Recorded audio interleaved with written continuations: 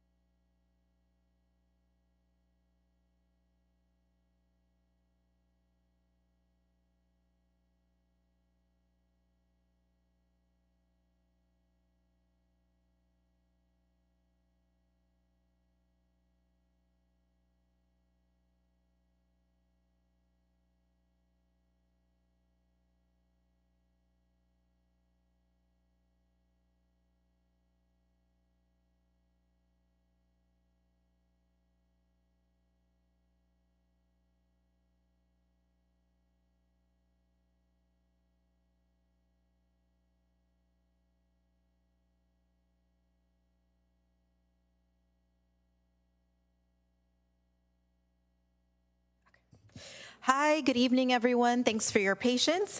Welcome to the joint meeting of the Mountain View City Council and the Shoreline Regional Park Community of September 9, 2025. I'd like to note that the teleconference information provided on tonight's agenda is no longer in effect due to unanticipated circumstances. Now let's stand and do the Pledge of Allegiance.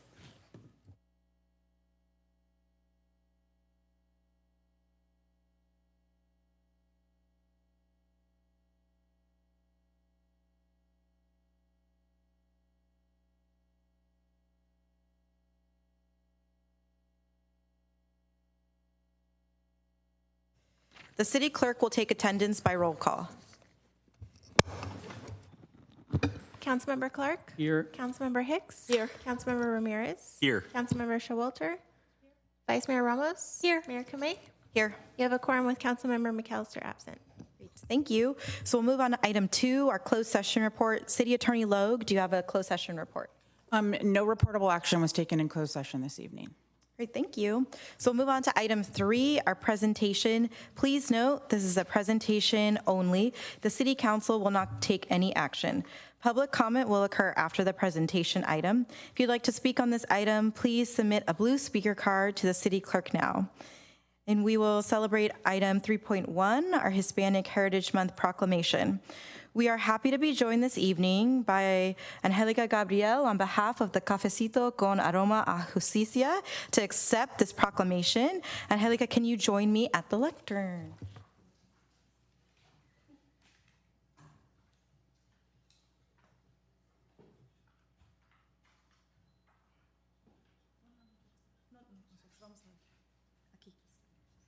Porque para la gente para ver. She was like, okay. yeah, como así, sí. Oh, okay. Okay. Okay, yeah, no problem. Okay, so the proclamation reads, whereas in 1968, President Lyndon B. Johnson introduced Hispanic Heritage Month to recognize and celebrate the independence of our neighbors in Central America and Mexico, and in 1988, President Ronald Reagan expanded the recognition period from 1 week to 1 month, beginning September 15th through October 15th. And whereas the Hispanic and Latino communities in Mountain View, who call our city home and help Mountain View thrive, represent a diverse group with roots throughout Latin America and beyond, and many Latino residents also trace their heritage to the original indigenous communities of Latin America and Africa. And whereas in recognizing and celebrating the achievements of our Hispanic and Latino community, we honor them and recognize all who have helped build in our state and city. They are civil rights leaders, community organizers, first responders, healthcare professionals, teachers, artists, athletes, entertainers, colleagues, and friends. Whereas the Hispanic and Latino communities have incalculable contributions to our neighborhoods and community in every sector of the economy, and we are a greater and more vibrant city because of them. Now, therefore, I, Ellen Kamei, Mayor of the City of Mountain View, along with my colleagues on the City Council, do hereby proclaim September 15th through October 15th as Hispanic Heritage Month in Mountain View. And Angelica, would you like to say a few words and accept the proclamation? Okay. Okay. Thank you. Good afternoon. My name is Angelica Gabriel. I am part of Cafecito with Aroma de Justicia and Mompreneurs. I am grateful Mr. Bill Cosby and Ms. Sandra Esparza for giving me the opportunity to be here as a Latino member for the Hispanic community. Thank you one more time for attending our meetings to listen to requests and concerns, and always providing information about the results from our city. Thank you so much. Thank you. We're going to take a picture. Nosotros vamos a tomar una foto. And so we're going to do a photo with our council. And for those who might not know what a cafecito is, it's kind of like an informal meeting. I know you meet on Mondays, I think, and it's in the evening, I think 8:30, 9 p.m., so that it's after dinner, after work, so that they can all talk and be in community. And it's a safe space. And I know the group meets every Monday on Zoom. So, see? Como así, sí? Okay. All right. So we're going to take a picture.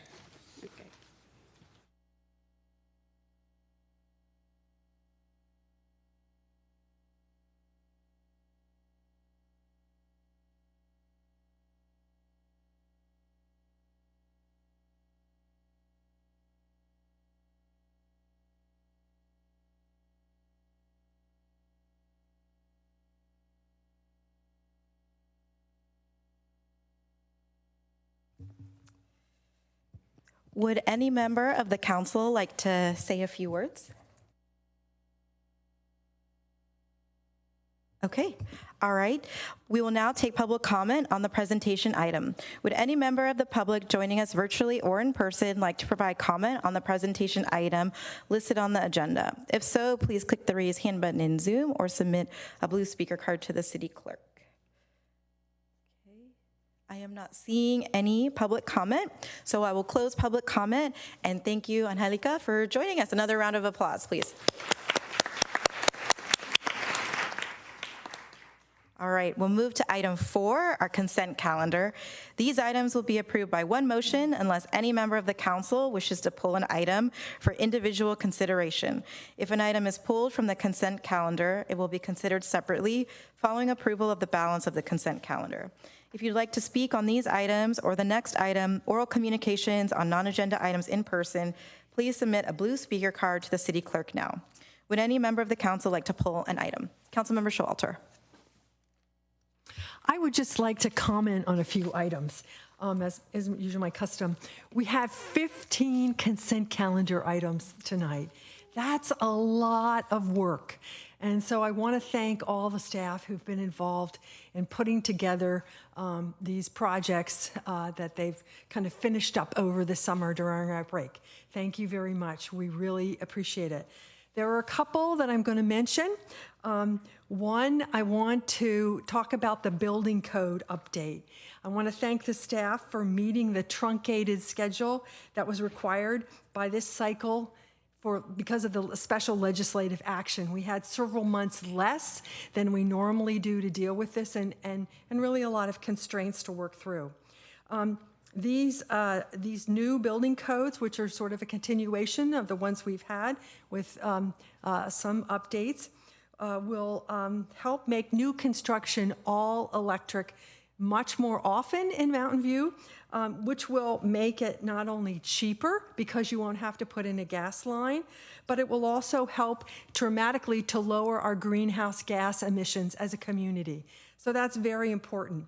And I also want to thank the staff from Silicon Valley Clean Energy, who I know worked with our city staff to make this happen. So thank you very, very much for all your efforts. It's a huge win for our community. And then there are several things on here related to the Shoreline area. One is we're having a new irrigation pump station put in, and this is a big piece of infrastructure equipment that's needed to move our recycled water around in the North Bay Shore. And it's just important that as a government, we keep up with maintaining this kind of infrastructure. So at home, none of us have to worry about it. We just turn on the tap and it works, and it's good, clean water. And that's because all these things are done behind the scenes. Then another one that's happening, which will be much more evident, is that we're having the Shoreline Boathouse is going to be expanded and updated. And that's going to include both buildings at the lake, the cafe and the boathouse, and improve the bathrooms. And this one got put off during COVID, so I think we're all glad we're finally getting to that. And then another one that's happening in the Shoreline area is the tree mitigation at landings. The site clearing got started before Google decided to put a hold on this project. They removed over 848 trees, 316 heritage trees, and 531 other trees. So Google has worked to make the location safe and have some habitat value until it's finally developed. They've cleaned it up and put in grasses. I want to say kudos to the Mountain View staff and Google for working together on this tree mitigation agreement. The tree removal was part of the project's environmental impact identified in the CEQA process. So far, Google has planted 1,344 replacement trees in various places around Mountain View. And Google and the city staff have agreed on a tree mitigation agreement this July to plant at least 14 more 24-inch bay laurels along Landings Drive and maintain 2 rows of large box trees that will provide kind of a visual screen between the freeway and this site. So thanks again to the staff for all this work. And these trees collectively will contribute to increasing our tree canopy as a community, which is one of the things that provides needed shade and helps cool our city. Thank you very much. Great, thank you. Seeing no other colleagues in the queue, I'll now bring it to public comment. Would any member of the public joining us virtually or in person like to provide comment on the consent calendar? Please click the raise hand button in Zoom or submit a blue speaker card to the city clerk. I am not seeing any in-person or virtual public comment. So I'll bring the item back for council action and note that a motion to approve the consent calendar should also include reading the title of the ordinances and resolutions attached to the consent calendar items 4.2, 4.3, 4.4, 4.5, 4.6, 4.7, and 4.14. We have a lucky person who's chosen to do that, Councilmember Clark. Thank you, Mayor. Sorry, everyone, we're required to read the titles of some of these 15 ordinances and resolutions, so bear with us. So I'll move that we adopt the consent calendar, and that includes item 4.2, adopt an ordinance of the City of Mountain View amending the Mountain View City Code to delete Chapter 8, Article 8, floodplain management in its entirety, and adopt a new Chapter 48, floodplain management, and finding that the amendments are exempt from review under the California Environmental Quality Act to be read in title only, further reading waived, and adopt an ordinance of the City of Mountain View adopting the 2024 International Property Maintenance Code with local amendments amending the Mountain View City Code to delete Chapter 8, Article 5, 2021 International Property Maintenance Code in its entirety, and adopt a new Article 6, Property Maintenance Code in Chapter 25, Neighborhood Preservation, to locate with other similar city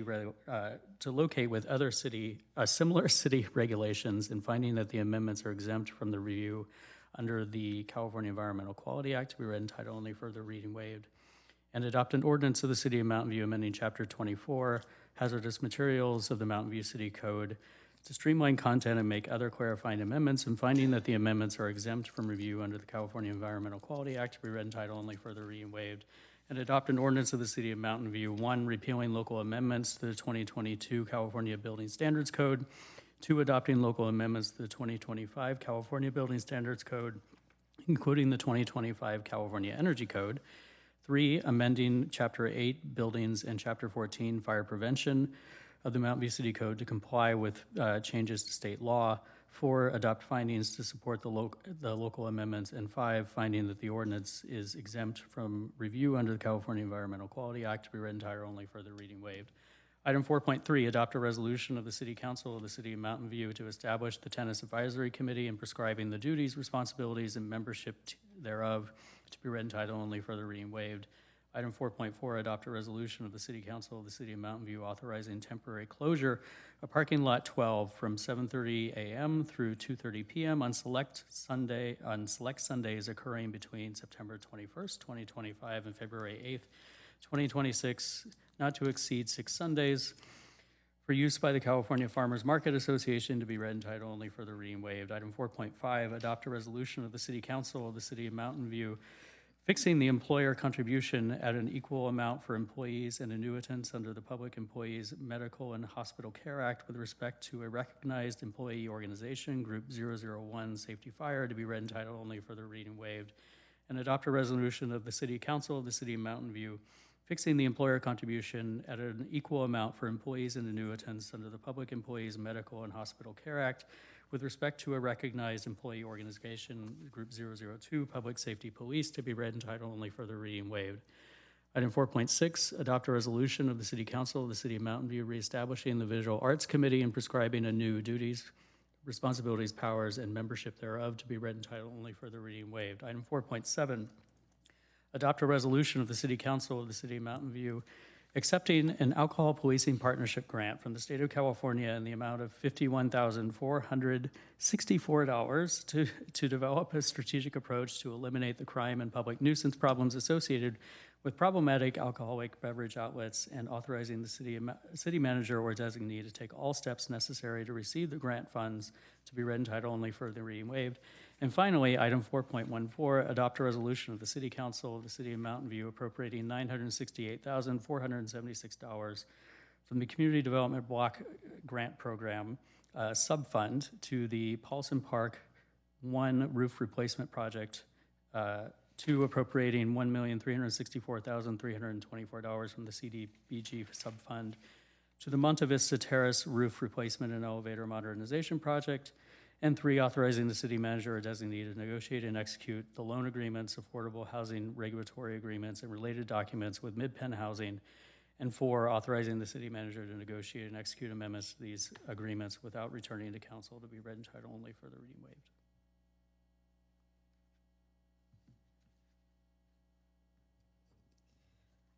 Let's vote.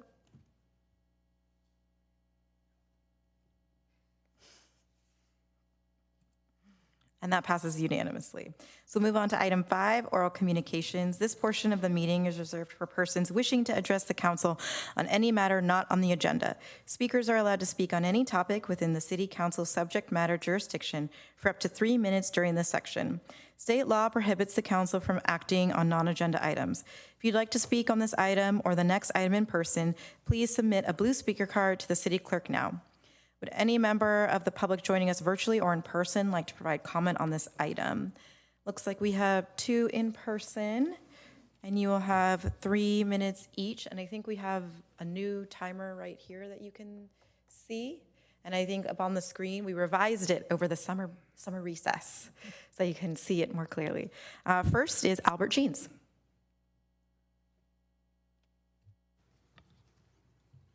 Great, thank you very much, Mayor Kamei and council members. I'd like to share with you the results the counts I've made of the oversized vehicles, also known as RVs, on our city streets. As you know, I live in Sterling Estates, which is close to Terabella, and there are quite a few RVs there, so I see these on a daily basis, so I was just curious as to what the situation was. Next slide, please. So I've actually personally counted all of these, and starting in January of this year, and then again in June, July, and the last one was just a week ago. You can look at these later on. It's too much detail. Next slide, please. The important thing is that the totals here in red. So you may recall that when the narrow streets ordinance went into effect, there were probably about 120 or 130 RVs on our streets. As of January, there were 209. And I might have missed some because at that time I didn't know there were some other places where they were sort of hiding. In June, that went up to 270, end of July, 276, and 1 week ago, there were 285 on our streets. And that's not including the ones in the safe parking lots, which have actually remained fairly constant about. I think there's like 40 in the Shoreline and maybe 29 or so at the Evelyn lot. So next slide, please. Oh, and by the way, Palo Alto has a problem too. I mean, in areas very close to ours, there's quite a concentration in their light industrial areas. And so just to make sure there wasn't a lot of movement between those, I did counts there too. And it turns out, yeah, they don't move around very much. In July, there was 157. And in September, that increased to 167 as well. So it wasn't like RVs were moving from one area to the next or vice versa. Next slide, please. So that's where this image comes in that you first saw on the first slide. This is an image I made using Photoshop, using a photo I took of the Shoreline safe parking lot. There are about 300 RVs here. This is not the future. This is now. This is the number of RVs we have on our streets. Next slide, please. And here's, now we have AI. You know, I tried my hand at that. This is another view of what 300 RVs would look like. Next slide, please. And so I think we need a plan here because the Navarro Settlement Agreement expires in 1 year. Under that agreement, Mountain View is required to provide 3 miles of streets where oversized vehicles could park. And I guess with the end of that agreement, that's no longer binding. So what will the city's position be after that? I think we need to have a plan and to start thinking about it right now. One option is, next slide, please. This has already happened. On Terminal Avenue, it's always been no overnight parking. Next slide, please. I reminded the city of that, and a few weeks after I told them, this happened. So next slide, please.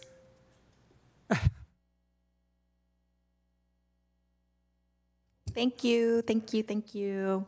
All right, next in-person public speaker is Chris Keck. Oh yeah, and we have that bell now. When your time is up. I'm a high school principal. I know bells. I wish it meant that we got to go home, but no such luck. Thank you so much. It's a pleasure to be here tonight. Coincidence, I'm here on the same subject.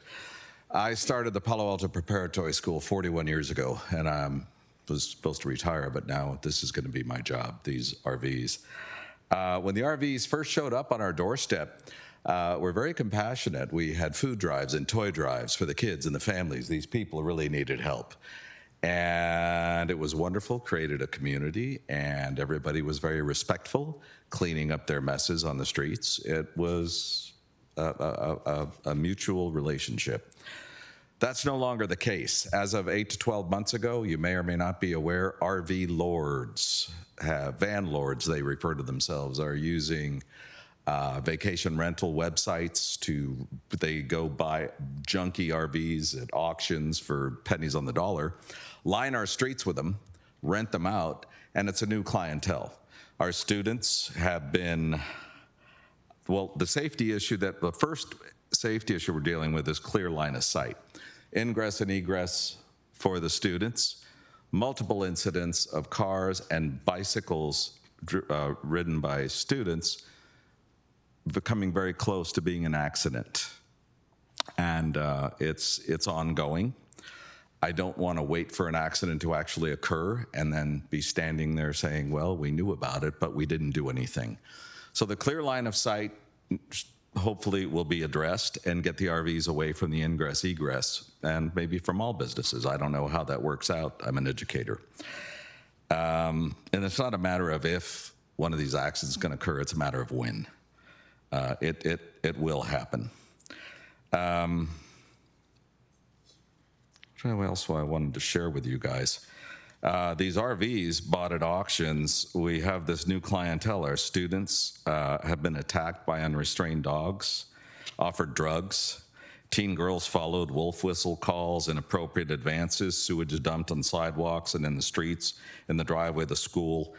Cleanup crews were called in again today to pump out the sewage out of the freshwater drains in the front of the school. The entire block in our area smells like a sewer. We have couches and unused RV furniture that are thrown into our streets and into our driveways. It's not the vision, I don't believe, that the city of Mountain View had when it initially entered into this agreement. It's turned into slumlords. And we now have a slum environment in front of our school. Parents are keeping their kids home. We are being impacted, and we are seeking relief from you guys before it gets worse. Thank you very much. Have a good night. Thank you. All right, that concludes our in-person public comment, and I do not see any virtual public comment. So we'll move on to item 6, which is our public hearing. Item 6.1 is the row house development at 828 through 836 Sierra Vista Avenue and 1975 to 1979 Colony Street. Would any council members like to make any disclosures?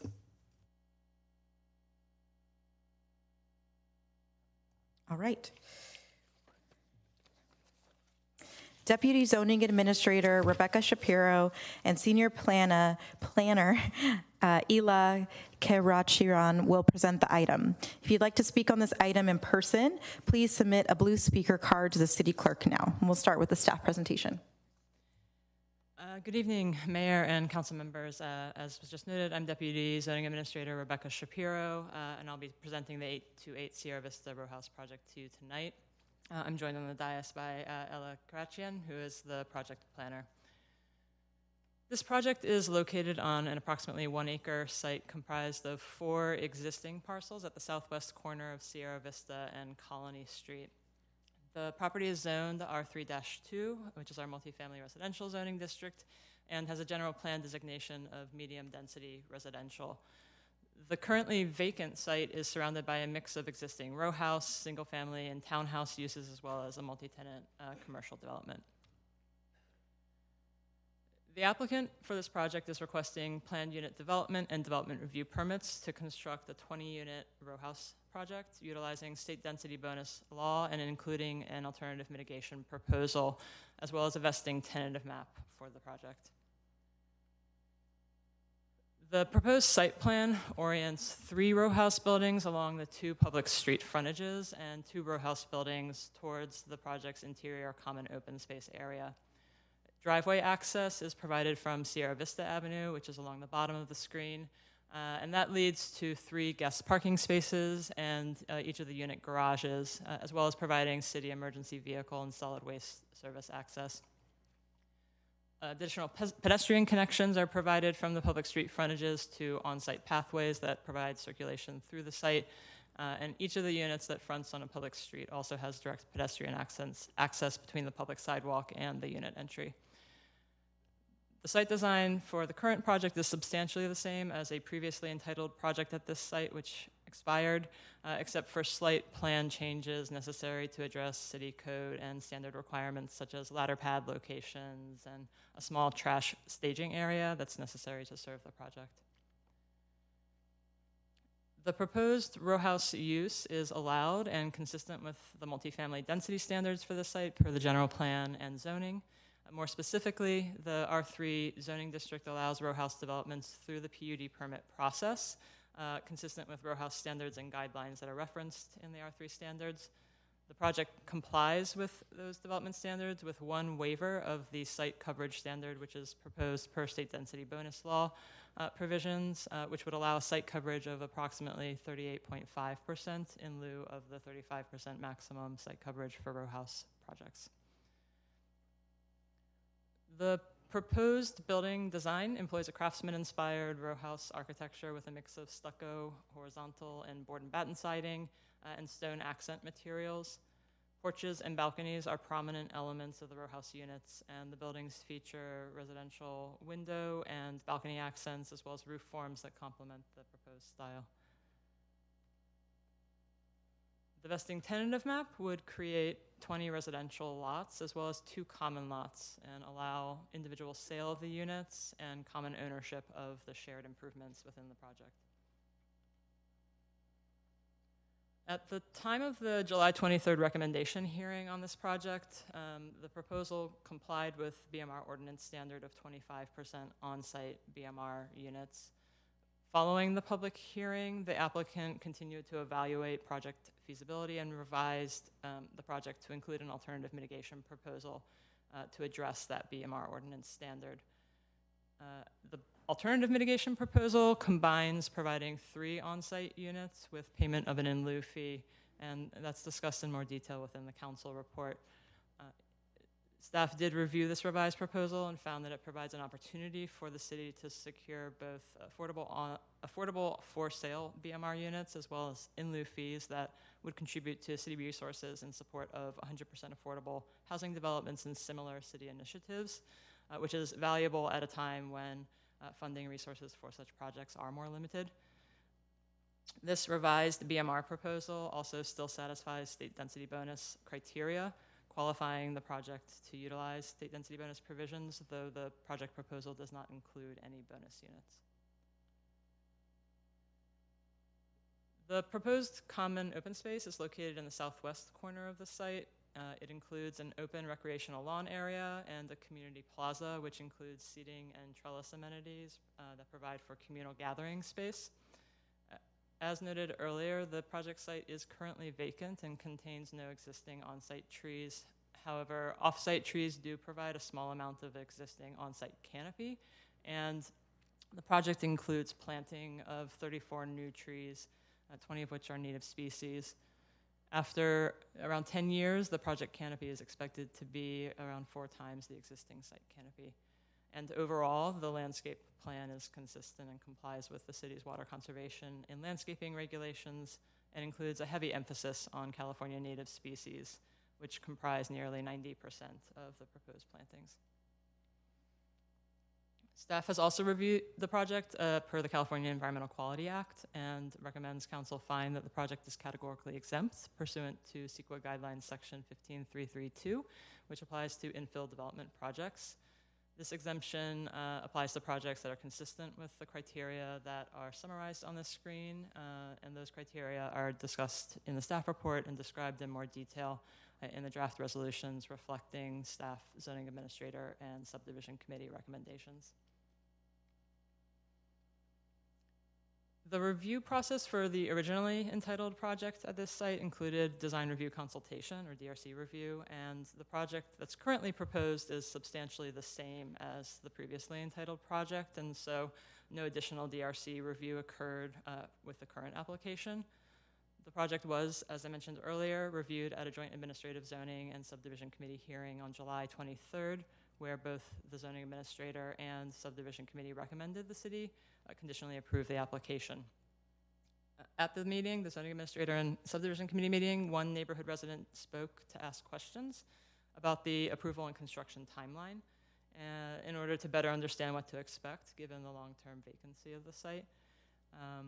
At the hearing, the applicant did explain that the primary reason for the project's delay was a significant capital constraints that resulted from a catastrophic fire that occurred at another of their projects in another city in 2019. And the applicant has indicated and did at the hearing state that they plan to proceed with the building permit process and construction once they get new project entitlements. In conclusion, city staff, the zoning administrator, and the subdivision committee are recommending that the city council approve the project, including its state density bonus request and alternative mitigation proposal, as well as the associated vesting tentative map, and including recommended determinations that the project is categorically exempt from CEQA, as more specifically shown on the screen and in the council report. This concludes staff's presentation. Staff and the applicant team are available for questions, and the applicant also has a brief presentation for you tonight. Thank you. Great, thank you. The applicant has a presentation.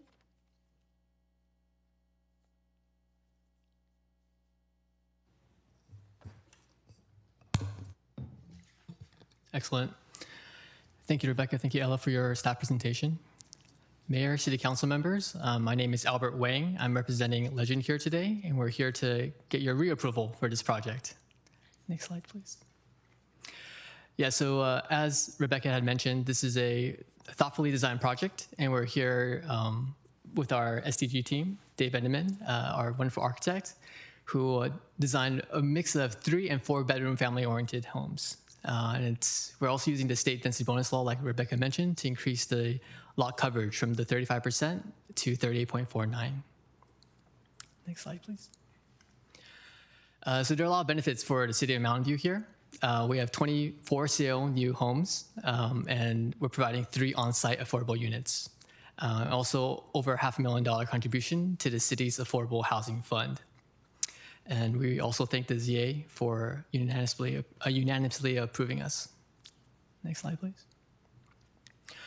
Like Rebecca had mentioned, we had a catastrophic fire at our project in 2019, a 4-alarm fire in Santa Clara. Very spectacular, but also heart-wrenching. We were forced, we got 3 over 4, 3 framed above 1 podium. The whole entire framing went down. We had to demolish everything and start over. Had to do podium repairs and go through that entire process of insurance and et cetera, et cetera. We were just able to finish in 2024, and sales are ongoing. So that was, we were originally trying to do 2 projects in parallel, but unfortunately because of the fire and on top of that COVID, I'm sure everyone has experienced that, there's lots of construction impacts in terms of labor and materials. So it definitely impacted our cash flow.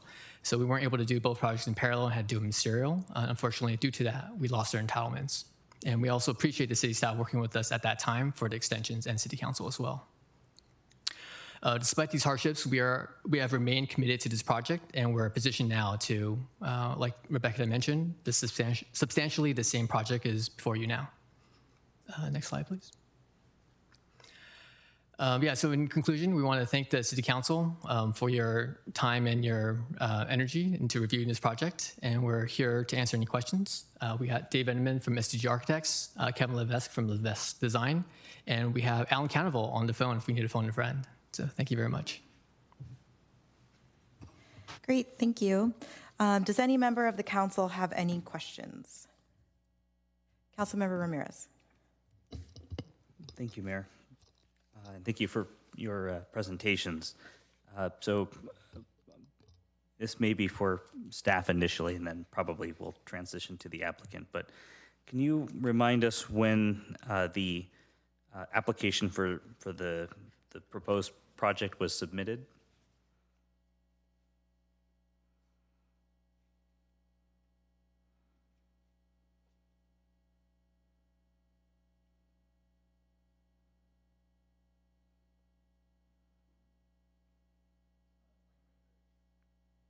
Yeah, it was submitted in May 2023. May 2023. Thank you. And then do you know when it was deemed complete? We don't have those dates in front of us right now. We'd have to check in our permit I can system. double check. Okay, thank you. I thought you were standing up to share the answer. It was probably not long after May 2023, I'm guessing.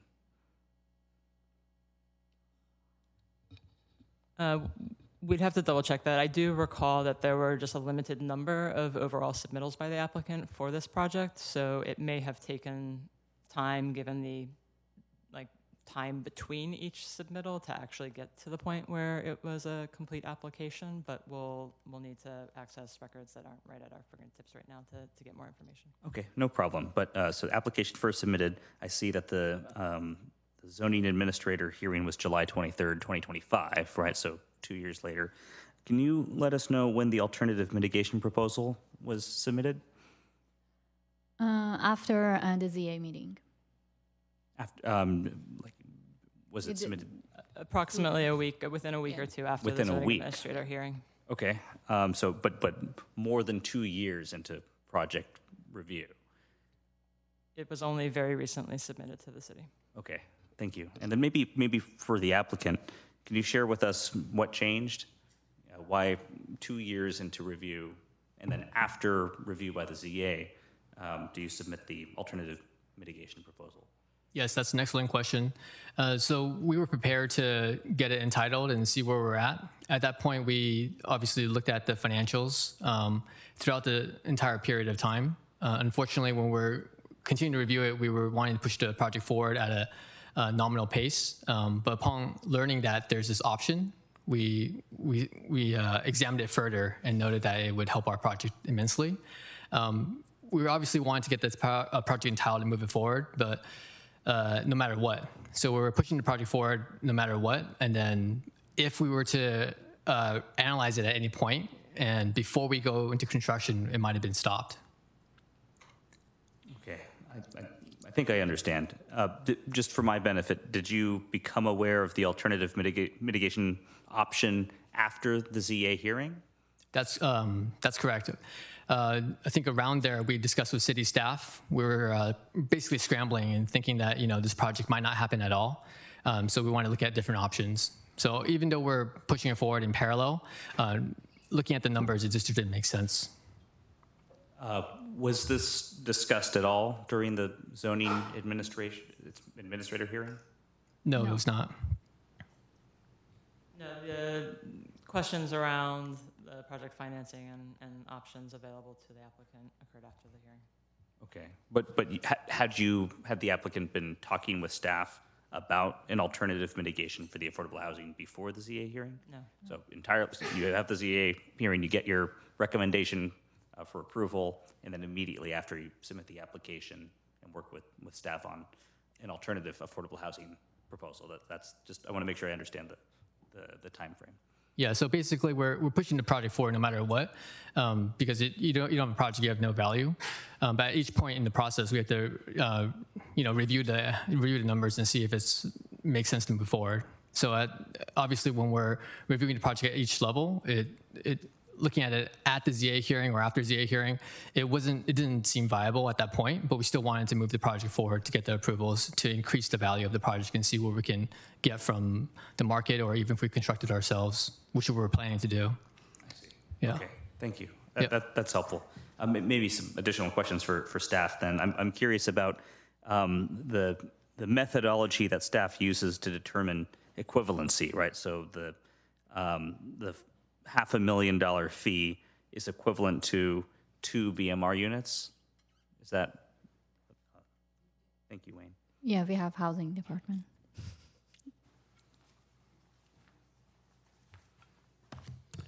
Good evening, Council. I'm Wayne Chen, your housing director. So the BMR program, when it was modified last in 2019, the in lieu fee was developed with using an equivalency methodology.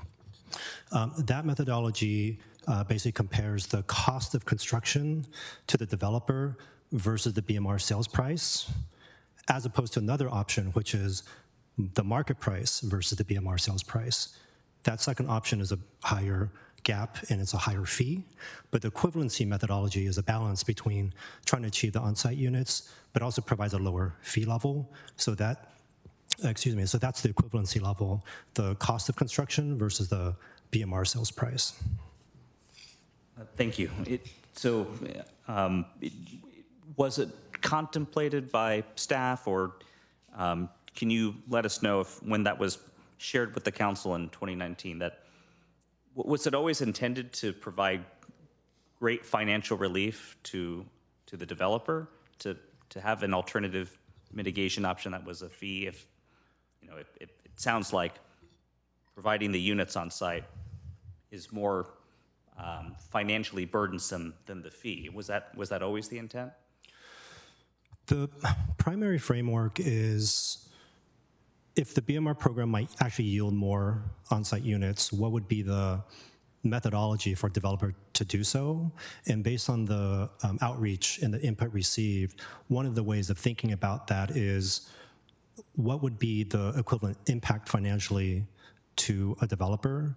And so that methodology of an equivalency was the way that the BMR program was modified to set the fee level to where a developer would be conceptually economically indifferent to paying the fee versus providing the units.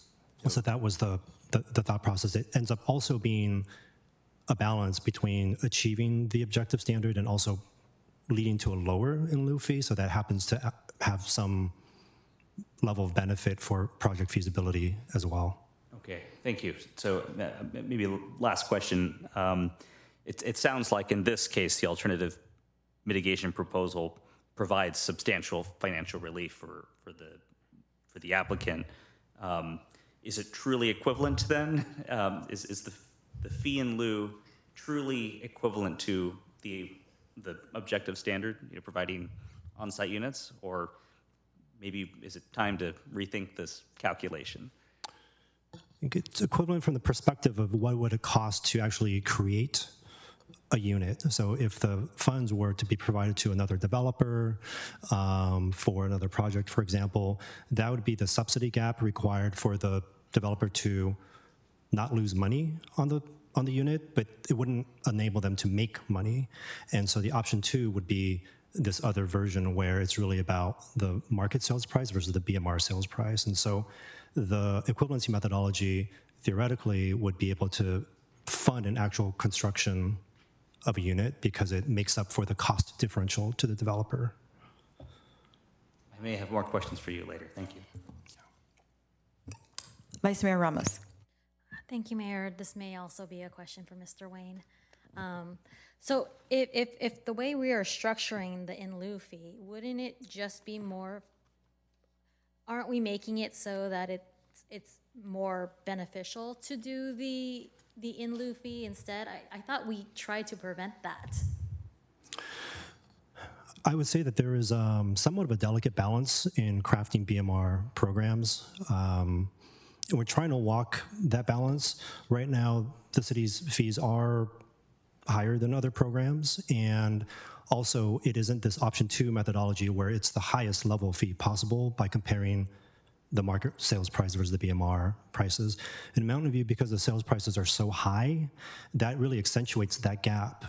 And this other option that we've included, the equivalency, still yields a relatively high fee, but it's perhaps the balance that we can achieve in Mountain View's market, given the high sales price. So I do think there's a a balance to be achieved here, and the way it's set up seeks to achieve that balance in the best way. There's always going to be some trade-offs, and if the fee is too high, that might not be a feasible option as an alternative mitigation menu of choice.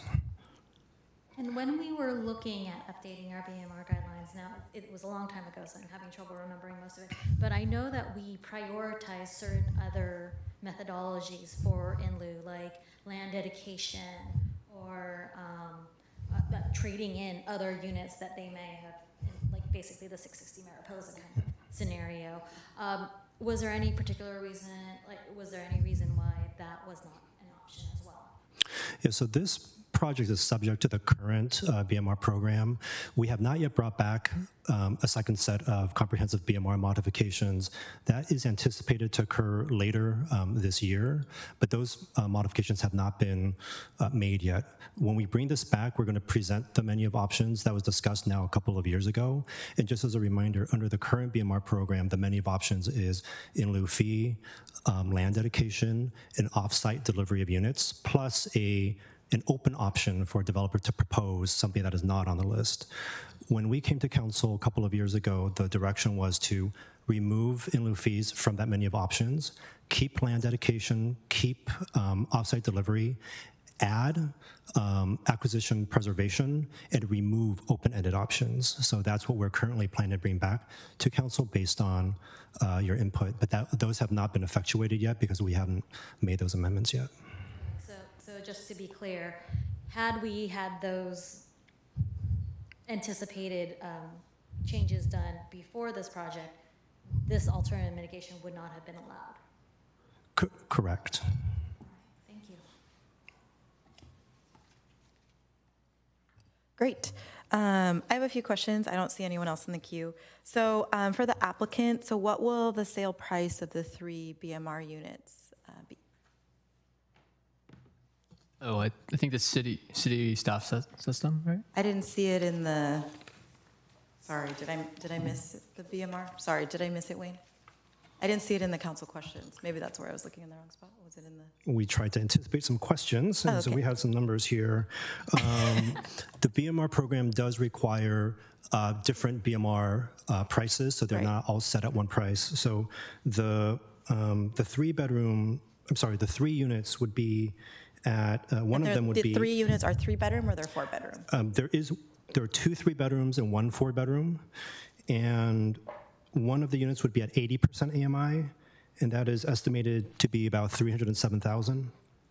The second unit is at 100% AMI, which is about $504,000. And the third unit is at 120% AMI. That's the 4-bedroom unit, and that is estimated to be about $751,000. And then the market rate price for a row home in the development will be? That may be a question more appropriate for the applicant. Correct, yes. I think it's around 2.2, depending on the size.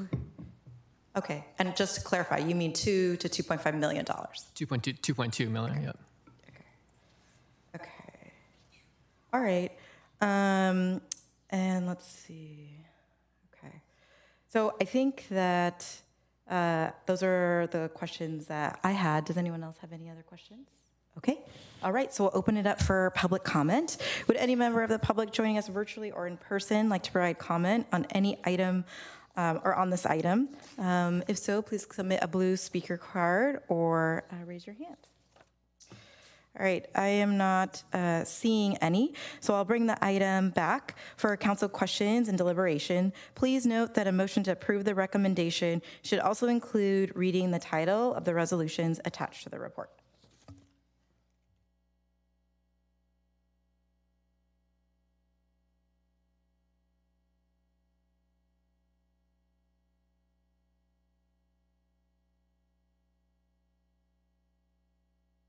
Councilmember Ramirez.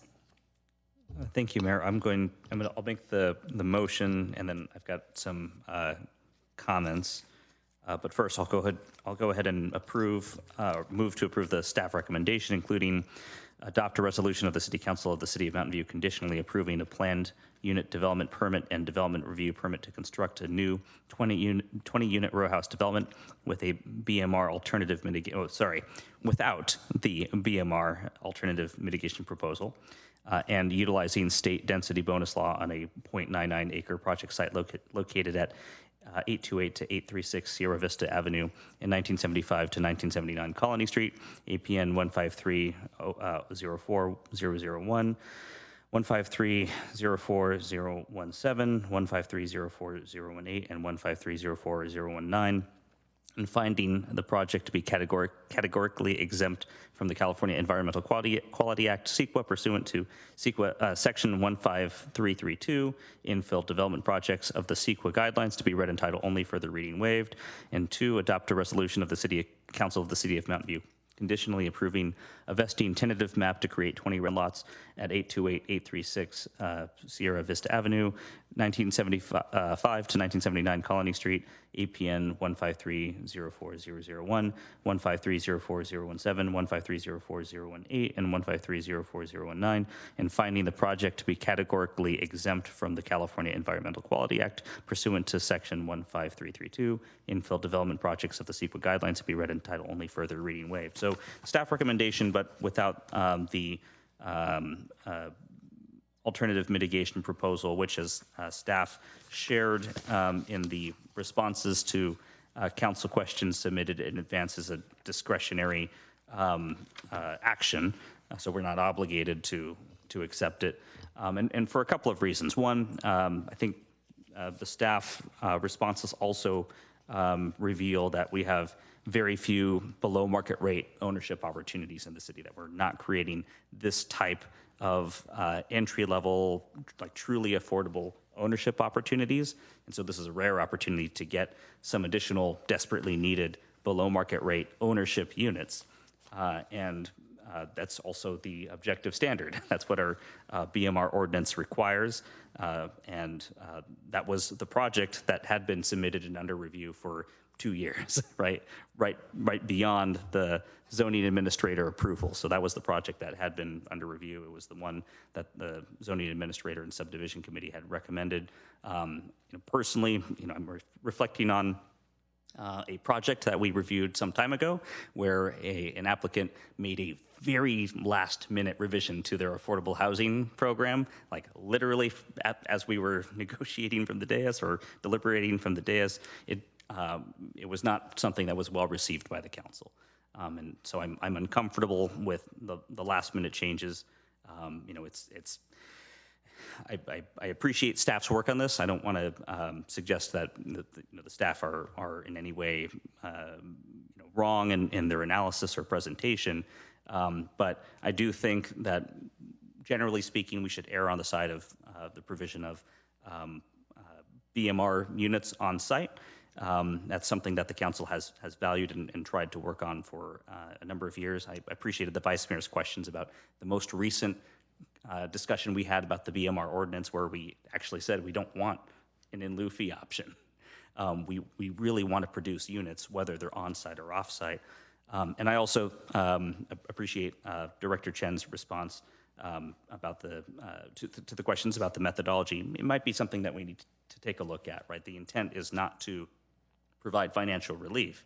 The intent is to make sure that, regardless of the option you choose, it's a cost neutral implication to the applicant, right? So if you're providing the units on site, then great, you're meeting our objective standard. But if you're paying a fee in lieu, then it has no financial impact on the project. It's the same thing as if you were providing the units on site. So I think that's something that we ought to take a look at the next time the BMR ordinance returns to council for review. Those are my comments. Thank you. Vice Mayor Ramos. Thank you, Mayor. I largely agree with Councilmember Ramirez's comments. One thing I was thinking, he was thinking of a project. I was not on council when you had to deal with that. I remember watching it on Zoom and being like, oh, people are not going to be happy about this. But one of the things I thought about, I believe it was Google in one of their development agreements where they wanted to do a fee out instead of the units on site, and their argument was like, oh, it's not feasible with the units on site. And then I was like, if it's not feasible with that, then what makes it equivalent?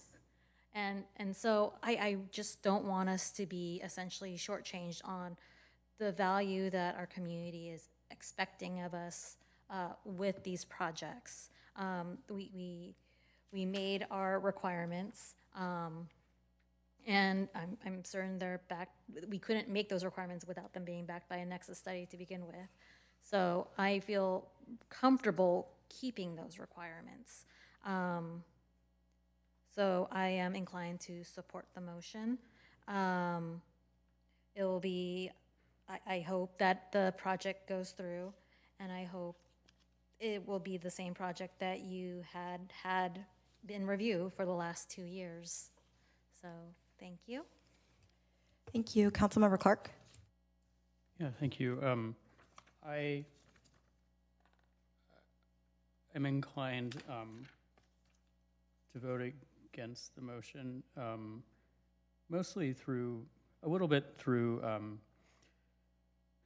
personal experience, but also just kind of rules. I mean, we've gone back and forth about equivalencies over many years, and they should be updated regularly. And so I completely understand the concerns there. But I think we have rules in place around that, and I realize that it's those are somewhat subjective, and that we have decisions that we can make here. And I think that leads me to kind of the direct experience where ownership BMR is different than rental BMR, in the sense that they're a little bit more difficult to to manage and administer. We have BMR units in the condo complex that I'm in, and those have worked out very well. They do come with some additional management for the HOA once everything is turned over from the development over to the HOA, managing, are there reductions in HOA fees or not, keeping an eye on whether or not they're sold or rented out. And those are all valid things. I think what bothers me when we get into the $2+ million range of townhomes, row homes, is the gap that you create between the market value and what's being paid for the unit.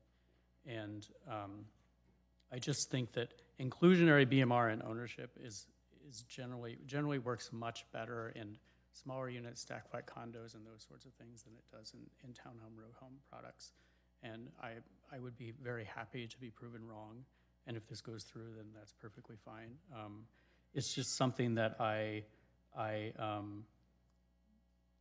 a little, I don't know. I'm just not sure that this is the rejecting this this equivalency is something I'm willing to do kind of at the last minute here. So I have reservations about it. If someone is welcome to try and change my mind, but I have some reservations about this particular setup. Councilmember Hicks.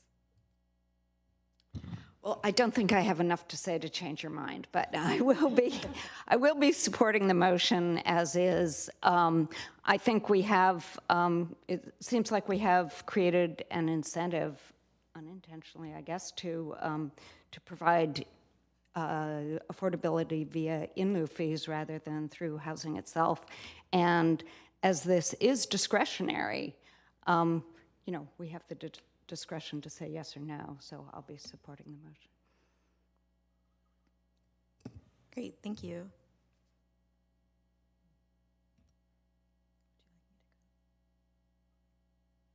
Okay.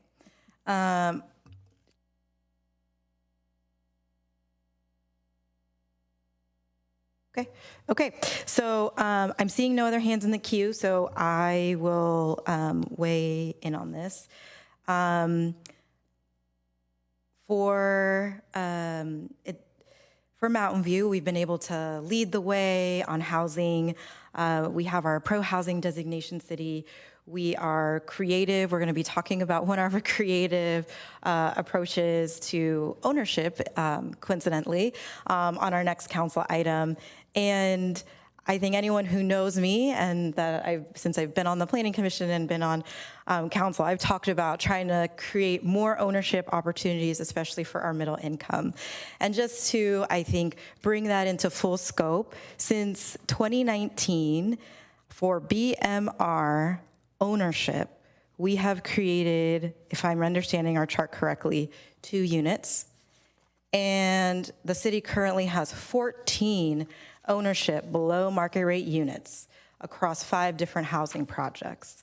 It shows how difficult it is to achieve home ownership BMR units, but I think that's why this council has been working and fighting for years and years on trying to have these innovative solutions. It's why we created, I think, a housing director and a team for us to forge the path. Mountain View has led in many ways, and my understanding as a region, as our crisis worsens, is that other cities are looking at revising their BMR programs, particularly related to home ownership.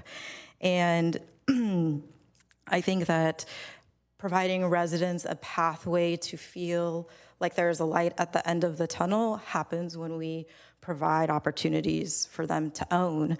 And as someone who's had to go through that process myself, I think that it instills in me that much more passion to make sure that we're creating an equitable community when we talk about a community for all. And some may say, take the 3 units, it's only 2 units, but to me, those are 2 households, those are 2 families, and that makes a difference, especially in Mountain View. So seeing no other hands, I'll ask if we can call the question and take the vote. Unless colleagues have other things they'd like to say. Yeah, so thank you, Mayor and council members. I'd like to make a quick comment. I totally understand that BMR units are important. It's just we're here pleading a case of hardship. Before, when the project was approved, it was 15%, and now we're under the 25% requirement for row home developments. So previously, when the project was approved, it was only 15% requirement. So I'm here. In 2019, when it was deemed. Oh, hold on, let me ask staff. Is that what he's talking about? Correct, yeah. The original entitlement project was approved under a 15% requirement for that development. Versus the 20? Versus 25. 25. Okay. So I'm here pleading the case of hardship. So we had a 15% approved and ready to go. Because of the hardship we experienced, the fire and COVID and all that good stuff, the project was delayed, and then we ran out of the time. Now we're back with substantially the same project, asking for 15% again to help us, make the project viable. Like, I understand the 15% to 25% was created because developers are making a good amount of profit on these row home projects. Unfortunately for us, we had, catastrophe. I'm going to say it again. So we're just trying to recoup some money for our investors. That's it. We're not trying to get out of anything. It's just, our investors have already lost a ton of money. There's holding, you guys obviously understand there's holding costs, this and that. So we're just pleading the case of, can you guys help us with that? Thank you.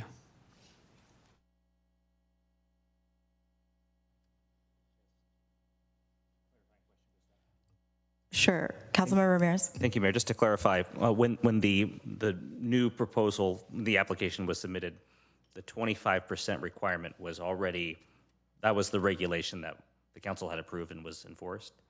Yes. And the applicant knew that when they submitted the application? Yes. Okay, thank you. Great, thank you.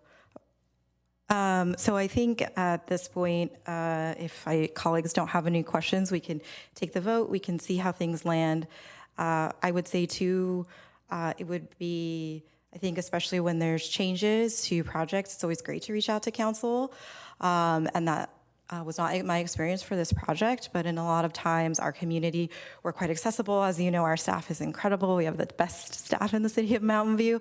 And my colleagues, they're pretty great too. So I would suggest, and so those are always discussions that we're open to.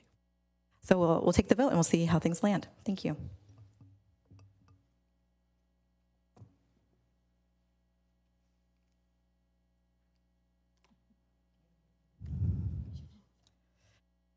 We'll have to revote because not all of us voted.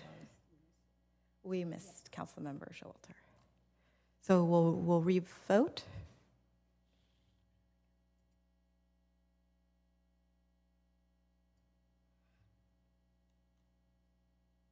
All right, we'll revote.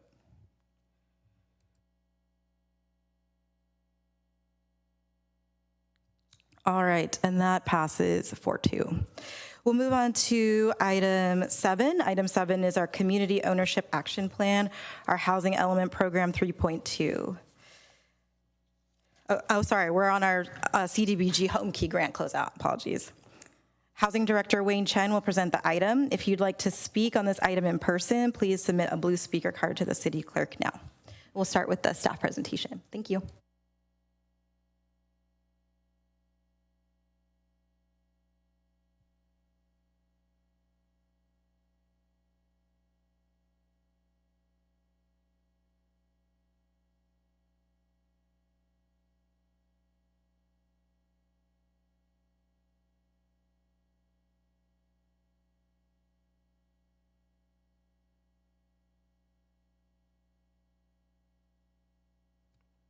Just give me 1 second here.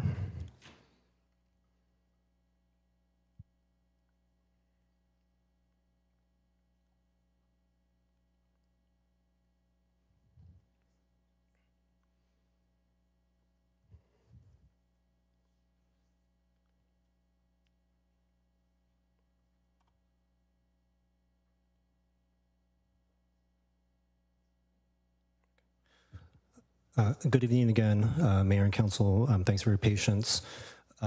This item is a public hearing for the CDBG Home Key Grant closeout. We just have a very brief presentation for you tonight.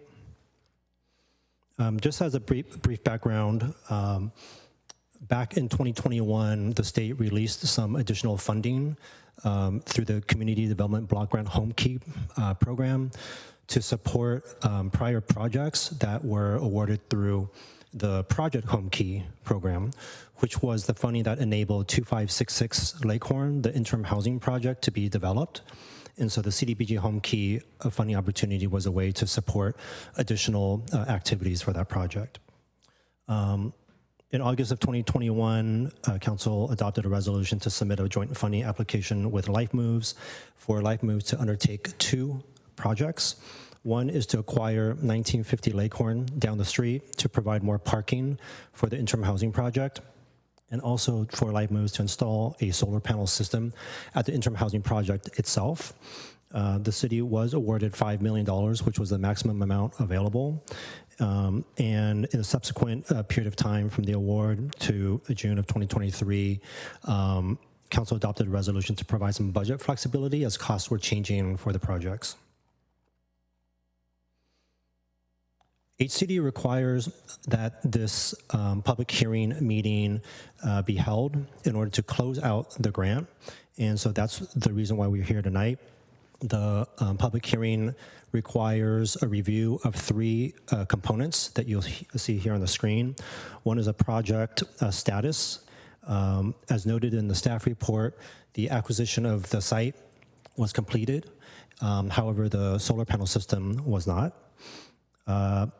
Because the parking was recently completed, there isn't data on the utilization rate yet, but right now, Life Moves estimates that out of the units there and transitioning folks onto other housing options, about 219 clients are served annually at the interim housing site, and we'll continue to monitor the utilization rate of this parking site over time. Because the solar project was not undertaken, 3.4 million of the 5 million was expended, leaving just under 1.6 million of a balance of funds that will return to the state. And this was funding that the city helped assist as an intermediary, but is really for Life Moves to undertake the projects. The recommendation is to review the results of the projects funded by the CDBG Home Key funding, and upon completion of the public hearing item, the final documentation will be submitted to the state to complete the closeout process. That completes staff's presentation, and happy to answer any questions you may have. Thank you. Does any member of council have a question? Right, I am not seeing any. So would any member of the public joining us virtually or in person like to comment on this item? I am also not seeing any. So I'll take the item back for council questions and deliberation. Councilmember Ramirez. Thank you, Mayor. First, I can't recall, is a formal motion required for this item to approve, I guess, to conduct the public hearing? I'll look at the city attorney for. Is there a report that you need them to adopt that you will be turning in, or are you just reporting the closure of this project? It's to report the closure of the project, allow the opportunity to provide this information also for the public, should the public have any comments. So then I think that you could just make a motion to accept the report and I think that's it. Just accept the report. Okay, thank you. So I've hit the little motion button on the screen. Very briefly, I like to dwell on the past. So I'll share. I remember the council talking about this some time ago. This process began many years ago with, I think, what we all believed was a great opportunity, right? We've heard about the parking constraints burdening the residents at the interim housing community. The solar panel system was a great opportunity to help achieve council's sustainability goals, reduce greenhouse gas emissions, and also provide operational savings for Life Moves. And I don't think anyone from Life Moves is here this evening, but it's probably a good thing, because I would say shame on you for not making this work. What a tremendous waste, right? To leave so much money on the table and actually get quite close to the total cost of both elements of the project. Honestly, probably a good chunk of that was just the escalation of costs over time, because for whatever reason, Life Moves wasn't able to deliver the project. And I don't necessarily want to have staff spend a great deal of time going over why that is. I remember asking both the city manager and the housing director and others over the course of years, like, what's going on? Why is this so hard? And getting a little bit of that insight. But I think just at the conclusion of the process, I'm glad that a portion of the project was delivered. I think that it's a good thing. It does provide relief for the residents there. But I think it's just disappointing that we weren't able to deliver both elements with a substantial amount of money provided to us literally years ago. And I wish things could have ended with a different conclusion. Thank you. Vice Mayor Ramos. Thank you, Mayor. Councilmember Ramirez has a very non-cheery disposition about things, but I'll go for the more cheery side. I mean, I'm glad we took the chance to put ourselves out there and partner with organizations in order to get that kind of grant money too. And they didn't do all the project, but they did some, which will be helpful to the residents there in the Life Moves site. I remember actually touring the site shortly after we last discussed about it, just to see what could be possible. And I also view that parking lot could be I know that there was like hope that we could do safe parking there too, and then that was kind of shut down. But as we eventually, I am hoping that people who do live in RVs want to transition out without like giving up that RV kind of thing. And this would be an option for them to transition into the Life Move Center without giving that up. And then once they feel comfortable not living in that RV, transition to a more permanent solution of housing. And this is kind of how we address our homelessness crisis. And so I'm glad that we took the opportunity to take a chance on a project like this. It's sad that it's not 100% of what we had hoped it would be, but it will still make a decent dent in our homelessness crisis. All right, the motion has been made by Councilmember Ramirez, seconded by Vice Mayor Ramos. Councilmember Hicks? I'll just make a brief comment that, to me, one of this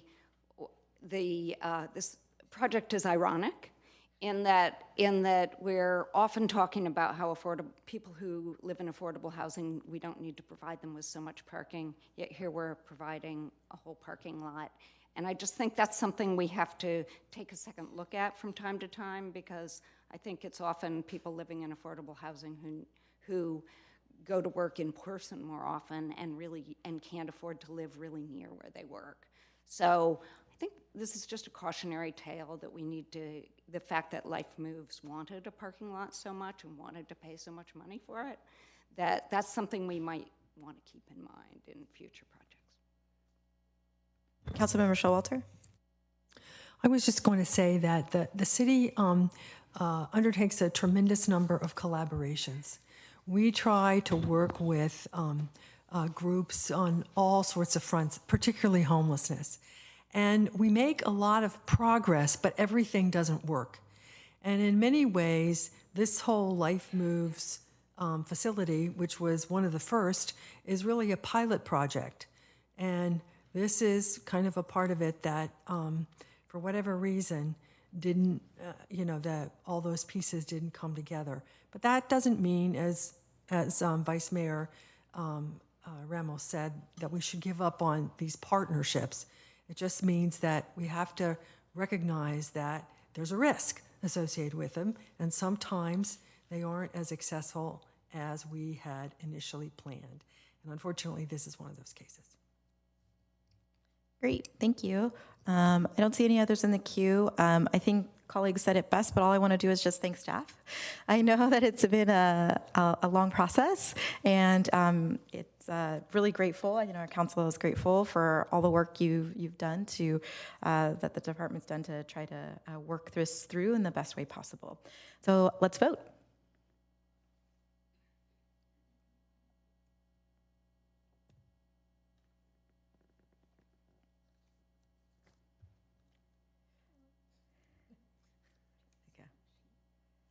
Okay, now we're all ready.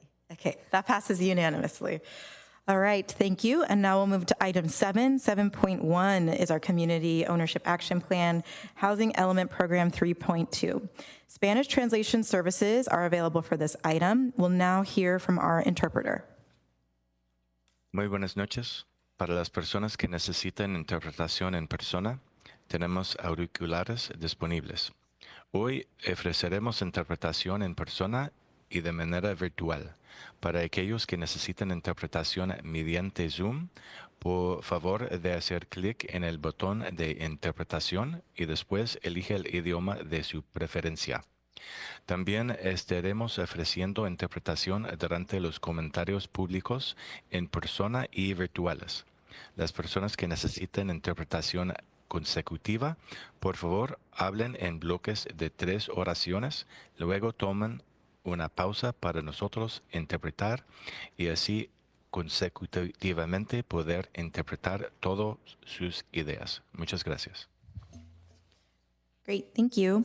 Item 7.1 is regarding the Community Ownership Action Plan, which is part of the Housing Element Program 3.2 related to the city's tenant displacement response strategy.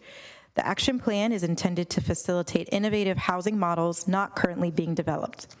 There are a lot of new concepts for the City Council to consider, and staff have organized the information and recommendations by topics, which are focused on the vision and guiding principles, the city's roles, and city's funding.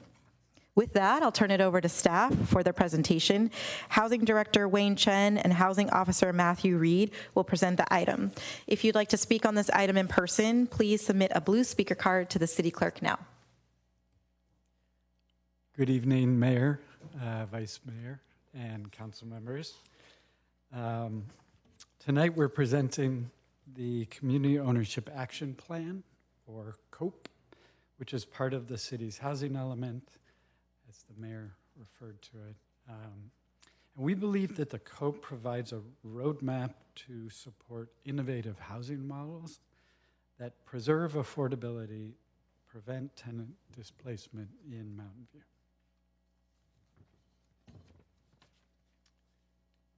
Tonight, we will present 7 topics, and we are asking council to approve 5 recommended actions as seen here.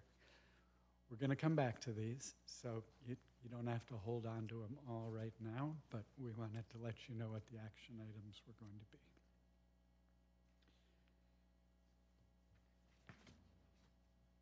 The COPE is part of the city's overall tenant displacement response strategy, which began in 2019-2020 as part of the council's strategic priorities work plan.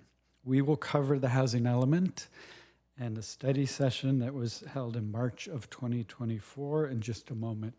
But we want to take the opportunity to recognize the work that's been done since last fall when this process started in earnest. We onboarded a consultant team after developing a scope of work. We formed an advisory committee which held 8 meetings. We held 18 stakeholder meetings. We conducted research and financial modeling and refined recommendations with community partners and experts. Tonight marks a milestone for that work. In the community conversations organized around the housing element, we received feedback that the existing housing system does not meet the full range of housing needs in our communities. Market rate housing was increasingly out of reach, and affordable housing was too inflexible to reflect people's needs.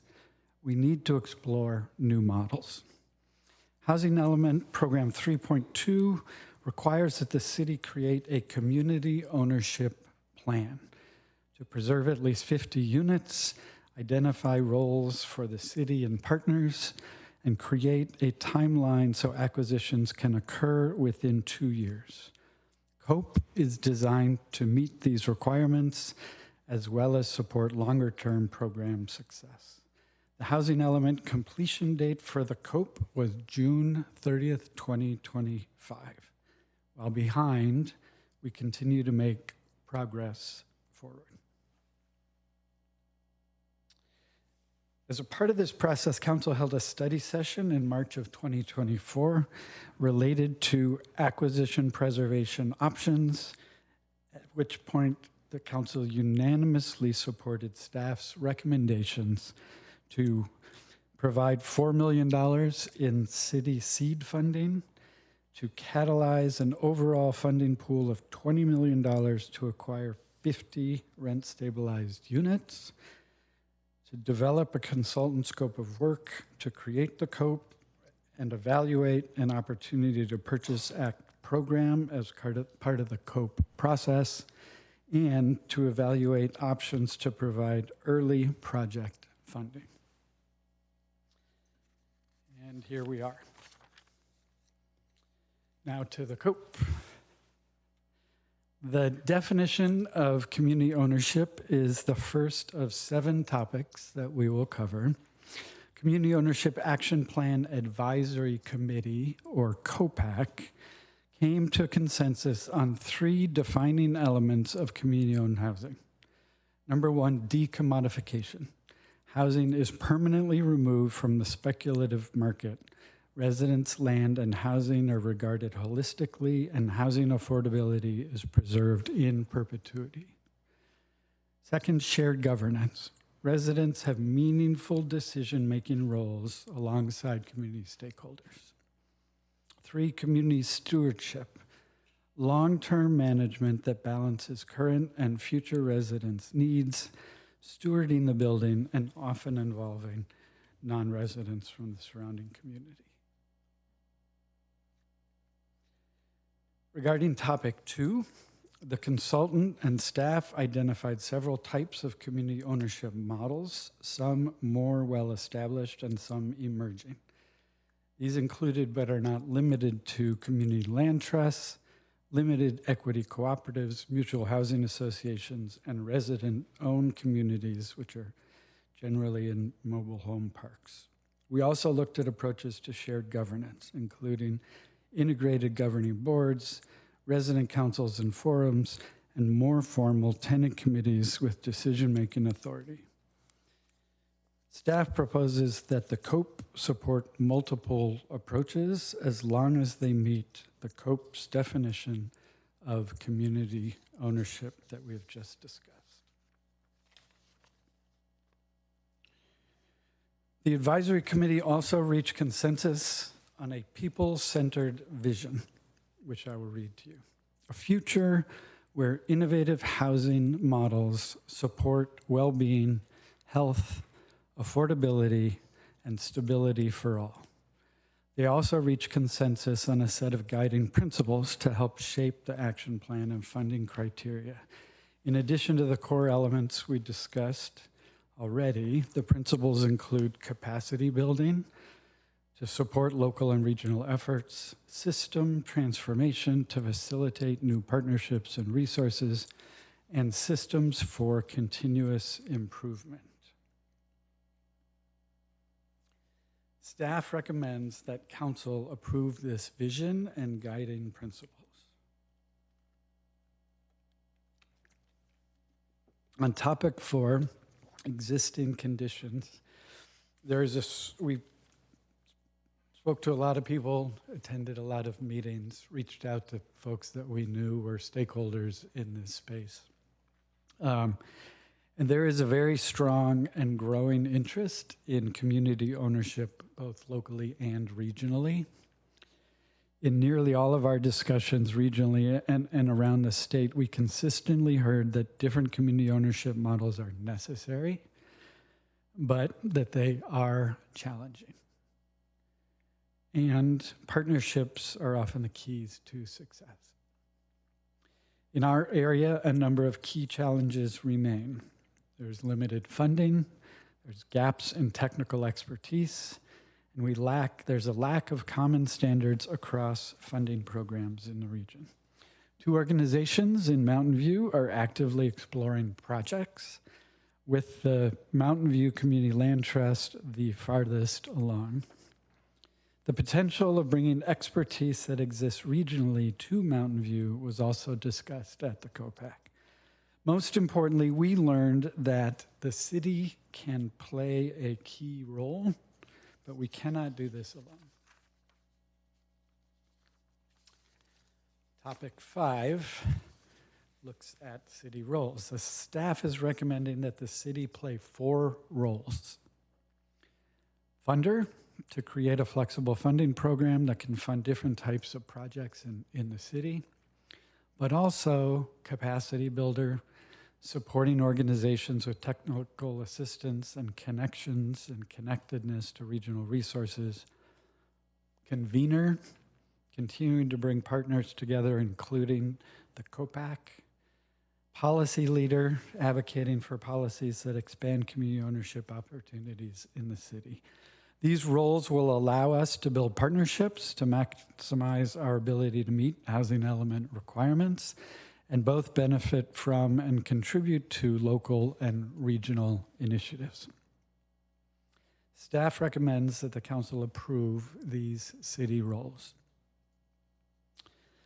Topic 6 addresses the proposed funding program. Traditional affordable housing funding doesn't fit the needs of community ownership models very well.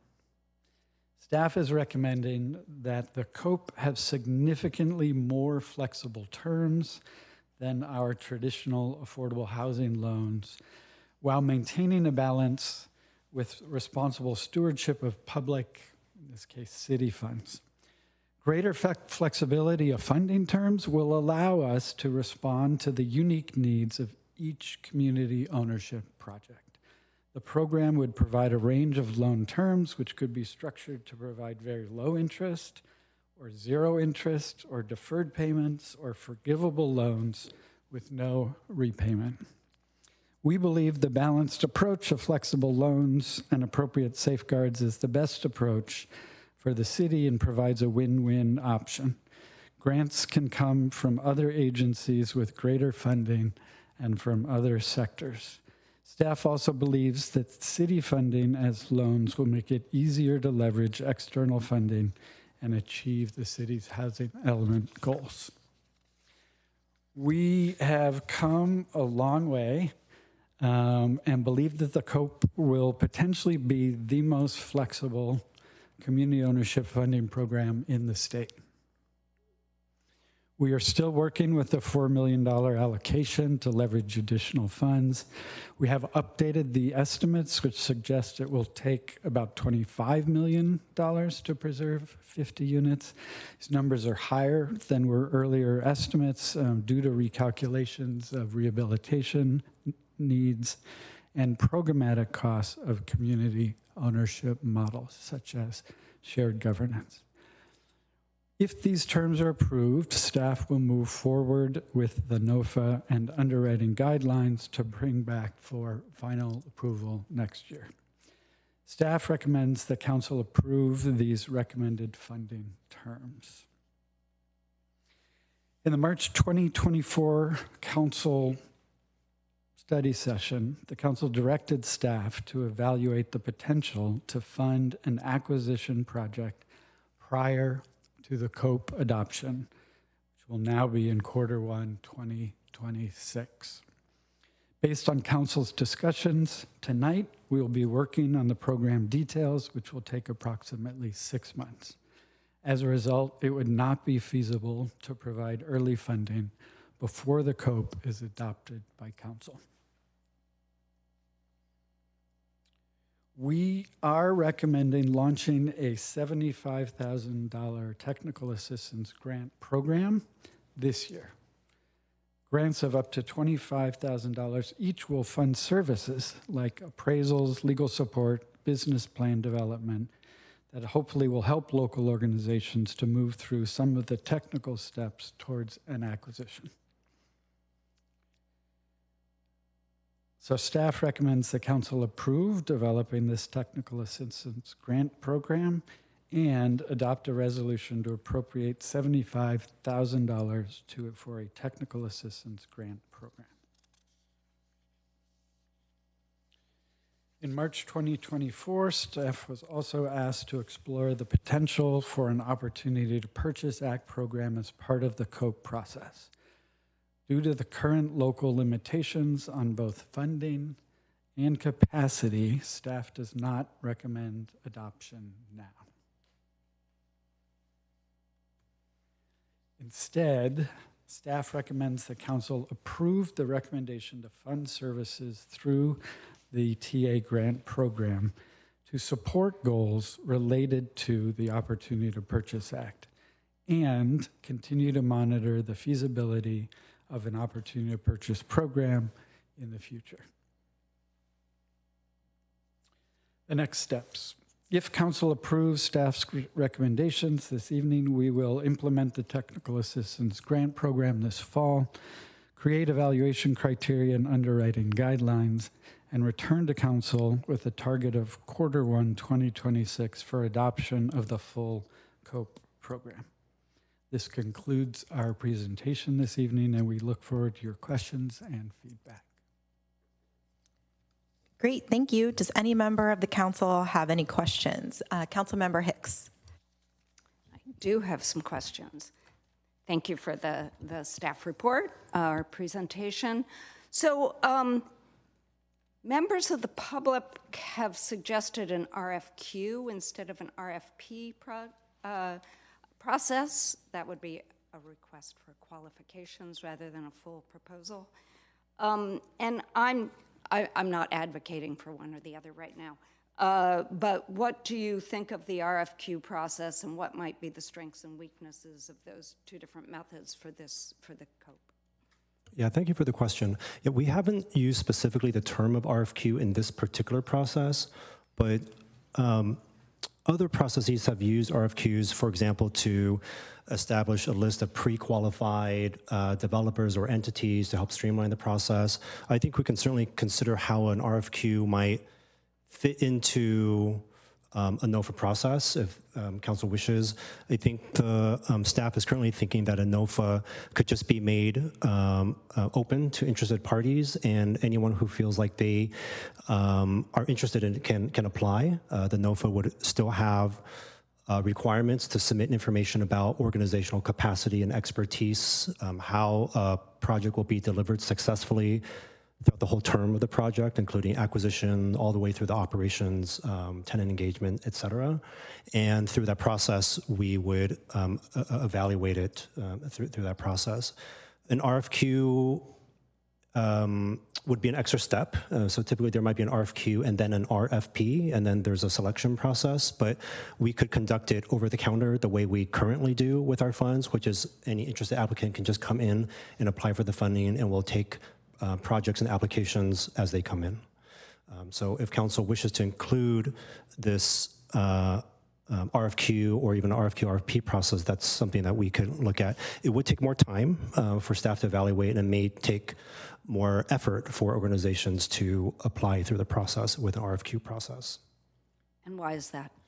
Because there would be a first step of an RFQ screening, and then through the screening, typically what happens is applicants would be invited to then provide a full application through the RFP process. And that would be more opportunity to review, but it would not be as streamlined. So it would be a two-step process then? Yes. Okay. So second question, what's the difference between a flexible and forgivable loan and a grant? And the reason I'm asking is that in my experience, there's not a big difference, except that you get a few more guardrails if it's flexible and forgivable, but maybe you have a different take on it. I think that's a good question. It's at the heart of a lot of conversation and different perspectives about this. It can be seen in a couple of different ways, and I'll just offer those ways. One is they could, in fact, be very similar in terms of the project financing either way. If it's a grant or a forgivable loan that ultimately has no repayment at all. Both could have and would have milestones, criteria for determining expertise, requirements for compliance and monitoring. If there's a grant, there would staff would recommend clawback provisions if terms aren't met. So there are different criteria. I think a basic element that is just different is that in a grant, the money is just out the door, whereas a loan, the money isn't just out the door, and there would still be a notion or a term that would still stipulate a requirement for repayment, whereas a grant just doesn't. And so there are perhaps other considerations to think about, which is, does the city have the financial resources to provide a grant? Given the fact that when we came to council last March, the notion of the city leaning in with $4 million was to catalyze a larger $20 million funding pool, because what we heard from potential partners is that this catalytic leaning in was necessary to get a larger pool of funds. It's not clear whether a grant would allow us to achieve that. We are still working on partnerships, it is true, but it's not clear that grants would allow that to occur as well. The other notion is that if a project can afford to pay the terms, then we would get loan repayments. It's not entirely clear that projects can't repay. And we have certainly benefited from loan repayments for past projects in order to recycle those funds and fund other organizations and other projects. And that has a multiplying, compounding effect for our very limited funds.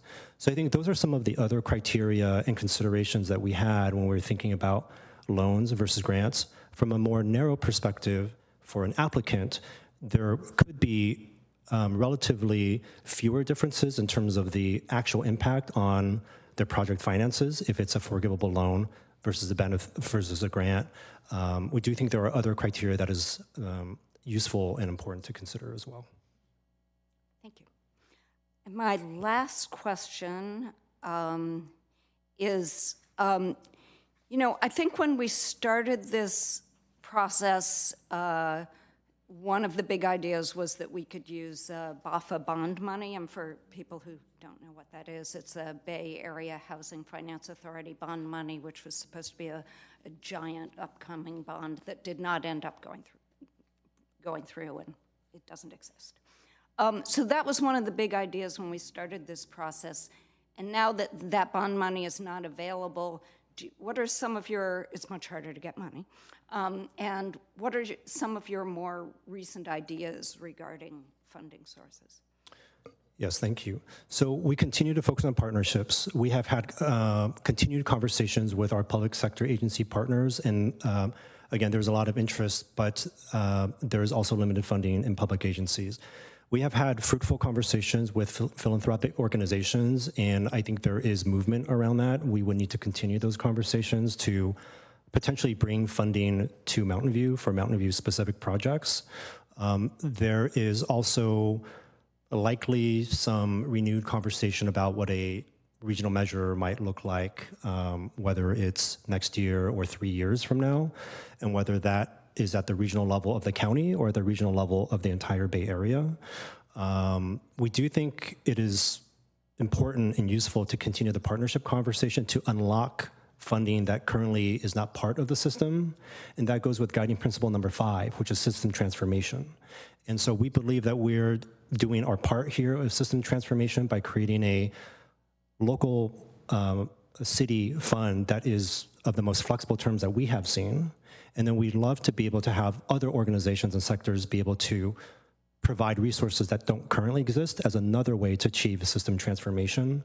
And we think that together, through a collection of grants and a combination of loans, it can really help provide the types of financing and structure that would be needed for different types of COPE projects. So regional measure, partnerships, and continuing to look, attempt to unlock new funding sources.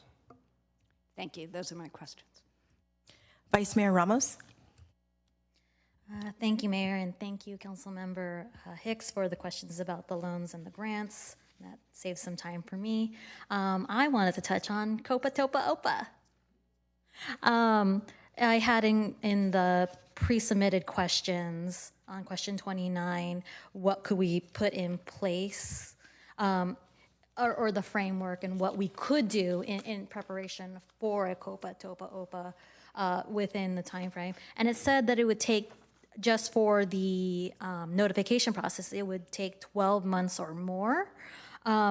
What would take 12 months? Like, what does the work consist of? If council were interested in a portion of an OPA program, for example, nevertheless, we would envision probably a relatively robust outreach process, just knowing how the process has gone in other cities. We would have to go back and develop a scope of work and a work plan and determine how many meetings and stakeholders. We would envision potentially just even a few months of just getting those meetings scheduled, in place, held, et cetera. We've already started evaluation of OPA programs, and I should note that we do have David Driscoll from the Community Planning Collaborative in the audience, who's our lead consultant, and we have Eric Bagwell, who's Senior Project Manager for Echo Northwest, part of the joint consultant team. And so through that consultant process, we've done research on other programs, and there are different versions of it. And so I think part of the time it would take is to evaluate the different versions. There are different layers of notification options. There can be pretty rigorous notification requirements. There could be lighter notification requirements. We probably envision also needing to, or wishing to come back to council for your input about what the options would be.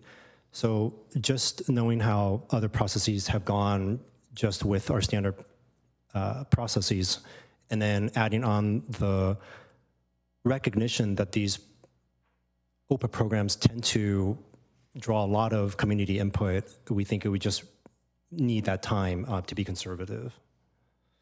So outreach, analysis, a public process, and engagement with council. Even for just a notification process?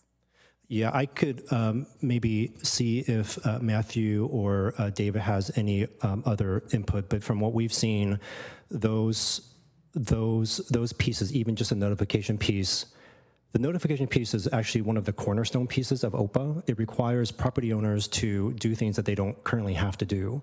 And even if it's a little bit, it's something new. And then there could be various elements of a notification requirement. So I think that's the type of information that we would want to get stakeholder and community feedback about what type of notification process, how extensive it should be, what would the process, what would the staffing look like, how is the city involved, do we have staff to administer the process, how do we get information out to the groups. So I think there's a lot of components still to think about, even if it is a lighter touch partial OPA.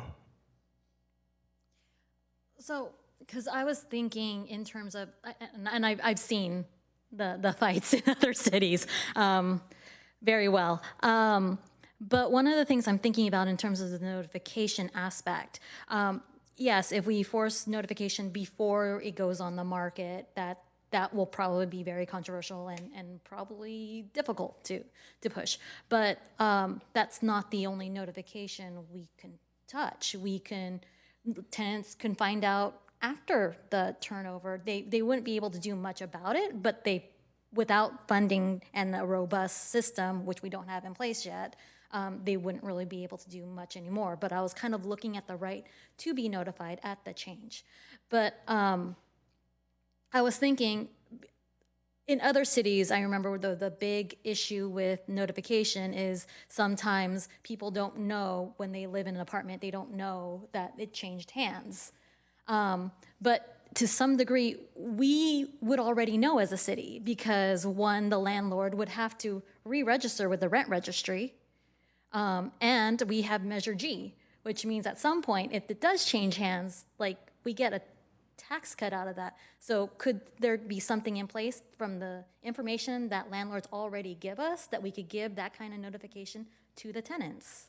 I think I better understand what you are suggesting, which is more of informational purposes, that there is a transaction that may be happening. It doesn't necessarily provide a right of refusal to offer, to the extent that is just information to tenants that would likely be a lighter touch. We probably would still want to go back and think about what the process would be and who would get the notices and who would send it out and to whom.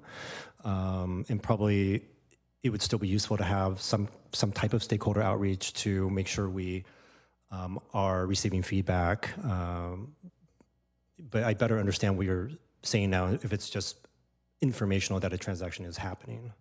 Because I'm not entirely sure how much of if a transaction is private. Because I know I read through like the newspaper and you see like, oh, how many homes were like bought and for how much and like by who to who, because very sad that I never could afford that.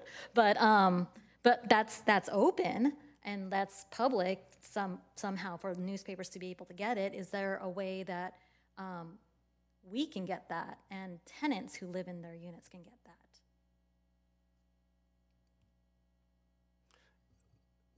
Yes, if council wanted to have staff evaluate this type of noticing as information, we can evaluate it. I do want to note, this is an early preview, but as part of the bring back of the tenant relocation assistance ordinance that is also part of Housing Element Program 3.2, there's going to be a recommendation in there about how the city would notify tenants in a redevelopment project. It would be later on and is not related to when a project is getting marketed, but there is some additional noticing that we are envisioning for another program. But with what you're saying, we can go back and take a look at it and see what it would take to develop this information notification system.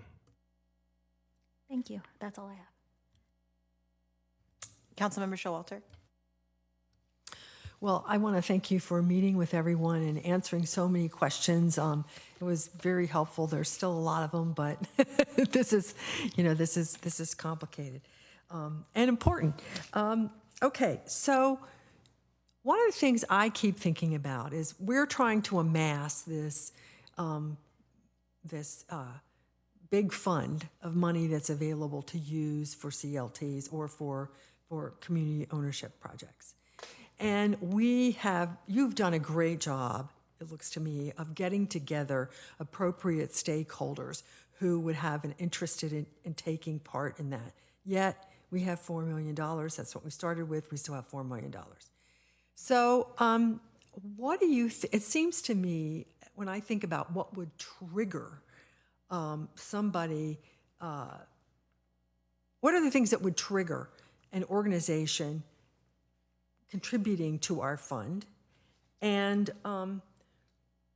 if one of them is a project, what are the things that we really need before we have a project? What are the things that, you know, that haven't quite been put together yet? You mentioned when I was talking of pro forma and some other things.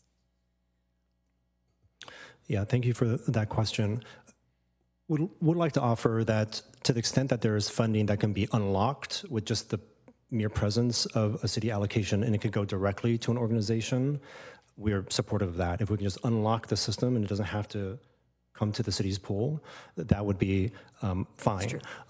We do have organizations who are interested in supporting the city's pool, and I don't know that this is representative of all the potential organizations out there, but some of the feedback that we've received is that they also have their due diligence and underwriting criteria that they need to evaluate for any particular project. They would be also interested in knowing how a project is underwritten, how it will be operated, what are their assumptions of costs, how it would be managed over time, all those pieces. So there are a lot of similar due diligence and considerations that other organizations are also evaluating, if and how much and what type of funding. I understand that there may be other organizations or philanthropic organizations that may have different funding criteria or lesser funding criteria as well. So I think there may be a range, but the ones that we have been talking to have expressed and trying to potentially find ways to match the city's funds are also evaluating concepts and projects with the similar types of criteria that we are considering as well. Okay. So in a sense, when you say you wouldn't want to fund a project before we finish this plan, we don't quite have all the pieces yet to be ready to fund it. That's another way of saying that, right? Yeah, I think so. I think for especially public sector funding, to just ensure that it's not for example, a gift of public funds, a city would want to know what the project is, because then we can say that the funding is needed for that project. There would need to be a demonstration of need. Otherwise, it would be difficult to determine why the funding was needed in that particular amount and why those particular terms, because perhaps the funding could have been a lower amount and then provided to another project or fund our pipeline. So I think those considerations are quite important and real. And without more detailed information about the operating model, it would be very difficult to assess why a project might need the types of funding that they might be requesting. Once the informational detail is provided, then it is much easier for staff to evaluate and verify that the project needs funding of a certain type and a certain set of conditions. And that $75,000 grant is designed to help get together some of those essentially pre-project things. That's how I understand it. Is that right? Yes, I think it's meant to be flexible. In large part, it's meant to, for example, achieve OPA-like goals, which is, for example, hire a broker to knock on doors or build relationships with property owners. The intention of a notification process for a first right of refusal in an OPA program is to do that. It's to provide more access to properties, and so a brokerage service can do that. But other things could be undertaken, for example, getting technical assistance and consultant support to help develop a business plan or further refine the operating model or determine how to operate the tenant selection process in accordance to fair housing requirements. So all those pieces can help build up the capacity, and it would be one of our second roles being recommended as capacity builder, and it can be flexibly implemented so that it helps build up the expertise of an organization, and the pro forma development, modeling costs over time to ensure that it is properly stewarded over the long term, which is the third definition of community ownership, it can help achieve that component. Okay, and then another question that I asked and you answered, but I want to share it with the group, is that talking about the increase in cost, total cost for the project, it went up from 20 to 25 million. Well, everything's going up, so that wasn't surprising. But what I wanted to talk about a little bit was how the components of this project, from a timeliness point of view and being need to pay for, maybe aren't quite the same as a standard affordable housing refurbishment of, say Mid-Penn was going to buy an apartment house and refurbish it. They would do the refurbishment all at once, right? Like when we did the Marcy Freeland house, which was, 20 years ago? 25 years ago? Anyway, that was a big apartment house that had many people living in it, and people were not necessarily required to move out. They were let to know that it was going to be affordable housing and things were going to be handled differently, and some people with higher incomes chose to move out. But basically, while they refurbished it, people moved around. So everything didn't get refurbished in a, like in a 3-month process. It took a while. And I can see how in a CLT, that could be similar. So you would need the purchase price right immediately, right?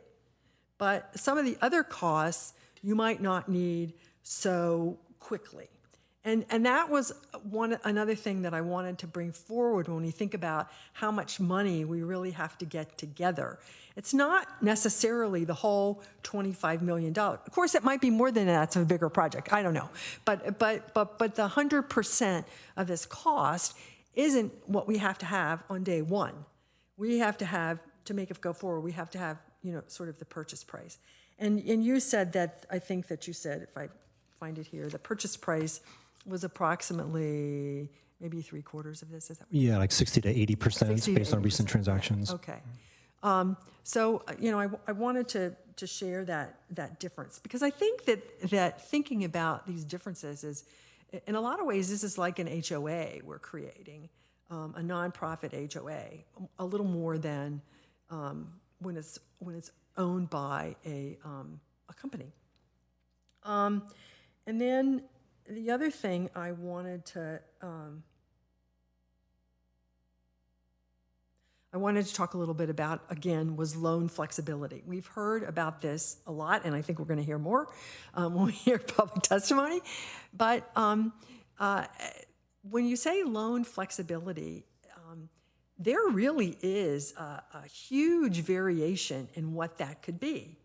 And although when we talk about the plan and what we want included in it, well, we would want the full range of spectrum. But when an organization was putting together a project, they would have specific terms. They would have specific terms that they were understood were part of the loan for that project. It wouldn't be the whole compendium of things. It would be tied down. And I think that that's also, when we talk about the distinction between grants and loans, that's really important, because we might be stipulating, we very well could be stipulating a forgivable loan, and we would be defining what made it forgivable in a specific project. But when we talk about this plan as a total thing, we don't want everything to be a forgivable loan, because that wouldn't be appropriate. So in the plan itself, it talks about a much broader spectrum of things. And I just wanted to differentiate between what's in the plan as more general and what would be applied to a specific project. Yes, we've been pretty consistent to articulate the COPE as a program. Yes, you have. And it's not meant to be specific to a particular organization or to a particular concept, but we want to be able to have the plan set up in a way that could be responsive to different types of concepts. So you're right about that. And regarding the flexible loan, we actually had perhaps an illustrative example today in consent item 4.15, where a forgivable loan, that was the structure for the MidPen projects, for the renovations. That provides some examples of the way a flexible term could be structured, but it still includes requirements. And in many ways, we feel that loans provide a necessary discipline for projects that are complex, and they're almost always complex. Even projects that seem small, they're complex. And so that's an example of how we're actually doing a grant project now, not a grant project, using CDBG funds to structure it as a loan, but as a forgivable loan over a 25-year period with terms. And so, but to your point, not every renovation will need those terms, and we would want to be responsive to the needs of a particular project at a particular time, and not simply assume that a project would need a grant or it would need a flexible loan. Yeah, I ran a nonprofit for 5 years, the San Francisco Creek Watershed Council, and we had a lot of grants.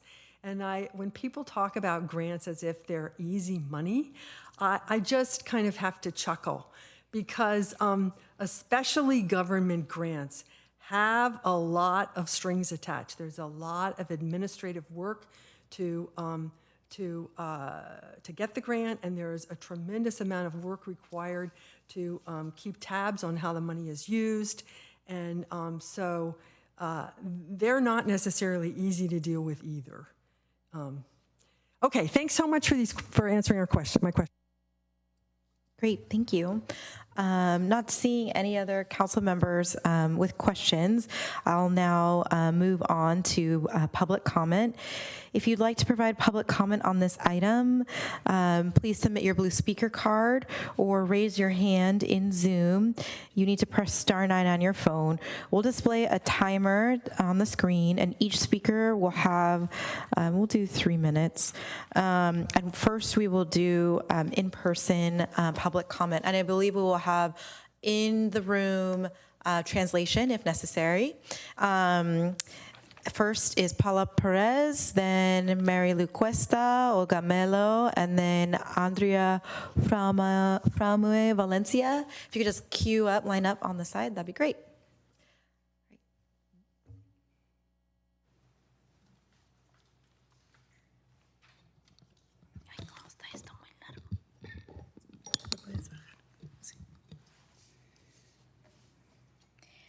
Buenas noches, honorable alcaldesa Camey y miembros del Consejo. Mi nombre es Paula Pérez. Muchas gracias por brindarme la oportunidad de dirigirme a ustedes.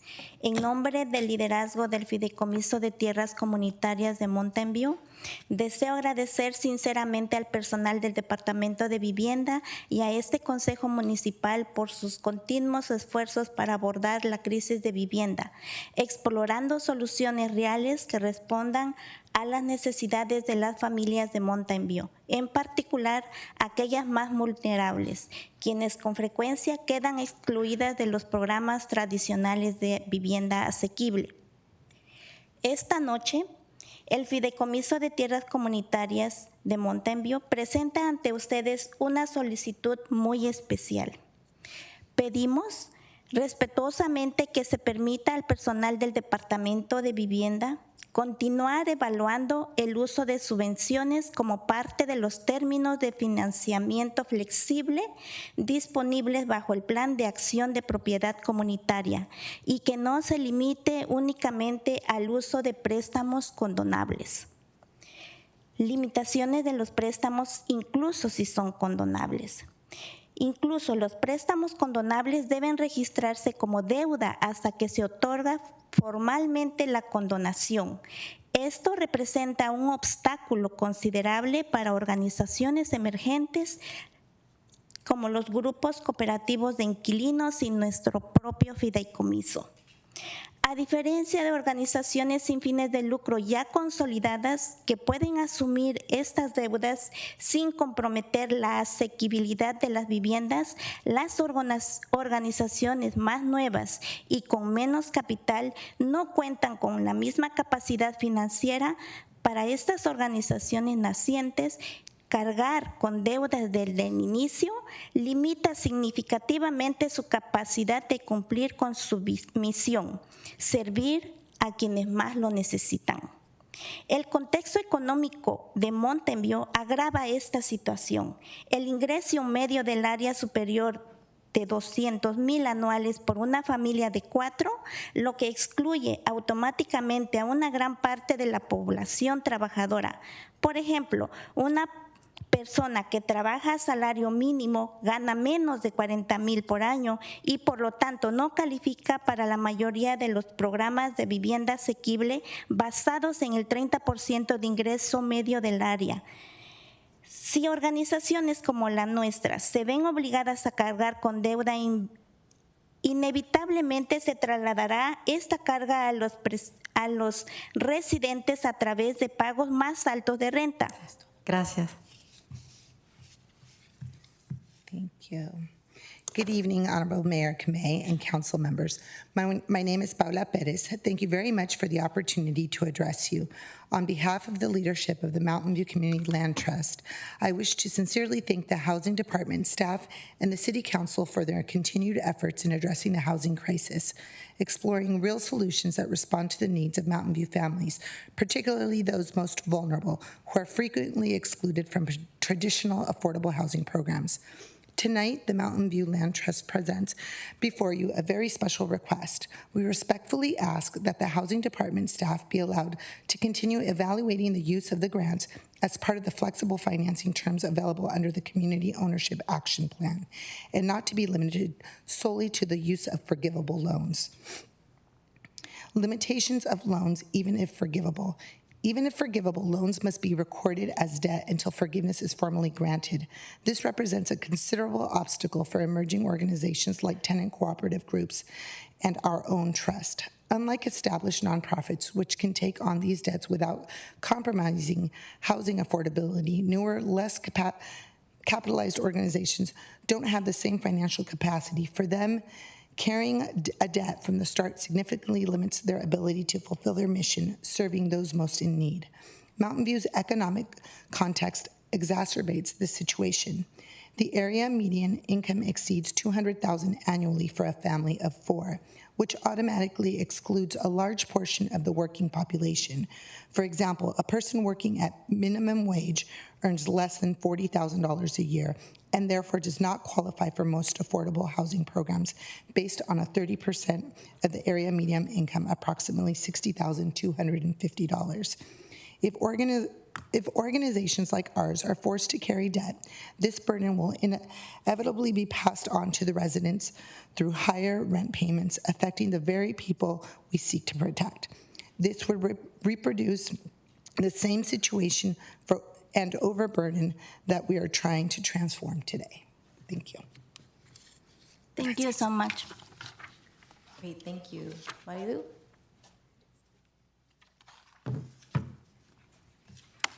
Good evening. My name is Marilu Cuesta. I live in Mountain View. Dear City Council members, I will speak behind of Mountain View Community Land Trust. Community Land Trust Solution. Mountain View CLT offers income-based rent at 30% of household income regardless of area median income brackets, with no displacement for earning too little or too much, plus cross-subsidization between tenants. Families who earn too much for affordable housing but still face severe rent burden at market rates often end up financially worse off despite increased earnings. Why grants are essential? Their publication will force the organization to consider tenants' ability to repay debt, potentially excluding the most vulnerable families and compromising their mission. Dear City Council members, please consider the use of grants as part of the flexible financing terms available under the Community Ownership Action Plan. Thank you. Thank you. Olga?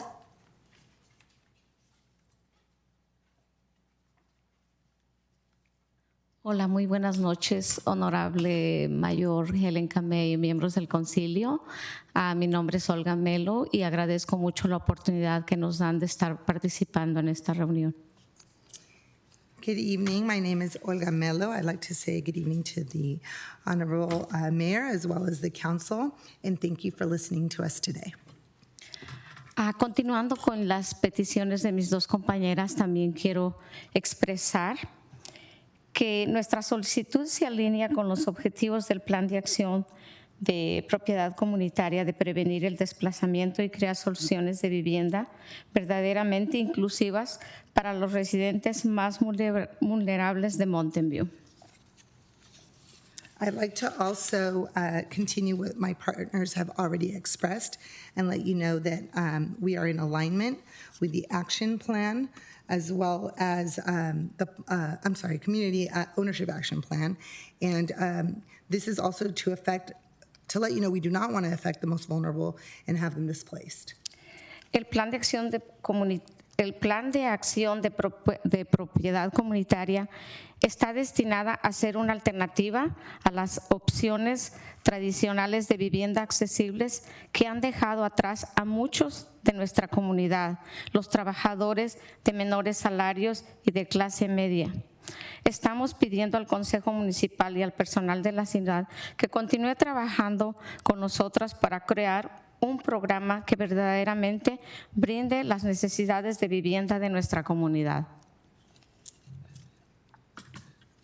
We feel that the Community Ownership Action Plan is an alternative to the traditional plans that we have. It will leave behind minimum wage earners, and we ask that you keep working with us in order to come up with a program that works best. Agradezco mucho la oportunidad que nos dieron como comunidad ser parte del COAP. En mi caso, yo estuve representando a Mountain View CLT y esa fue una gran oportunidad para poder expresar nuestros sentimientos y dar nuestras ideas para mejorar y poder trabajar y tener vivienda permanente.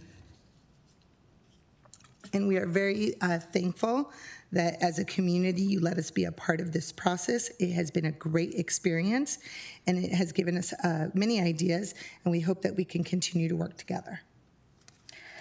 Hemos trabajado durante el último año como comité asesor para dar nuestras perspectivas sobre cómo podemos abordar las necesidades de vivienda de nuestra comunidad. Pasamos incontables horas después de un día arduo de trabajo de nuestros empleos para ayudar a desarrollar un programa que es diferente de los programas que han fallado a nuestros residentes en mayor riesgo de desplazamiento. We have been working as a committee for over 1 year to allow to give you our perspective, us who are in a living situation where after working a full day, we're still here to try to come up with a different program that would work best for our community. Aparte, desde el 2019 hemos sido parte de las reuniones comunitarias donde se pedían nuestras opiniones sobre cómo poder trabajar para poder enfrentar este problema de vivienda.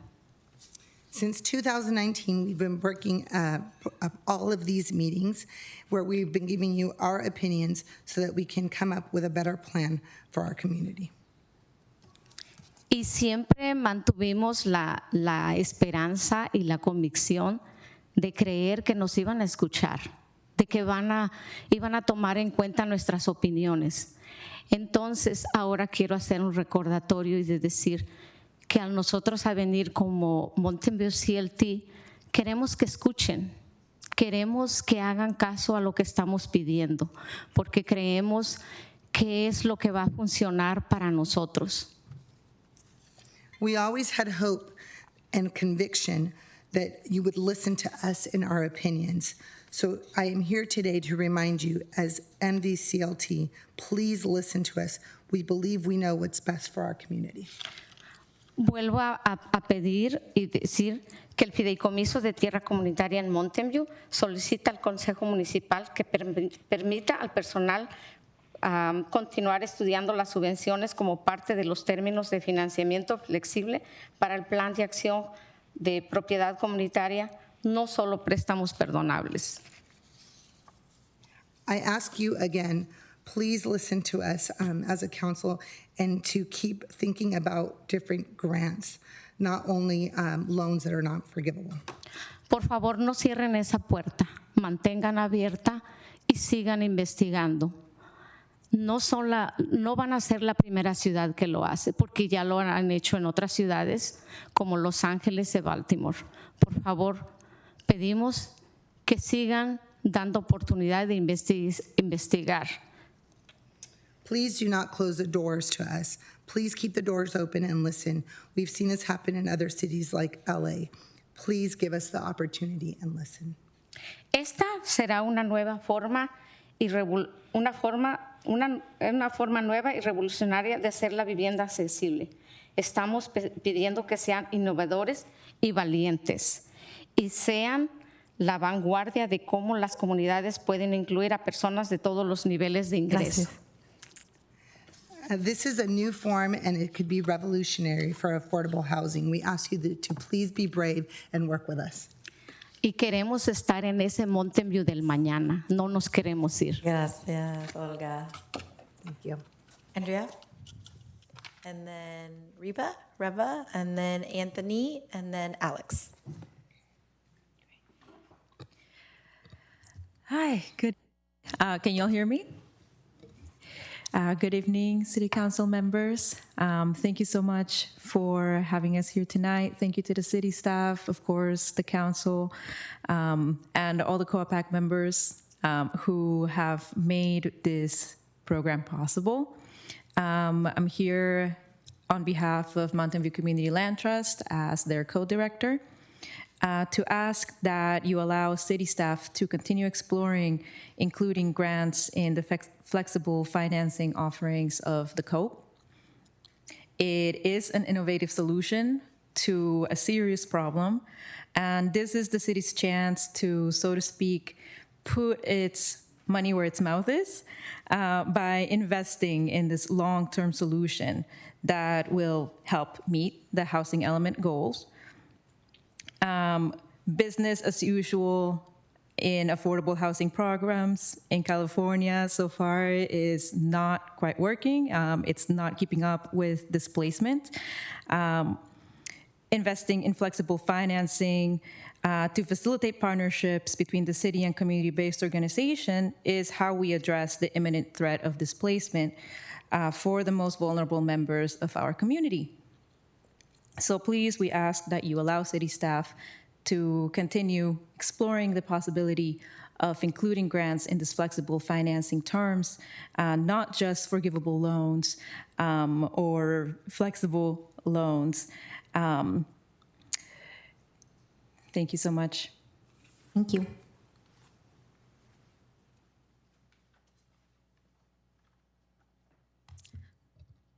Good evening, Honorable Mayor and Council members. My name is Reva Konduru, and I'm the Policy and Research Associate at SV at Home. I'm here to express our strong support for the Community Ownership Action Plan. We really applaud your bold leadership and the staff's commitment to the thoughtful work behind this plan. This is the kind of innovative and inclusive policy we need to keep Mountain View diverse and affordable. This plan is a powerful tool to prevent displacement and grow the capacity of local community-controlled housing options. To make it as strong as possible, we ask you to approve the plan with 2 recommendations, and I appreciate the council members to have touched upon these points. First is flexibility in funding type. Please allow staff to structure city funds as grants or loans based on case-by-case assessment, because for emerging community-based development, receiving grant for acquisition is very important, and this allows the organization to acquire loan for rehabilitation process and expands their capacity to get more finance. A grant at the front end unlocks their ability to leverage other financing and ensures the projects succeed. And also this allows that the cost of the debt is not passed on to the low-income households they serve. And the second one, the second recommendation we have is to recommend the use of request for qualification rather than request for proposal, because requests for proposals can be lengthy and technical, which usually favors established affordable housing developers. This might make it difficult for emerging community-based developers to compete, even though they have strong community ties and cultural competency. By contrast, an RFQ is focused on establishing qualifications, which has the credibility, the local ties, and the readiness to deliver. This process is better suited for community-based developers because it values their strength and creates a level playing field. It ensures Mountain View can fully tap into the expertise and leadership of its diverse grassroots organizations we've seen here today. This is an additional step for the staff, but it might be an important one because it's one of those policies where we need to think from like grassroots organizations. So thank you so much. And tonight's action is more than a program. And this is the pathway for Mountain View to lead on community ownership and housing equity in our region. Thank you. Thank you. Anthony, then Alex. Good evening, Anthony Chang, 20-year Mountain View resident, board member of Mountain View Community Land Trust. I have some prepared remarks and maybe have some off-the-cuff remarks if I have time. Thank you, City Council, for all your consideration and work around community ownership of housing. Thank you for City staff for all the work that you've put into this. Agree with most of the recommendations by City staff, and also echoing and adding on to what members of Mountain View CLT's Leadership Council have already shared. I want to strongly encourage Council to make a friendly recommendation to staff recommendation to include grants as part of the community ownership of housing program. In my 20 years of experience working in community development finance and impact investing, I've seen this movie before, where well-intentioned programs like the proposed loan program run the risk of not being utilized and or not meeting the needs of working class and low-income communities. In this specific case, a loan program runs the risk of not being able to support the city reach its housing element goals around community ownership of housing. Although loans can be a useful tool for housing organizations that already have tens of millions of dollars in net assets, loans is not what the nascent community land trust and community ownership of housing ecosystem in Mountain View needs. And although we appreciate city staff exploring flexible financing options like forgivable loans, CLTs would still need to carry forgivable loans as liabilities on the balance sheet and potentially inhibit additional funding and project viability. This could limit the financial capacity to acquire and preserve affordable housing. The city can be supportive of advancing community ownership of housing and the housing goals and the housing element by developing a grant program, or perhaps have its resources sit on the sidelines with only having a loan program. Mountain View CLT is not alone in this perspective. I understand that all City Council members have received letters from other community land trusts in the Bay Area, including San Francisco Community Land Trust, South Bay Community Land Trust, Northern California Land Trust, speaking from their decades of experience and echoing these sentiments about the critical importance of grants for community land trusts generally and for a nascent CLT ecosystem like we have in Mountain View. Although we understand that it would take work on the part of city staff to develop a grant program, Mountain View doesn't have to reinvent the wheel. The city can lean on the experience of other municipalities like Baltimore and Los Angeles that already have grant programs for community land trusts, and or perhaps work with housing funding intermediaries to distribute grant funds. In closing, I want to thank you all for all the work the city is doing around community ownership of housing, and echo what others have said about not closing the door. Please don't close the door on the opportunity to provide needed grants to the community ownership housing ecosystem by taking staff recommendation as is. A couple really quick things: grants versus forgivable loans. For the nonprofits, Pat, you mentioned you ran one. If forgivable loan, it's going to still sit on your balance sheet. It's like it's not going to. It might be forgiven later, but it's still going to be. It's still going to sit on as a liability. If we're talking about revolving funds, if you have a 55-year loan, you're only revolving those funds every 25 to maybe 50 years, and like the housing element goals are in the next 5 years. So like, what do you need to catalyze this? And the last thing is that the city doesn't need to do the whole 25 million. Like, our groups have already been raising money to be able to do these projects. The city doesn't have to do it on its own. Alex. Hi, friends. I'm not here to talk about grants or loans. First, I want to thank staff, the consultant, and the city. I think that I'm very proud to have been part of the COPAC process, and I really enjoyed it. And I am excited that one of the staff recommendations is to continue it, because I think that we all have gotten along well. You can see how many different things we agreed on, and I think that this is a great goal. It makes me very proud to be a part of the city that is trying to address a key issue in our times and help people. So the one staff recommendation that I support the vice mayor's questions about, recently one of our mobile home parks in the city was sold out from underneath the residents. New Frontier, the Callas divested of it and sold it to Hometown America. So far, I've heard good things about how Hometown America is running the place, but it was something that came as a surprise to residents. They did not have notice in advance, and a lot of them found out well after the fact that they were now going to be paying to a different person and having an entirely different structure under them. There's also rumors of Moffett Mobile Home Park and whether or not it is still being held by the Okus and their LLC, or if there's an ongoing sale. I haven't been able to get any information about it, but it's the kind of thing that is really troubling if you are living somewhere and you don't know what's happening. So I think that at least a notice of intent to sell or a notice of sale would be great to help the people in my community feel safer and hopefully maybe be able to take actions to become a resident-owned community. In talking with a lot of our neighbors in the Mobile Home Alliance, people are interested in it. They would love to have the opportunity, but part of that opportunity is to be able to have the timing and not to find out after the fact that you've missed the window to be able to get together, get to your pro forma and make an offer. So thanks everyone. This has been great. And now you guys can translate for me. I know they've been doing it. Hi, Jason. Bye. So that concludes in-person public comment. So we'll move on to virtual. The name they have provided is Frustrated Taxpayer. Please unmute. You? Apologies, that was from a different Zoom meeting that I attended. So it's okay. Still a frustrated taxpayer, but not when it comes to this. So yeah, my name is Jesse. I'm a 12-year resident of Mountain View now.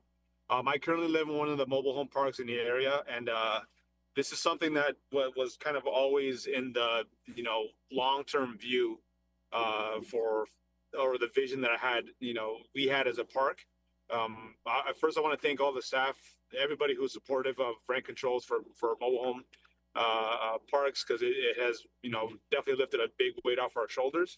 But seeing this opportunity in front of us for all residents at Mountain View, but it's specifically just talking about mobile home residents. I think this is a great opportunity for us to give us a little bit more peace of mind and security, and to give us a chance to be, even more proud of being Mountain View residents and, owners of our park. I can speak for myself as a resident of a mobile home park that's managed by somebody else. I mean, I'm sick of being micromanaged over every little thing inside the park. And we already own our space, and just having the opportunity to own the land that we live on with our homes would just give us an extra, sense of ownership. So I would say also too, for the seniors that live in the park, this would give them all peace of mind. I know we have the rent controls right now, but it just gives another layer of security for them, and some of the residents who are a little bit more less fortunate, or it just helps them out. So whatever we need to do to open this opportunity for mobile home residents, I welcome it. And yeah, that's all I have. Thank you. Thank you. B, if you want to unmute.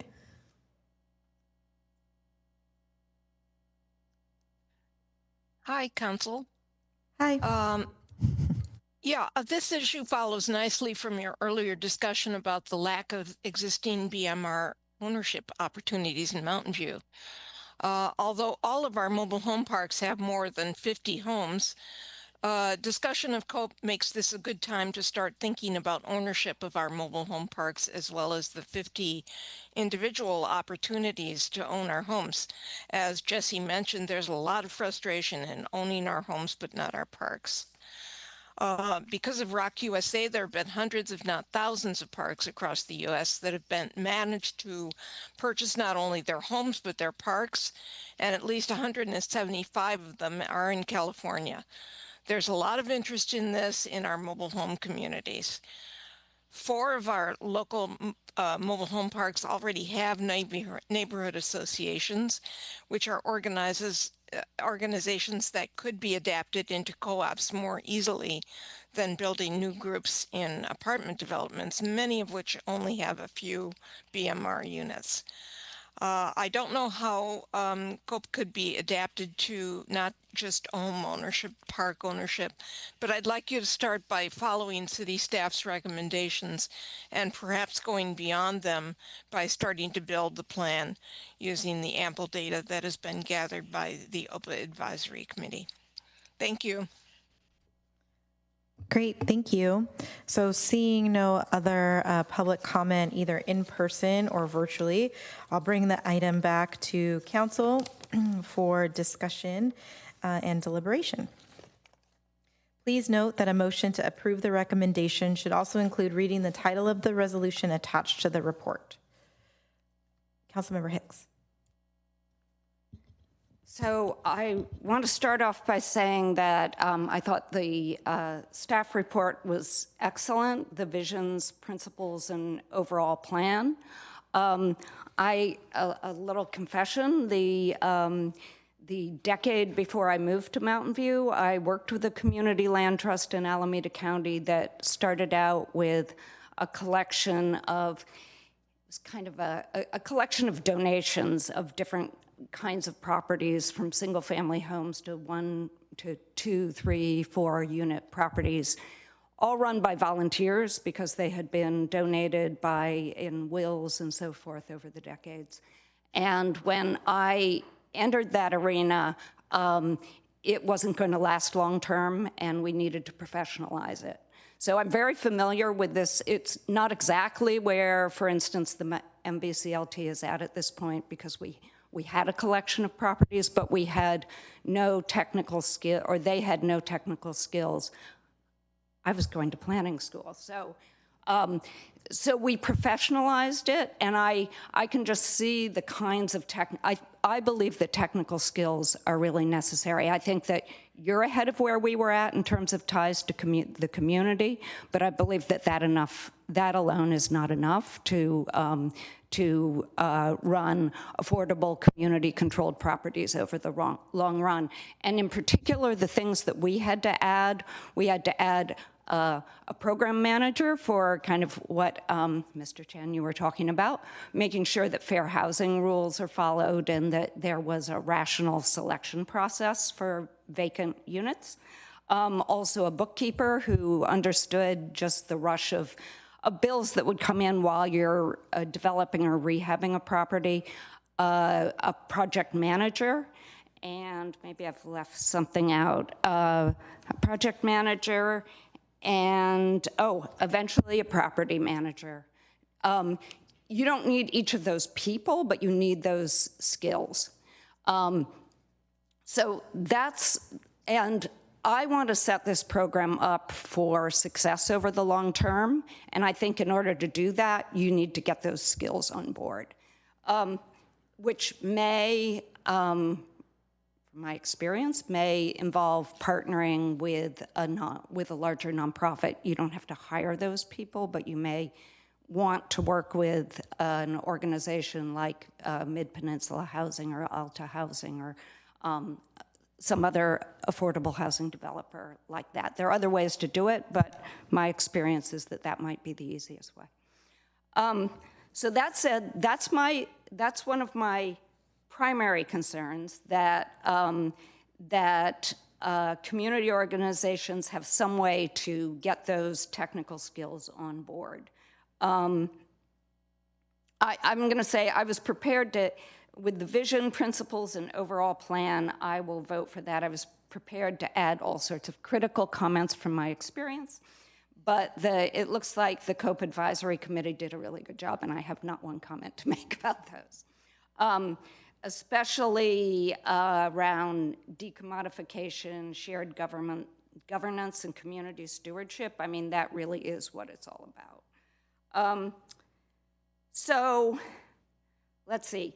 Other comments? I have to say, When I was doing that work, we professionalized the running of the properties that we already owned, but we also purchased and rehabbed additional properties using usually the Berkeley Housing Trust Fund, and those were all loans. So I am not as clear as the people who spoke on the need for grants. I look forward to hearing from the rest of council. Maybe they understand the need for grants more than I do. But we didn't get forgivable loans either. But you know, times have changed. Tell me I'm wrong. I'm open to it. I am interested in what Councilmember Ramos or for the Vice Mayor brought up about, I trust staff that they can't do a full OPA program right now. Maybe in the future, like some future when I'm no longer on council, most likely. Some kind of informational notification process sounds interesting to me. And if not now, sometime in the future. And let's see if I had any additional, I think being really clear on fair housing law is very important. And I also, I also think, and this is just an added comment, I also think of maybe doing community ownership for large, all affordable housing projects at some point would be interesting, like ones we have in North Bayshore and East Wisman. That's a big bite, but it would, open community ownership to a larger number of people. So those are my comments for now. Great, thank you. Councilmember Clark. Thank you. I agree with a lot of the comments that Councilmember Hicks made. I do want to start just with a question to staff to just confirm an assumption that I made in the briefings and through the staff report. It sounds like nothing by adopting this framework tonight, there's nothing here that precludes us at some point from saying, larger grants may make sense as part of an overall structure. Maybe it's to help with matching funds or other things. I think what I view this as tonight, and correct me if I'm wrong, is this is a starting point for a framework, and it's recognizing that we don't have millions of dollars to grant today, even if we wanted to. And so we're trying to figure out where we put our resources in terms of how we structure this. And right now, even if we were to say, let's do grants, we can't do grants because we can do smaller grants, technical assistance grants, those types of things, but we don't have tens of millions of dollars to grant instead of, or even loan at this point. But that, I guess what I'm getting at is we're not completely slamming the door on other funding structures at some point in the future. I think we're just recognizing where we're at today. Yes, thank you. I think that's certainly right. And ultimately, this is a policy decision for council in terms of the practical steps. If council were to support staff's recommendation, we would develop the NOFA evaluation criteria and underwriting guidelines at this stage of the process just for the flexible loans. If council would like to add, for example, something for the implementation plan later on to continue to evaluate the viability of grants as part of we envision this to be a 5-year plan because that would run out the current housing element timeframe. That could be something for council to consider. And if council were to say, well, incorporate it now, then that would be another option. It would be more complicated and it would probably delay the process, but those are some things for you to think about. But yes, even if council were to move forward with just flexible loans, you could provide the input and direction to say, develop the COPE and include something in the implementation plan to continue to monitor the feasibility of grants. Yeah, whether we decide to do that or not, I'm open to other suggestions. I think the world of grants to me is, there were, and good references to Los Angeles, Baltimore, the actual granted funds from those weren't astronomical, the grant components. And then also, we're not those big of cities, but even if we were, the actual grant amounts versus some of the other funding structures, I think, weren't super significant. So if the world were to change and something like BAFA passed, and there's a really big pool of funds that we can use for grants, then I think that sort of changes the fundamental playing field that we're on now. But I feel like, at least tonight, I feel like this is a really good framework and a first step. And as some others have pointed out, I get that grants, in the sense that if they were unrestricted, would be very attractive. And I understand the balance sheet issue too. I've had loans on our nonprofit balance sheets before, and it's not ideal. But also, any grants that would be made would be highly restricted. They wouldn't be unrestricted grants. And restricted grants are, from a finance perspective, you have to, they're basically separate buckets of funds because they have so many strings attached. And so, anyway, that's a long way of saying I don't think we're at the point now of, one, being able to grant large sums of money, but also I don't want to just close the door on a grant strategy in the future should something like BAFA or something like that come to pass. I hadn't heard the RFQ, RFP thing before, but I've been through both of those processes outside of council, and typically an RFQ, it's usually not RFQ or RFP. Usually what happens is, if you're talking about vast sums of money, what you do is you implement an RFQ as like a step point to say, okay, we're talking about finding a buyer for an East Wisman, a giant chunk of the East Wisman Precise Plan. So the first thing we need to do is screen out all the people who we know can't afford to even submit reasonable offers, or don't have the financing or the wherewithal to even make it through that step.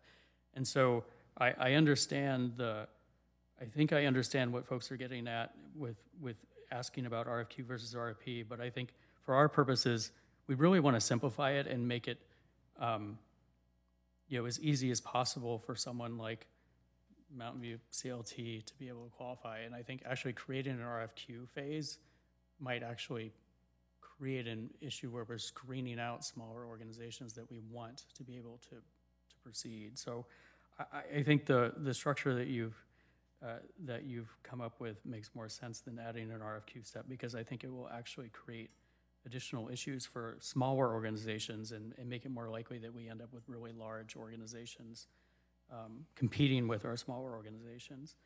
And then just a note on, overall, I'm supportive of the framework as is. The notifications piece, I just wanted to call out,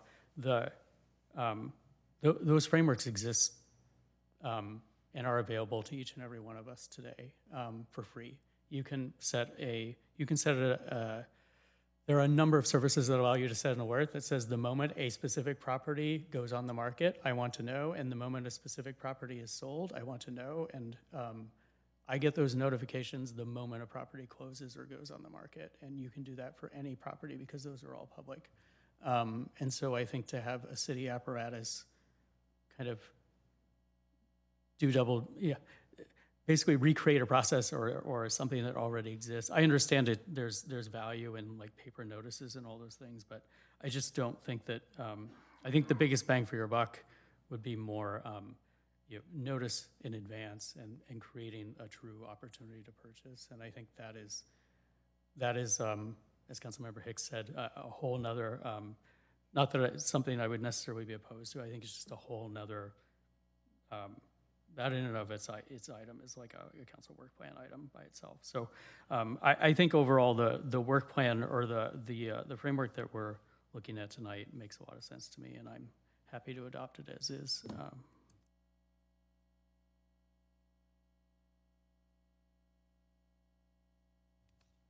Vice Mayor Ramos. Thank you, Mayor. So going through the staff's recommendation, When we look at the Community Ownership Action Plan, vision and guiding principles, well, first, thank you so much for this work on this. I know that it was a huge lift and years in the making, and it's really an incredible thing that Mountain View is doing. I do love how, I'm always so proud of how robust our community engagement is, especially in traditionally underrepresented communities. Like Mountain View is known, because we are a community for all, to really uplift those voices where other cities don't quite meet that mark, quite like Mountain View does, which is why Mountain View is the best city. So thank you so much. I'm really happy with the vision and guiding principles. It is really kind of our way to really dig into preservation. We have been very strong with both production and protection comparatively to many other cities in terms of production. But there are like 3 pillars that help us kind of take on the crushing weight of our housing crisis. And so this is now shoring up that final pillar. So I'm really proud of that. And I love the city roles with a special emphasis on the convener aspect of it. I'm happy that you'll continue to get feedback from the COA PAC. You really like your acronyms, don't you? I'm hoping that it continues to work because this is it's so new, and there's going to be a lot of changes, and you're going to need to get quick feedback on what that kind of engagement with our community. I would add almost another role, but it doesn't have to be like an official role, but our city should also be the source of truth when it comes to this program as well. When people want to know more about this program, they should be able to find out from our city exactly what this program is. Because anything that from my great experience in dealing with COPA, that may vary, and I'll touch on that later.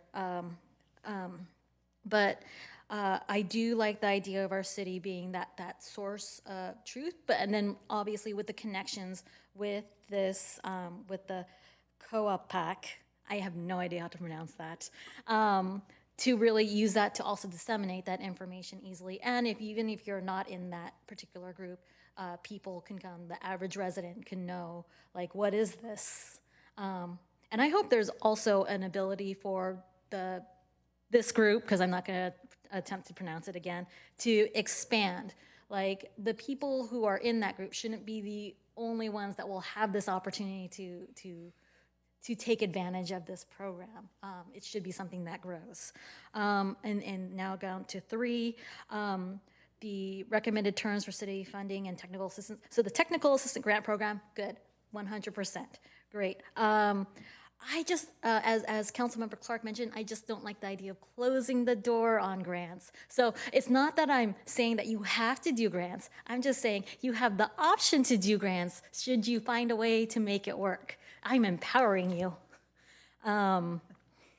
Next is 4, that's straight to go. And then 5, which is the more controversial kind of thing. Well, not the technical assistance program, but COPA or TOPA or OPA or however you choose to define it.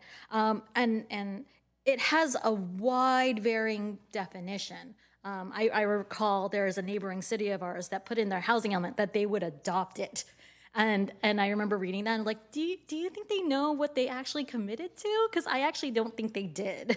And what I think they were looking at is something what we're looking at now, which is the ownership action plan, like the ability to create that ecosystem. So you can argue that there are little components to COPA, and we're just taking a few of the less controversial ones. So as we are going through, if you could find more of those components, like I know Councilmember Clark talked about like how you could set up like already I feel like there is a way you could find out when things are on the market. So maybe we could empower those groups that we convene to find that themselves, kind of thing, as an easy way to make it work without really putting it on staff time.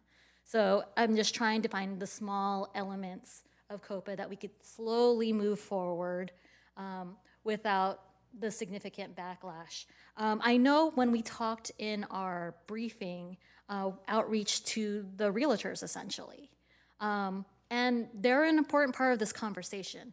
We talked about how they could be part of the solution in this. They could be our partners in finding these properties, like this, our land trust, our equity co-ops, our community groups could be new clients for them essentially. So I hope that you also continue to go that route, because I think it would help take the heat away from a program like this, and really get buy-in from those who would have issues with it. So thank you so much for your work. Thank you so much for all the community residents who really work together on making this happen. This is a huge point of leadership for Mountain View, and I'm excited to move it forward. Thank you. Councilmember Showalter. Well, an awful lot has been said, so I don't need to repeat it. But first, I want to acknowledge the Mountain View CLT for meeting with me twice to explain things. Then I had some more questions I wanted to share with them, and they were very nice to come back on a really short schedule. So I appreciate that, and I hope we'll be able to do that in the future. Then the other thing I want to talk about is the COAPAC. I've been involved in a lot of stakeholder collaborations over time, and I found them typically to be really powerful, especially the ones that kind of develop a community and continue. There's a capacity in these groups that just isn't there with any individual person or group. And so I think that we should sort of think of this COAPAC as an endangered species that we have to protect and nurture and keep going and make sure that it doesn't go extinct. So I just really think that bringing together all of this expertise and interest and having it continue is what will make these projects come to fruition. Not just be something we're thinking about, but something we can go visit our friends in someday, which is really what this is all about. Another thing I want to mention that has been said a little bit, but in a sense, this first one or two that we do are really pilot projects. And we're going to learn a lot as we go through this. And especially this COAPAC will help us evaluate the lessons learned from that and incorporate them into our community action plan. I hope that this will essentially be kind of a living document. We're not just going to, write it and put it on the shelf. We're going to see how it works for a few years and come back and make changes as is appropriate. Along with my fellow council members, I am kind of neutral about the idea of grants. I can see both sides. I do think the fact that we only have a $4 million pot at the moment is a very significant limiting factor in how many grants we could give out.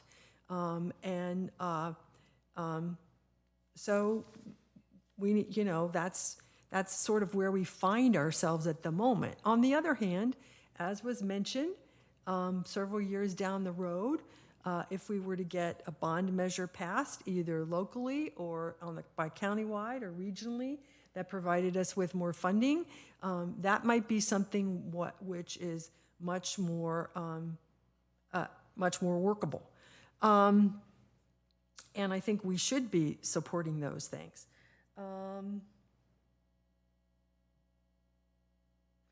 And then the thing about the RFQ versus the RFP, I didn't hear a consensus about that one way or another. And again, I've been in situations where both work just fine. So I think we should go forward with what would be the easiest. And, and then if there's problems, we can adjust in the future. But again, I want to thank everybody for their all of the blood, sweat, equity that everybody has put into this. All of the good thoughts, the hard work. We've come a long, long way, and I'm very proud of it. But I do think that what was really going to be the icing on the cake is when we get to open the first one. So thank you. Great, thank you. I don't see anyone else in the queue. I would entertain if anyone wants to make a motion. Oh, here we go. Oh, we have a motion by Councilmember Clark that I think is getting seconded by the Vice Mayor. And I think for staff, you've gotten a lot of feedback and suggestions. So I think before we take the vote, we might want to just summarize, just so that there's some clarity in the community on some things that maybe staff will kind of be thinking about, and I'll mention a few things myself. So just my comments is just thank you.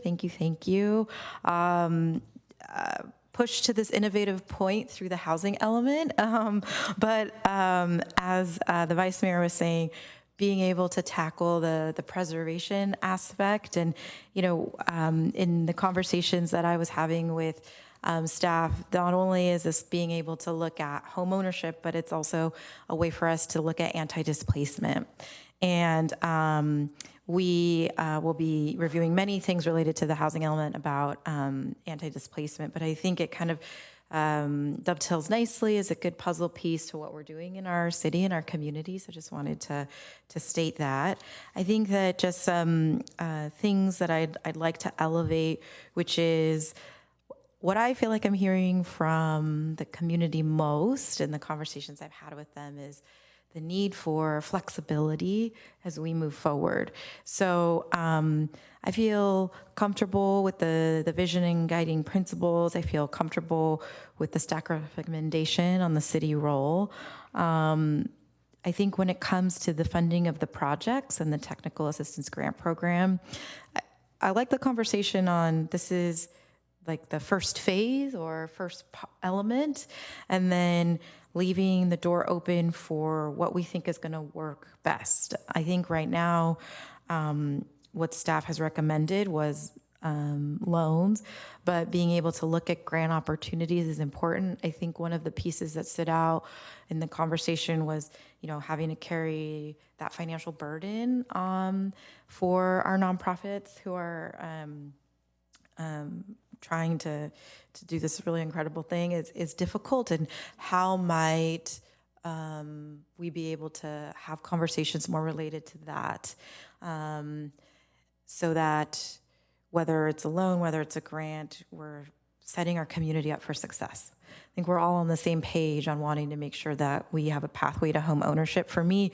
kind of the funding mechanism is just one component of it. And I want to, at the end of the day, I want to be here, well, probably not here in this room, but in Mountain View on the first CLT project. And I want us to find that path forward. So I'll just say that, and perhaps staff can get back to us on that. And then I think the last question staff had was, to monitor the OPA instead of creating the fund. I'm open, I'm flexible. I think that we had some council questions too, where we're looking at other cities, counties, jurisdictions who have done this, and they've gotten back to us on the feedback of what works and what hasn't. And no place had said, we did it and there was no issues, right? So I think that for me, I think that the council is saying, we're open, please tell us what we think would work. And if we go down one path, just being able to pivot quickly to make sure that, we keep that momentum, I think is the most critical, in my opinion. And then I think lastly, just really want to emphasize thank you to those who are serving on our difficult to pronounce acronym of a committee.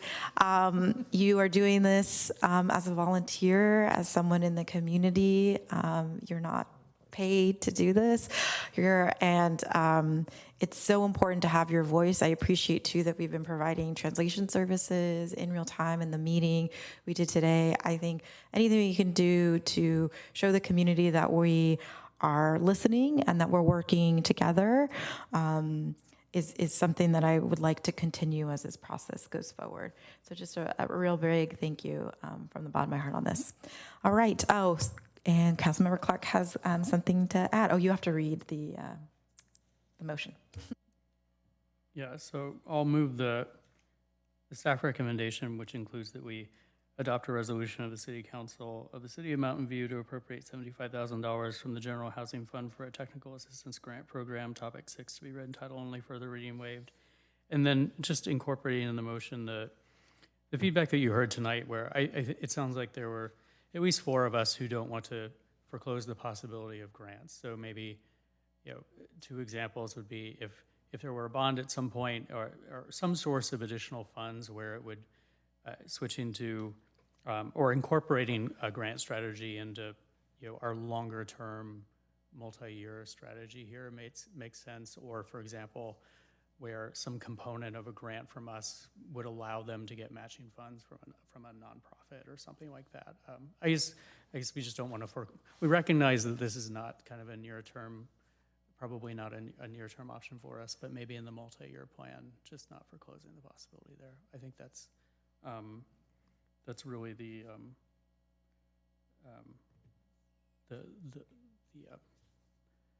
gist of it. Sorry.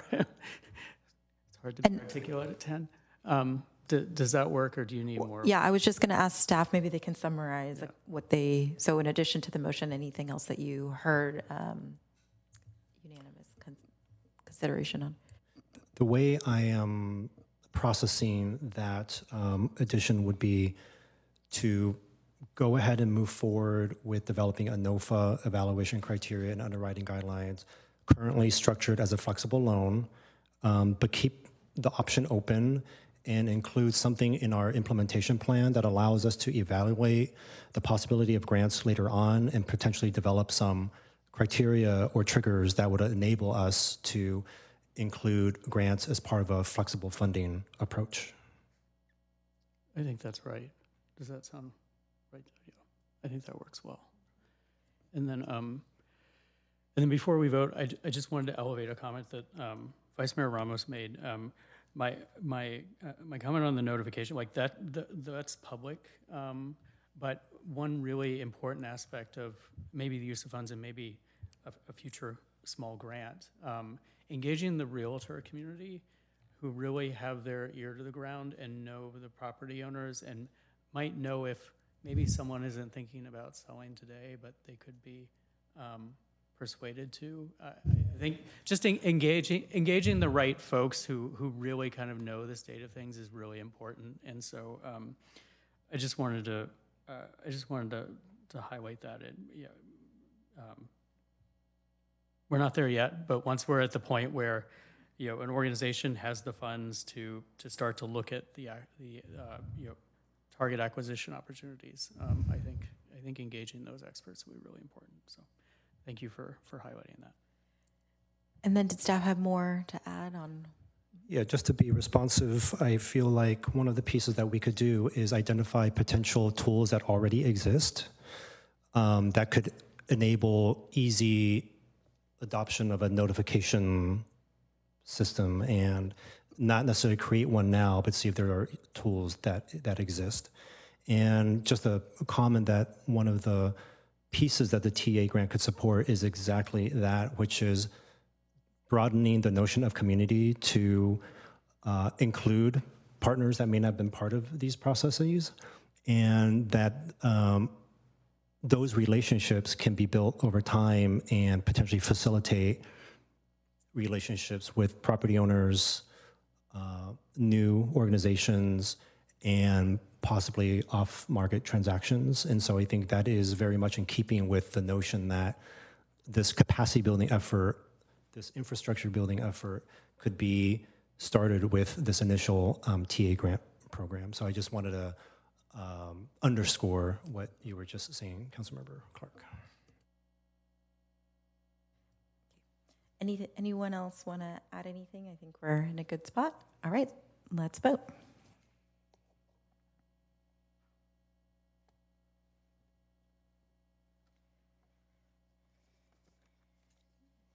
All right, and that passes unanimously.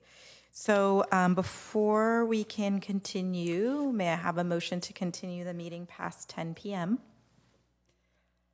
Okay, and that is moved by Councilmember Clark, seconded by Vice Mayor Ramos. May we vote on moving the meeting past 10 p.m.?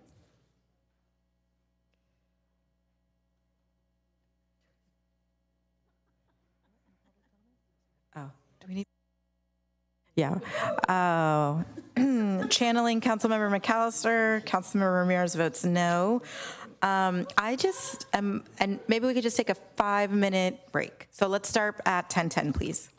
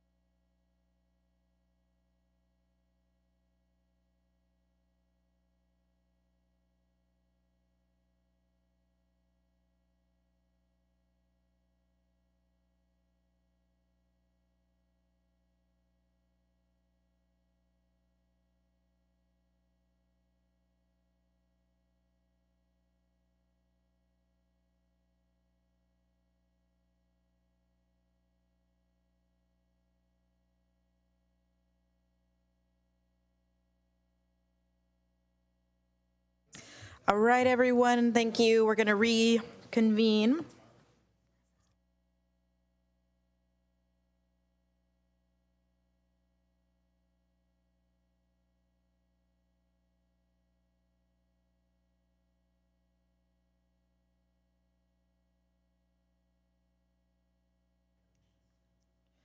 All right, so we'll move on to item 7.2, amendments to funding and joint use agreement and transfer of development rights memorandum of understanding with the Los Altos School District. Assistant City Manager Audrey Seymour Ramberg will present the item. If you'd like to speak on this item in person, please submit a blue speaker card to the city clerk now.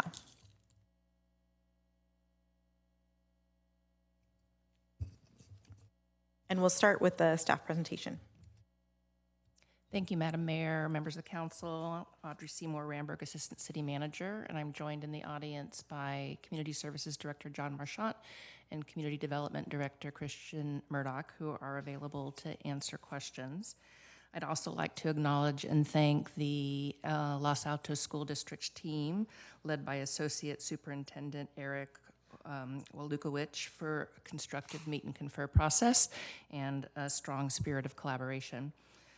The same amendments that are before council tonight were presented to and adopted by the Los Altos School Board of Trustees last night.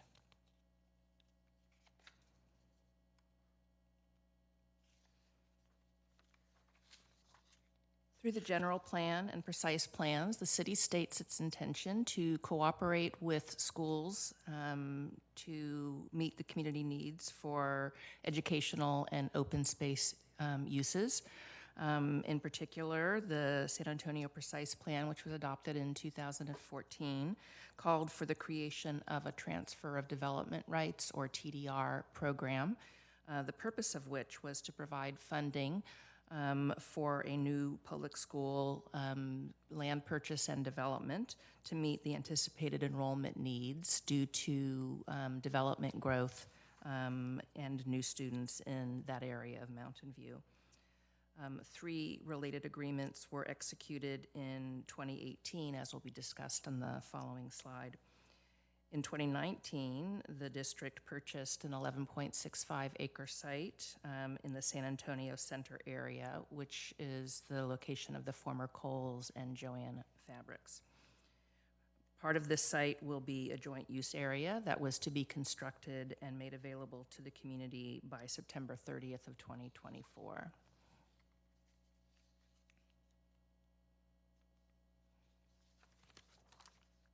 The 3 agreements executed in 2018 were a TDR Memorandum of Understanding, or MOU, a Funding and Joint Use Agreement, or FJUA, and an Open Space Park Agreement.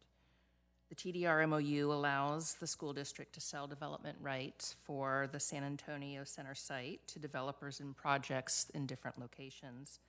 The city has awarded gatekeeper authorizations for 8 projects under the TDR MOU, accounting for all but 30,000 of the total 610,000 square feet available. This total amount of square footage could generate up to $79.3 million in TDR proceeds. Through the FJUA, the city has paid $23 million to the Los Altos School District for the development and joint use of 4 acres of recreational and open space. The city has paid an additional $20 million for 2 acres of public park. And this diagram shows the conceptual design of these site elements as was presented in the environmental impact report.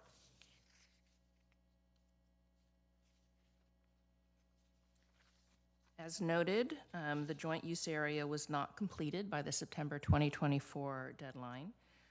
The city and Los Altos School District have been in a meet and confer process since that time, discussing shared and individual interests related to maintaining the strong collaboration between the 2 agencies, agreeing to a new date for completion of the joint use area, maximizing the community benefit to Mountain View residents in exchange for the city's financial contributions and the policy support in creating the TDR program. Also, recognizing the changing circumstances regarding Los Altos School District's enrollment and their need for flexibility regarding the type of school to be located at the San Antonio Center. In particular, Los Altos School District expressed that based on enrollment, there was not a current need for a 10th Los Altos School District school serving the surrounding neighborhood. Furthermore, the original language in the FJUA requiring the school to serve the neighborhood and be similar in size to other Los Altos schools was vague, which could make it difficult to assess and enforce. And the final interest was to extend the time frame for the TDR MOU to allow for additional time for TDR projects to be completed and additional receipt of TDR proceeds. What is proposed for adoption this evening are amendments to the FJUA and TDR MOU as follows.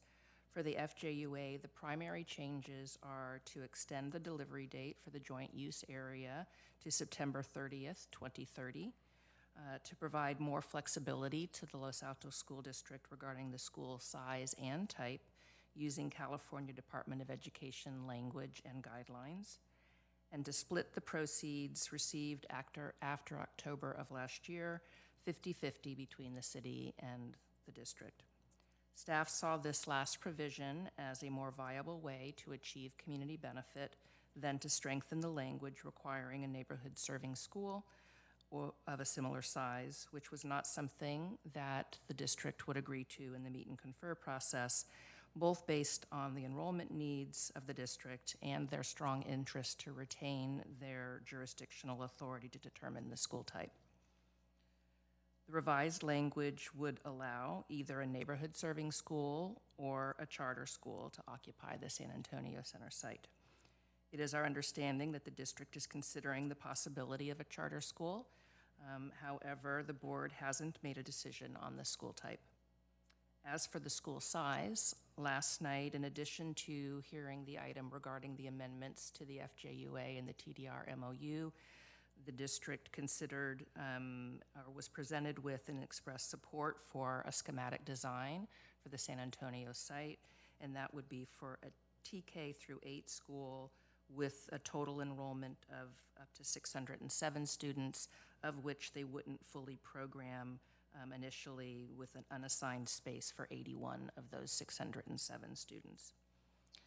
For the TDR MOU, the only change is to extend the time frame for projects by 10 years to a total term of January 29th, 2039.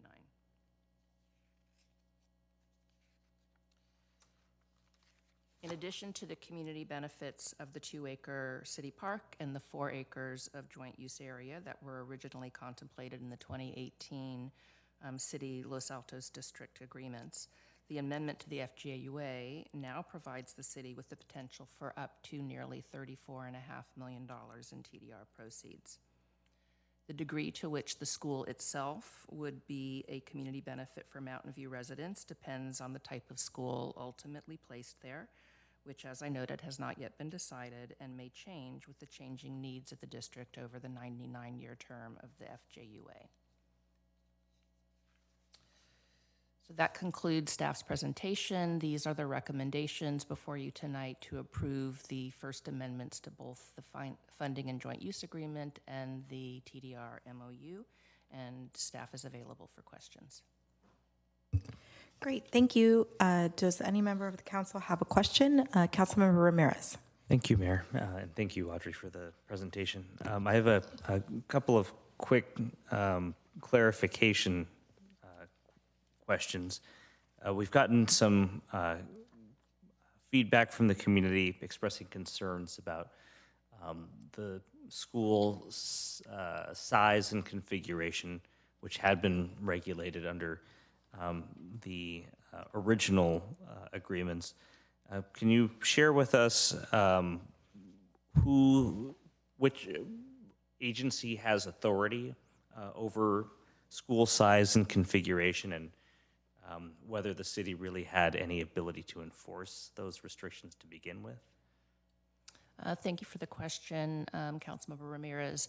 The district has the authority and jurisdiction to determine the type of school and the size of school and the configuration of school. The fact that we are in a master planning process with them for the joint use area does give us a collaborative platform to talk about things of interest to the city such as safe circulation and other aspects of the site plan. But ultimately, our authority is quite limited. I think that was something that the staff that were here preceding me and the team that worked with me on this negotiation, they probably struggled with that as well and tried to come up with language that expressed the desire and the intent of the council, which at that time was for a neighborhood serving school, with the understanding that there was to be enrollment growth in that area and in the district as a whole. In fact, the opposite has happened. The enrollment in the district has gone down. And so as we looked at the language that was in the agreement, it was again, a clear statement of desire and intent, but not necessarily something that would be easily enforceable. And when we originally went into the negotiations, it was with the intent of strengthening that language so that it could be more of a guarantee that this would be a neighborhood serving school. But we heard a couple things back from the district at that point. One being that they did not have the enrollment for that. Another being that they had a very strong programmatic priority to have middle school campuses, not the junior high campuses that they currently have, and that gave them a desire to have flexibility around how they would utilize that school site, and that was valuable to them.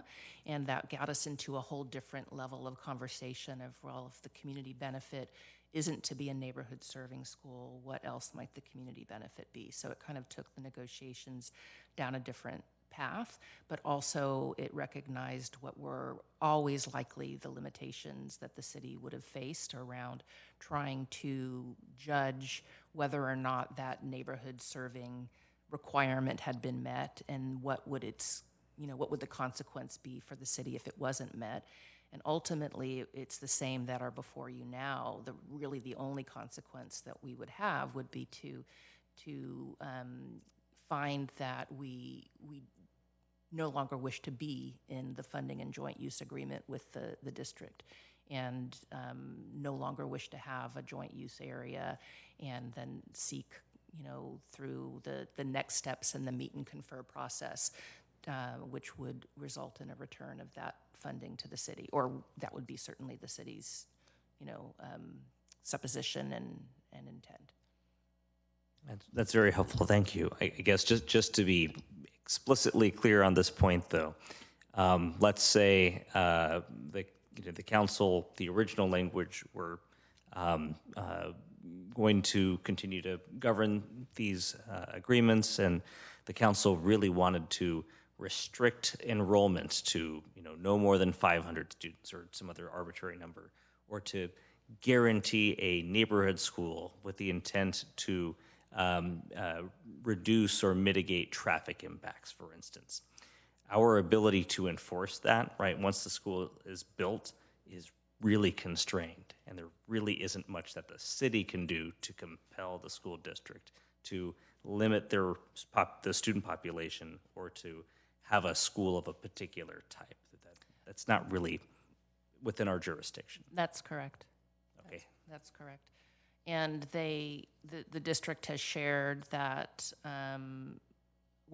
one point I would make is that we do have an EIR that studied both a 500 student school and a 900 student school, and as EIRs often do, creating an envelope that is kind of the outer edges of what might be considered, so that all impacts can be studied. And traffic was studied as part of the EIR. But as I noted in the presentation, what they are focusing on at this point is a 607 student school. So they're not looking at that outer edge of the EIR. And when you look at what the existing enrollment is for the other Los Altos School District schools, they vary what the enrollment is compared to what their built capacity is. And over time, those vary, where it might go over capacity, it might go under capacity. And certainly with the Bullis charter schools being at the 2 junior high sites, those sites with a combination of the Los Altos school and the Bullis schools are over their stated enrollment. Thank you very much. That was very helpful. One last question, and it may be for other members of the staff, but I'm curious to know if we've heard any interest at all in the TDR market. It's been pretty quiet for a long time, and the market's shifted a lot in the last few years, but I was curious to understand if you feel like we're likely limited to the universe of applicants that we've been talking to for the past several years, or if with this extension you think that might unlock some additional or new interest, and that there might be a possibility where all of the development capacity is ultimately sold. Good evening, Honorable Mayor and Council. Christian Murdoch, Community Development Director. I'm not aware of significant new interest in utilization of the TDR program at this point. I am aware of one applicant whose TDR allocation expired and is interested potentially in seeking reauthorization of that. And so I think one thing we are considering, if the council supports this agreement this evening, is to prepare regulations for council consideration that might incentivize expired applications to come back in as one way to allow utilization of the TDR allocations and monetize that component for the benefit of Los Altos School District and the newly acquired interest the city would have in those TDR funds. So that's one way we're looking to perhaps increase interest in utilization of TDR, and this will remain an option for new applicants to seek potentially as well as the office market continues to rebound.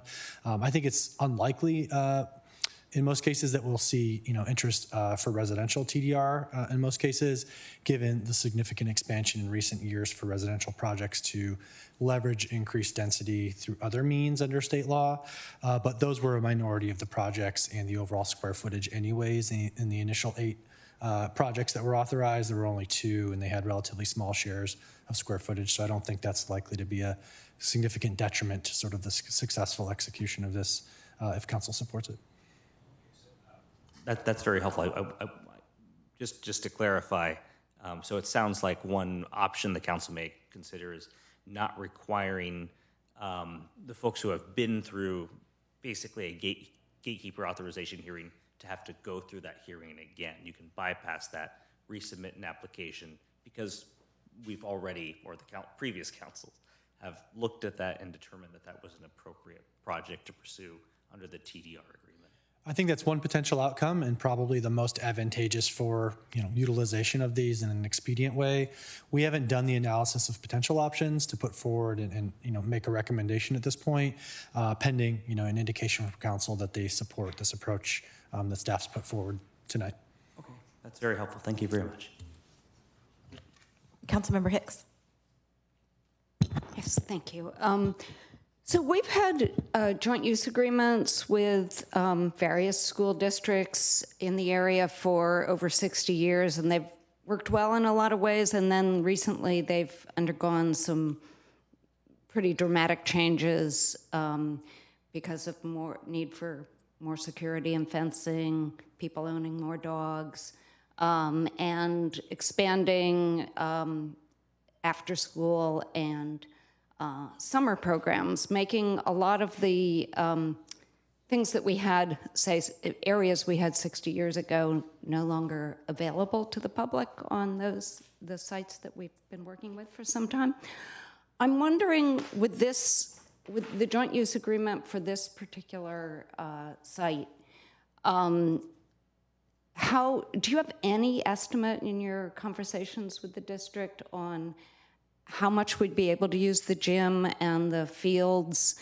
I guess correct me if I'm wrong, we're paying for 50% of the upkeep.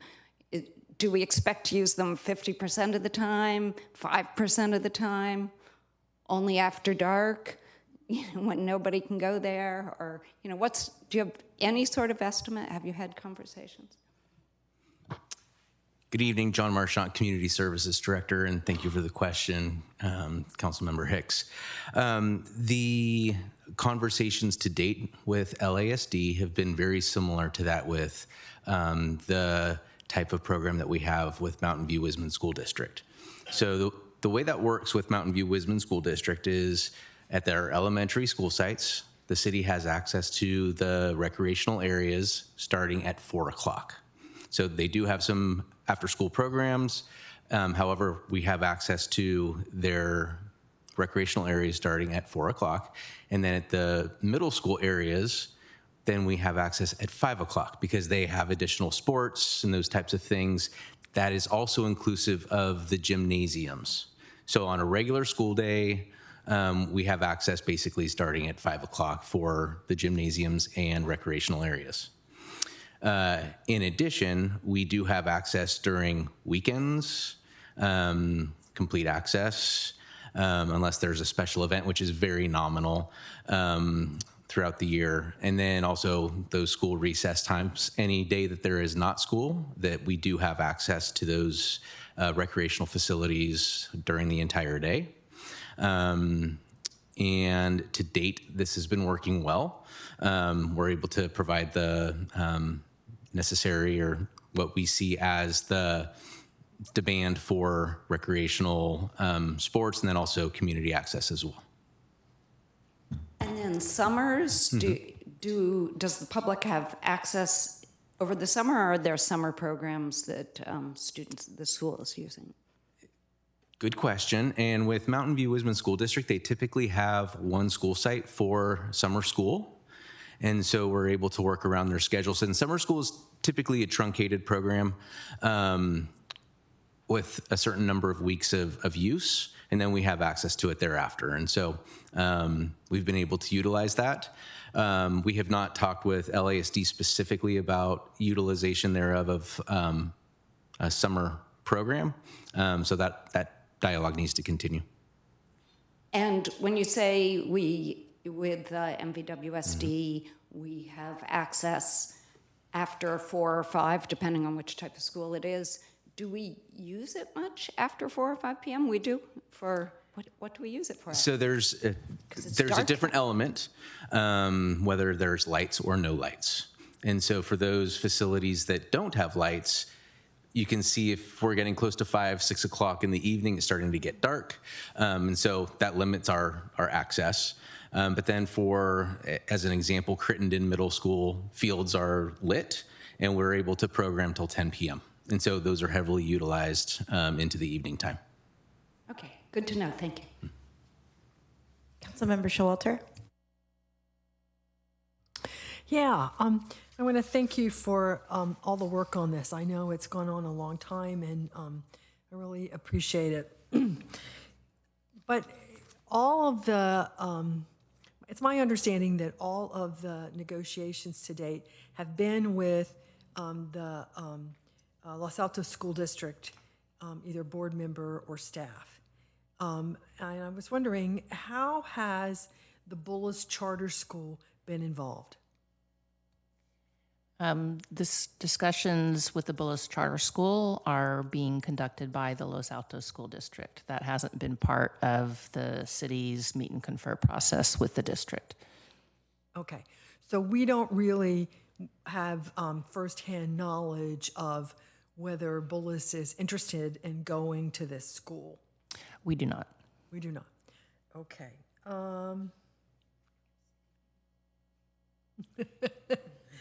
And then I wanted to talk, kind of following up a little bit on some of Councilmember Ramirez's comments about traffic. The way that we largely control traffic in Mountain View is really by land use decisions. Is it not? I mean, we figure out the density of housing, the density of commercial, and the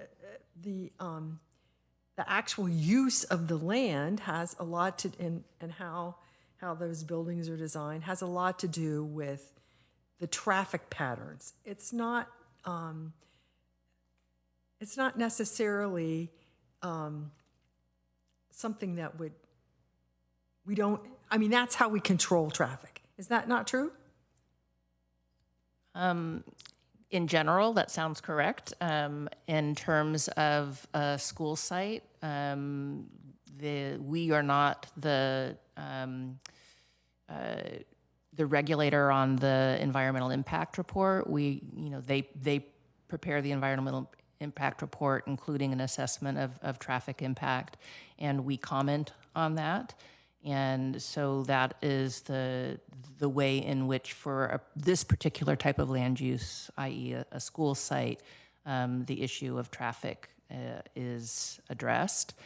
And then in addition, we have collaborative relationships with all of the schools in Mountain View around safe routes to school and the potential for crossing guards and the ability to, talk about multimodal transportation and what type of analysis they're willing to do, and if we want additional analysis beyond what they're willing to do, since we don't have that same regulatory role with them, that's an option that the city could undertake. And refresh my memory, that Safe Routes to School program, it applies to parochial and private schools as well as public schools. Yes, I believe that's correct. Okay. Anybody have another answer? I think that's correct. We have a few, but not too many. Okay. Thank you.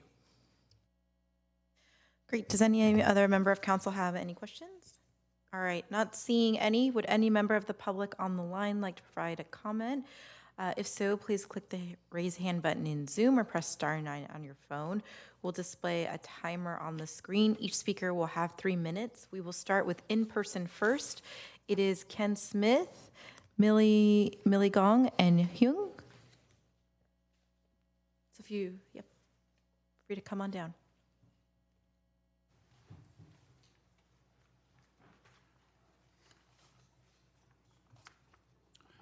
Good evening, Mayor and council members. My name is Ken Smith. I've been a resident of Mountain View for more than 3 decades, and I have some concern regarding how I feel that LASD is changing the original intent of the proposed school.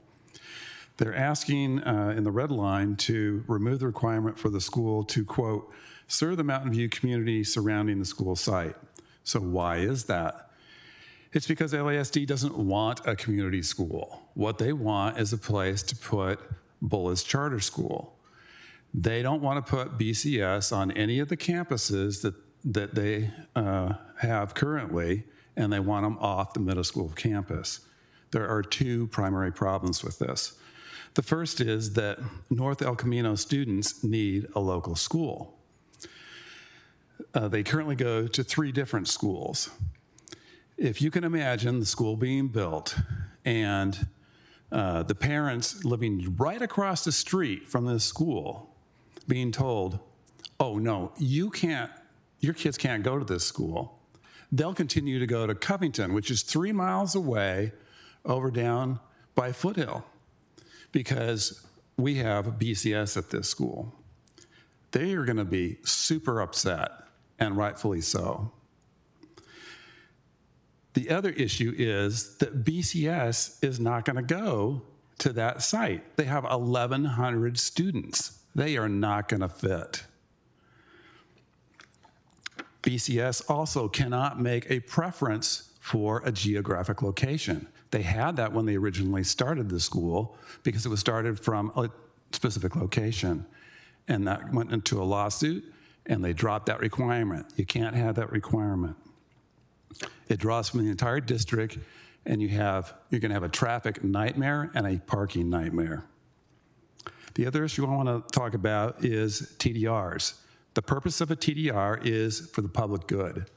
What was the public good that was the purpose of the TDRs? 1, get a community school, and 2, share fields and a gym. Now, LASD is proposing to share 50% of the sales of TDRs with the requirement that the community school be dropped from the wording. So what they're doing is they're saying, we'll give you some of the profit as long as the whole reason for the TDRs is dropped. Or maybe not the whole reason, maybe the majority. So maybe instead of 50%, they should be paying 80%. And if they say, no, we don't want to share the fields, then maybe it should be 100%. I don't think we should go down the slippery path. Thank you. Thank you. Millie? It was December 11, 2018, and it was 2 a.m., and Pat was there, and Chris was there, and many of us were there, and I'm so glad you guys put limits on that, and I don't think we're going to be here till 2 a.m., but I wanted to thank you for your service. Pat and Chris, you were in that room, and I know others of you were on Zoom, and you knew the spirit of that agreement, of why Mountain View, your council, passed this priceless opportunity to have a small neighborhood school. And Lenny talked about carrying his cello on his back, and Pat talked about how neighborhood schools are the heart and soul and build great neighborhoods. It's changed. Totally respect that. And even if you're not an advocate of a neighborhood school, there's nothing that was part of that agreement that is in this red line agreement now. I was shocked when I read the agreement. The school district can put upwards of 900, 1,000 temporarily, 1,100. There are California Department of Education sanctioned K through 12 or TK through 12 schools that have 1,700 kids on one school site. You have no remedy if the school district decides that. The only remedy you have is tonight. You can put a stop to this. Is this kind of feeling like threading a camel through the eye of a needle? There's so much wrong with this agreement now that the clauses that benefited the Mountain View residents, the clauses that created a neighborhood, the clause that was substantially similar in size, and I brought data, and I'll hand it over, I don't know if I can hand it, that shows the substantially similar sized schools that Al in Los Altos or Ali in Los Altos Hills enjoy on average 374 kids at their 10-acre sites. But Alberto in Mountain View is going to be crammed on a site with 1,000, 1,100, 1,200 kids.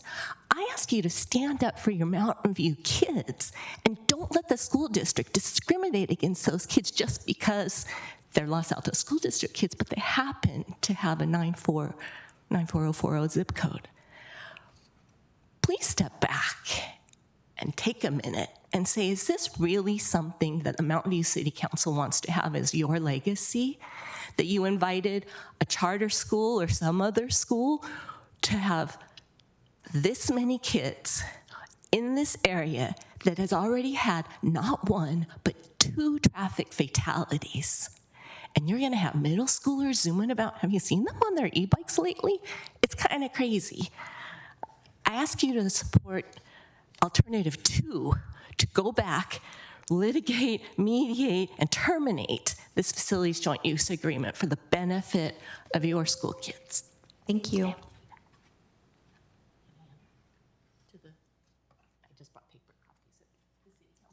Yeah. The clerk can share it with us. Thank you. Hi. Thank you, dedicated City Council. My name is Young, and I'm a 13-year resident of Mountain View with middle school and elementary school children. I'm here to ask City Council members to reject the 2 recommendations passed on this agenda item, and here are my reasons. A school in that area around Shower, El Camino, California, San Antonio is not safe for 607 kids. 2 weeks, like August 23rd, there was a car versus pedestrian crash that cost Gail Nakato, an 83-year-old woman, her life at 3:25 p.m. That's prime dismissal time for students. And there are 2 fatalities in that same parking lot in 2 years. This lot is connected to the coal site. Now you want to put 600 plus students there. There'll be kids walking, biking to or from school. And then if this is going to be a charter school, a public charter school where you have there will be family driving to drop off and pick up their kids. So adding all of this to the cluttery mess up in that shopping center with Walmart, Safeway, TJ, boba, kid loves boba, they're gonna cross and go there. So I urge you to not build a school there, especially a commuter public school, as the red light recommended. I do not want to see a repeat of the vehicle versus pedestrian incident at the other end of Mountain View on Granite El Camino on March 17, 2022, where middle schooler Andre Rentana lost his life on his way to school. So putting a school around this area will increase traffic. And there's just, when car versus pedestrian, is a really bad idea. So just don't approve this deal, especially, the new one extended to 2030.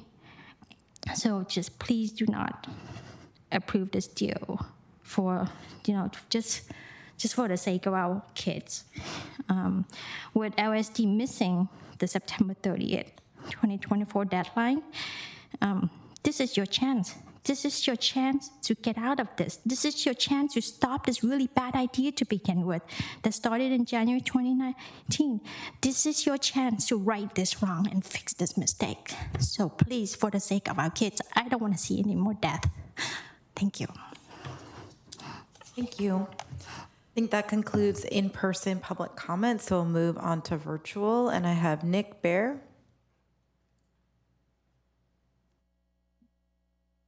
Hi, good evening, and thank you, Mountain View City Council. I'm Nick Bear. I'm a 15-year resident of Mountain View.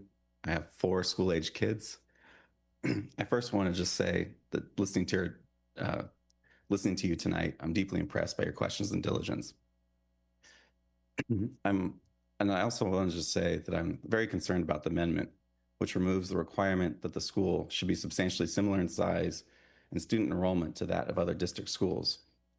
By removing the requirement of equitable treatment of Mountain View students and families, LASD would be allowed to cram an indefinite number of students on the San Antonio site, unequal to the numerous other spacious sites. It is disappointing that simply providing a substantially similar in size and student enrollment to that of other district schools for our Mountain View students is even a negotiation point for LASD.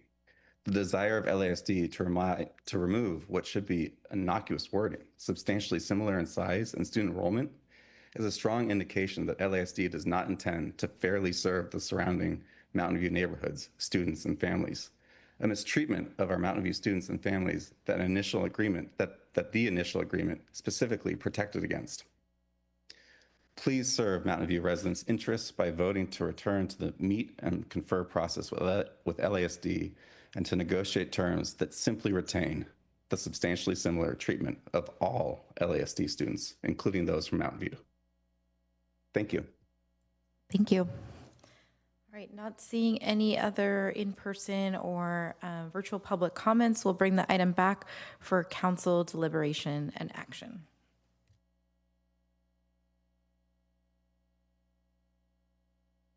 Councilmember Showalter. Yes, I've really given this matter a great deal of thought, and I do appreciate the agreement that has been struck with our city staff and the Los Altos School District Board related to money. But to me, what's really important here are 1, land use, and 2, neighborhood. And it's really hard to put a monetary value on those things. I was a product of public schools, neighborhood schools, and they were really the focal point of our community. People went there after school to play. People went to school there. As a small child, well, after like 4th grade, I was able to get myself to school under my own steam. That was a good learning experience, or bike. I just feel like that that neighborhood building is part of the tagline that we've had at heart, a community for all, for really many years. And I think that although I appreciate the fiscal issues associated with this, I don't think they make up for the lack of the social one. And then the other thing is land use. We don't control how many kids go to a specific school, or exactly, or in an office building. We don't control how many people work there. The way we control the traffic patterns is by, the size. We can help with the size of the structure, the density, things like that. But the specifics at any one time, they vary. We don't control that. But we have found over time that these land use controls are actually pretty effective. And so I think that we need to go back to the drawing board for this, and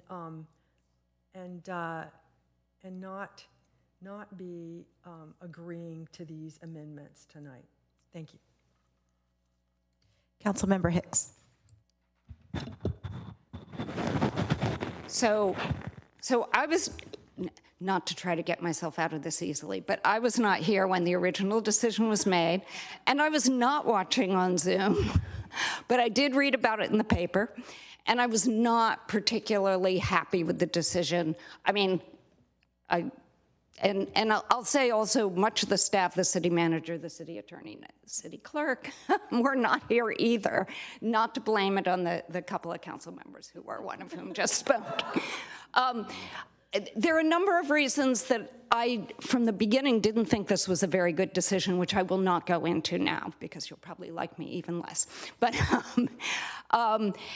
now I'm hearing that we have even less control than it appears that the council members and staff who were there at the time thought we had.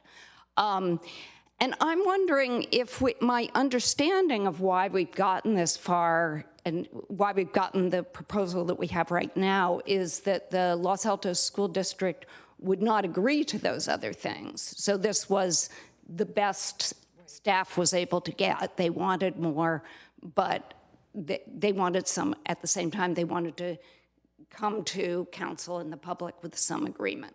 Am I wrong? Okay. So, they tried for more. This was the best they could get, and that's what we're presented with tonight. So one of my questions is, what's the scenario? I don't want, just as the council members who were here that night could not foresee what happened. They didn't know how, I assume you didn't know that you would end up here tonight in this position, and how little control you had. I mean, I assume you wanted a neighborhood school then, and you still want one now, but you can't get one through the process. What happens next? What's the scenario? My question, because we are in the middle of this. I mean, it's not like things are built and so forth. So how does this actually, I don't understand how this actually unwinds it, and whether we end up in a worse place or not. And maybe no one knows, but I'd like to at least ask. I mean, I see Sandra on the Zoom, and she didn't raise her hand, but I don't know if you have any comments for council on behalf of the Los Altos School District. I see the superintendent on, so that might be a question to them. I'm not sure, or if it's a question to city staff. I'm just wondering, legally, since we're in the middle of this, where does it go? And sure, if she wants to say she can work with us, be a good neighbor in a kind of, this doesn't feel like good neighborliness. If she can be a better neighbor, I would love to hear that.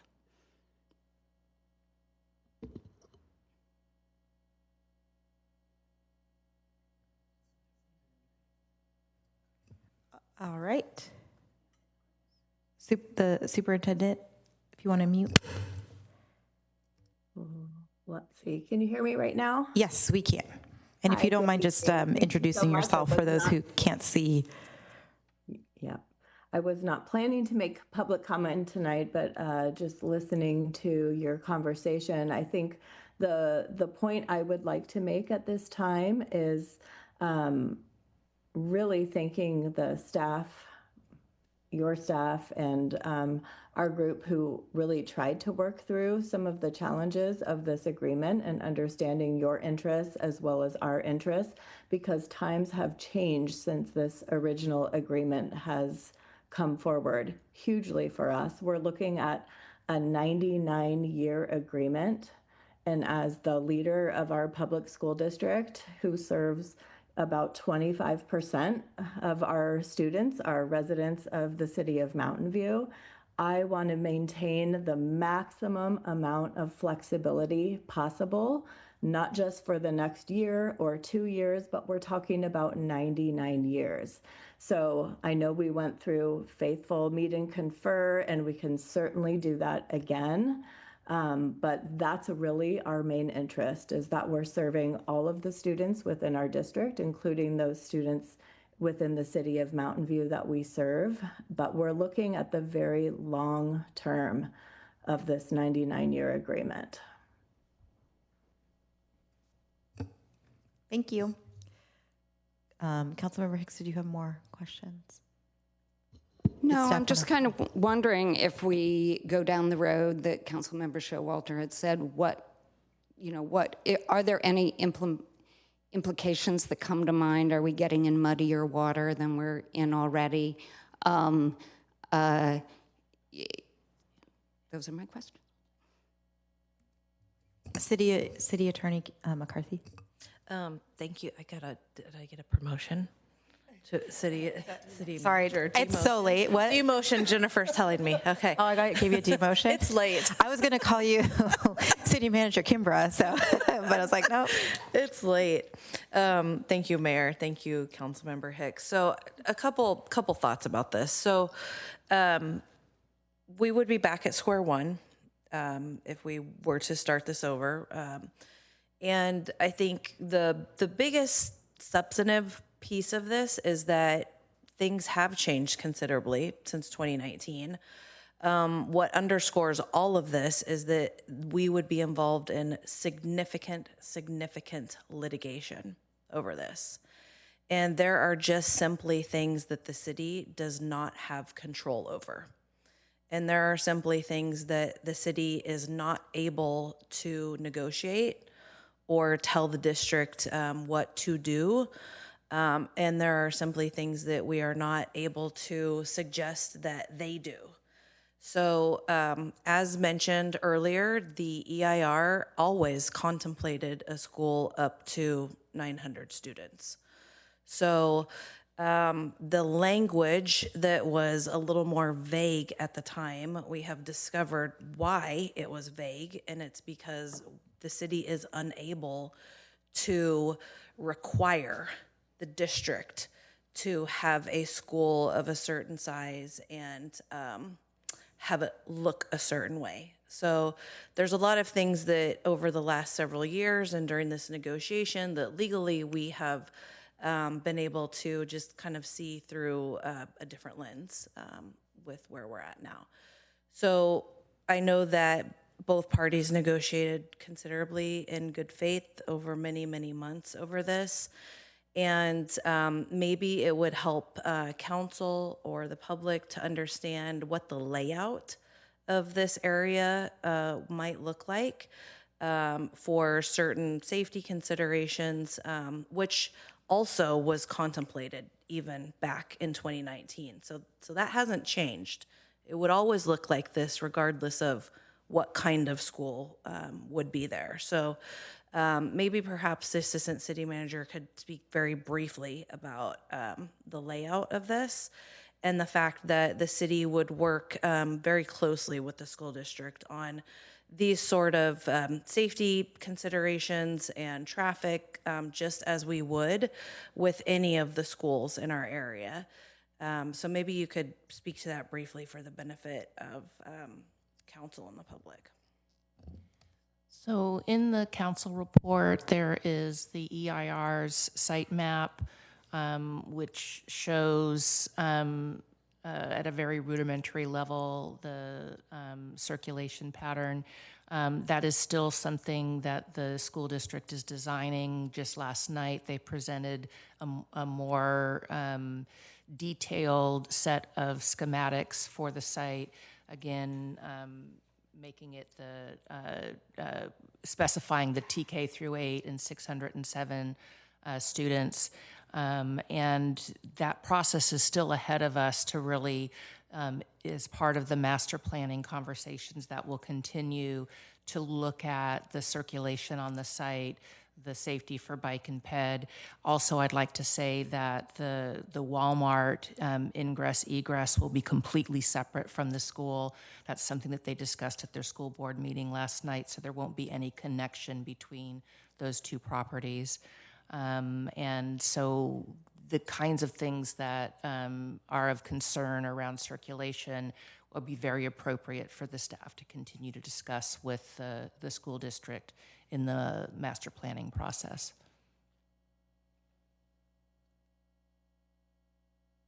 Okay, great, thank you. Councilmember Ramirez. Thank you, Mayor. This was supposed to be the easy, fast item. So I appreciate the city manager's comments earlier. I had attempted and failed to share with my inaugural questions why we're sort of at the point where we are.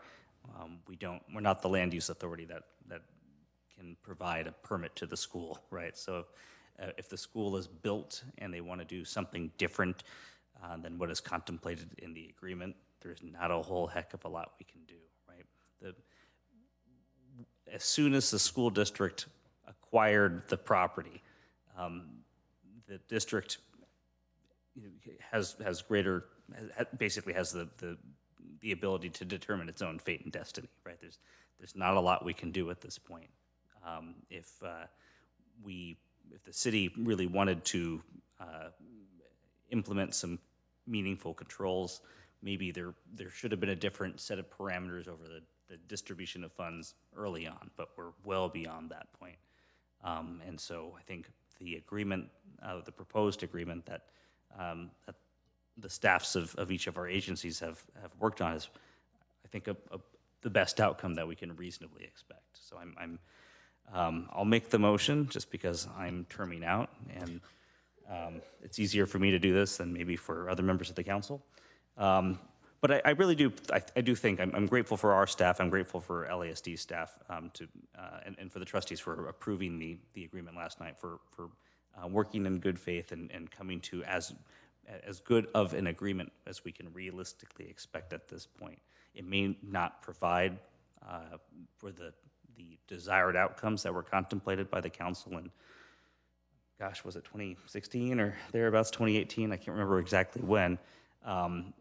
But there are new or different factors, and I think there's a better understanding of the regulatory framework that makes it hard for us to enforce certain provisions. So I think that's perhaps not what some of our residents would like to hear, but it's the best we can do, and there really isn't a lot of opportunity for us to perhaps remedy some of the errors of the past, if you want to characterize it that way. So I'm happy to move the staff recommendation. I don't see any language here to read, but I'm happy to, just the staff recommendation. Okay, I'm happy to move that. But I do want to encourage my colleagues to think about if we're not comfortable with this agreement, then really what is it that we're hoping to achieve? What would reopening the negotiations, what could it reasonably conclude? Because it will not result in a neighborhood school with a very limited enrollment. Those are things that we cannot control, as we understand, based on the work that's been done over the past several months. Thank you. Vice Mayor Ramos. Thank you, Mayor. So I really struggled with this thing, largely because first I thought like we didn't really have a choice. We had our negotiations. They passed their thing last night, and so at first I was like, okay, as Councilmember Ramirez said, this was supposed to be the easy item of the night, because what we had as our choice is kind of gone. The alternative is pretty much to light our relationship on fire, and sometimes I think about it as a possibility, and then I think about the sleepless nights our city manager will face after that. But it is hard to ignore what our residents have been asking us for. It's really difficult to ignore, and I kind of wish that the school district did something more about it. It's clear that we don't have that land use authority. It's clear that we can't compel them to do the things that we initially put in our thing. So our only option is to walk away or accept what we got. And it's not entirely bad, but it's not exactly what we want. And so that is where the struggle is, to some degree. Pardon me. Sometimes I do. I do fantasize about actually just lighting it on fire and be done with it. But I wish that the conversation can continue. I think we are hearing very clearly from our residents the concerns about this. Our residents are their residents in their school district as well. And so I'm hoping that is taken into consideration. So hoping to not light things on fire, and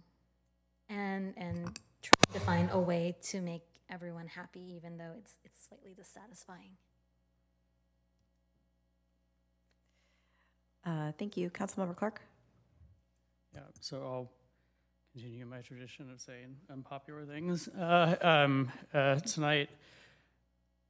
Look, I was here in a very different time when the enrollment projections were very high. A 10th site, there was a selection committee, the school district chose a site, a bond was passed. We wanted to be part of the conversation because we felt that there were a lot of, even though we weren't the ones who selected the site and went through the whole process, we felt that there were possible advantages to Mountain View, from a public park to shared facilities to being able to possibly have a community serving neighborhood school. And through a lot of tough negotiations, we came up with the agreement that we came up with. Since then, as much as I don't like it, things have changed. There was a pandemic. The enrollment projections have not come to pass, but LASD has chosen to move forward with the site at different population levels or school enrollment levels than we previously thought, and some things changed outside of that, including the development environment and the TDR environment. And so we went down this path to try and find a path forward in good faith. Both parties negotiated in good faith. I frankly don't think that either agency here is 100% satisfied with the agreement that was reached, but that is how negotiations work. And so what we're left with tonight is to find a path forward that works as best as possible for both parties, with neither party getting everything that they want. I think both parties recognizing what the limits of their authority are around some of these areas. And I think it's important that we respect the negotiation process that went forward. And do I like all the provisions? No. I don't think many of us do. But at the end of the day, the alternative is not just to go back and, with an unlimited timeline, and meet and confer. The alternative is to essentially end up in a world where there is an enormous amount of uncertainty, and the world that we were in pre-2019, when there was also an enormous amount of uncertainty, persists, 7, 10 years later. And I don't think that is good for anyone. I don't like spending taxpayer money on litigation and lawsuits, especially when two parties have met and conferred in good faith. So does it hurt to support this? Sure. Is it the right thing in my mind to do? Yes. And that is why that is why I will second the motion. Thanks. So I see Councilmember Showalter in the queue, but I'd love to jump into the conversation before we go for another round. Kind of given the conversation, just a question to staff. So should this get enough votes to go forward, do you feel that there's a possibility to provide some of the feedback and have ongoing conversations about how both the city and the school district can work to help facilitate some of the concerns that are still out there for residents and in the community? Do you think that would be, I don't want it to be so prescriptive as to say, it has to work out, for example, like the neighborhood school, it feels like, but could there be some conversations about maybe educating, and maybe it would have been great to hear tonight, for example, just what they're doing to incorporate the community, or what the thought process might be there, or the outreach that aligns with our Community for All vision. I think just some more opportunity to have that proactive communication. Or I know we've been doing improvements along California. I know we're doing improvements along Paquette, that whole area. This came up, I think, when we were discussing it a couple months ago, and just kind of the working with the current property owner of that site on just kind of being able to walk through the site in a safer way. I remember bringing that up then. So maybe those things that are still lingering, do you think that there's an opportunity to have that conversation? Yeah. Absolutely, as it relates to things like outreach and circulation, and how both the city and the school district can be good partners to that location being an asset for the community. I think as it relates to school size and neighborhood serving, I don't think there's any degree to which further conversation on that would change that outcome. I guess to another question on that, it seems like 2019 the school district thought one thing, we're in 2025, they think another. By the time they're ready to move forward, things may have changed again. I mean, if I were to surmise anything, that would be the thing that I would bring forward. So I'm also trying to take a step back and think things may change. It seems a bit a fluid situation. I think the other thing, we talked about this in the prior item, is just the flexibility in terms of getting continual feedback from residents, particularly in that area. I don't know if we can ask, or you think that they might be willing to continue to hear from our residents and their concerns. Yeah, I would call it shared concerns. Yeah, that's a really great point, because I don't think we've really heard from residents in that area. I mean, we've heard from people who have concerns, but I don't think we've really heard from residents in that area. Okay. All right. So I'll just thank you. So I'll wrap up. I think that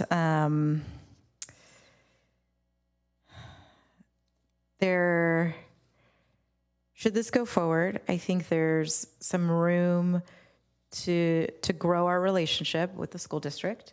I think there's opportunity they had the task force, right? I think you served on it, the advisory, Margaret, what was it, advisory commission. Maybe that we can make sure that we're having that kind of outreach as this goes forward when the time comes, when the decision is made? I don't know. I think having residents be able to feel like they have a voice and to understand that council's hands are, we're not the property owner anymore, that there is a vehicle and a place to have that conversation is important to me, should this go forward. I think also making sure that all of our residents, and that includes our youngest members, our students, feel like they're wanted in all of our schools is very important to me. And so being able to continue to weave that message and put that out there, I think that was what was so promising. I think to Councilmember Showalter's comments on a community serving, neighborhood serving school. And now that may change, I mean, maybe it'll change back, I don't know. I'll cross my fingers for that. That we want students in the area to feel like they could go to that school if possible. I know that it's quite complicated. So, and then being able to share and coordinate on the road improvements will be important too. All right, Councilmember Showalter. Well, I appreciate everybody's comments, but I do think that as the leaders of this community, there are a lot of things we need to consider besides just money. And I do think that these neighborhood and social considerations are really quite vital. And so but at the same time, I recognize that we actually do have a very good relationship with the Los Altos School District, which is great. So I hope that continues, and I, for one, would like to see another round or two of negotiations before this was passed. So I'm not going to be supporting it tonight, but I don't think, I don't think that not voting for this tonight is equivalent to a fire. I think that's that's an exaggeration. When you're in negotiations with people, you never really know that you're in the end until everything gets signed. It's just always possible you're going to have another round. And I think that I, for one, think we need another round or two. But, we all get a vote. Thank you. Councilmember Hicks. So with my previous question, I was trying to trigger an answer but I was maybe unclear, that we had how far we'd walked down this road already, that we're not at the beginning when we can evaluate and talk about a neighborhood school. I don't think we're going to get a neighborhood school. I think that ship has sailed. And to some degree, if we'd researched it a little more in the beginning, we would know that we didn't have the clout to get that. That said, we're talking about, when we just heard from the Los Altos School District that one of the reasons they want flexibility is that it's a 99-year lease. Well, there's a lot of years between now and 99 years. I'm wondering if there's some way to have an agreement. I think you can tell me that I'm wrong, but I think a lot of us don't really know or care whether it's a 900-person school 99 years from now. Things may be very different. Maybe every building in Mountain View will be 20 stories high. I don't know. But I wonder if there's a way of going back. I hope that folks from the Los Altos School District have heard tonight how what we've come to so far in this negotiation is very far from what people wanted in the beginning and very far from what the neighborhood thought they were promised, even though things have changed. And maybe there's some way of having an agreement where over the next 15 years it doesn't go over a certain size. Are there other things that can be, is this really the end? Is this really the end of what negotiations? I mean, we have discretion tonight. So I don't know if it's this or litigation, or if it's another meeting of minds and seeing that the community and the council wanted it to be, wanted to wanted a few more things from this. So yeah, that's my statement or question. City Attorney Logue. So I think I want to try to put some perspective on all of this and how we got here. If you remember, there's two agreements here. There's the joint use agreement, and then there's the TDR MOU. And part of the problem that we had is that we have developers who have agreements and are entering into agreements with the school district and paying TDR funds. And these two agreements are kind of tied together, they walk hand in hand. And the 99 years, it's not a lease, it's a 99 years agreement that's going to give us joint use of their property for 99 years. And so the other thing is they do own the property already. And backing out now or not moving forward now leaves us with a joint use agreement that is expired because that term, is there, or there was, we didn't meet, there were goals that weren't met in that agreement and created allegations of breach and sort of left us in this uncertain place. And I think staying in that uncertain place, and we did do a lot of negotiating, we did work in good faith to come to a middle ground. And we don't have control over the kind of school that they can build there. Even if this whole thing blew up, they still own the property and they can still build. And if we move forward with what we have now, we're in a middle place. We're in a place where we're getting something, they're getting something, and we're not left with a TDR MOU that is going to be very difficult to manage if we don't have a joint use agreement, right? That they're going to still potentially be entering into agreements and money is going to be coming in and it's going to be unclear where that money is going to and whether or not we could even ever get it back in the end, if this whole thing blew up. So I just wanted to remind council that TDR MOU was a huge motivation in trying to really come to a meeting of the minds and come to a middle ground with the school district so that we could move forward. Thank you. Well, not seeing any others in the queue, there's a motion and we can see how it goes, unless people would like to continue, but it's 11:21, so not sure. Okay, all right, let's vote.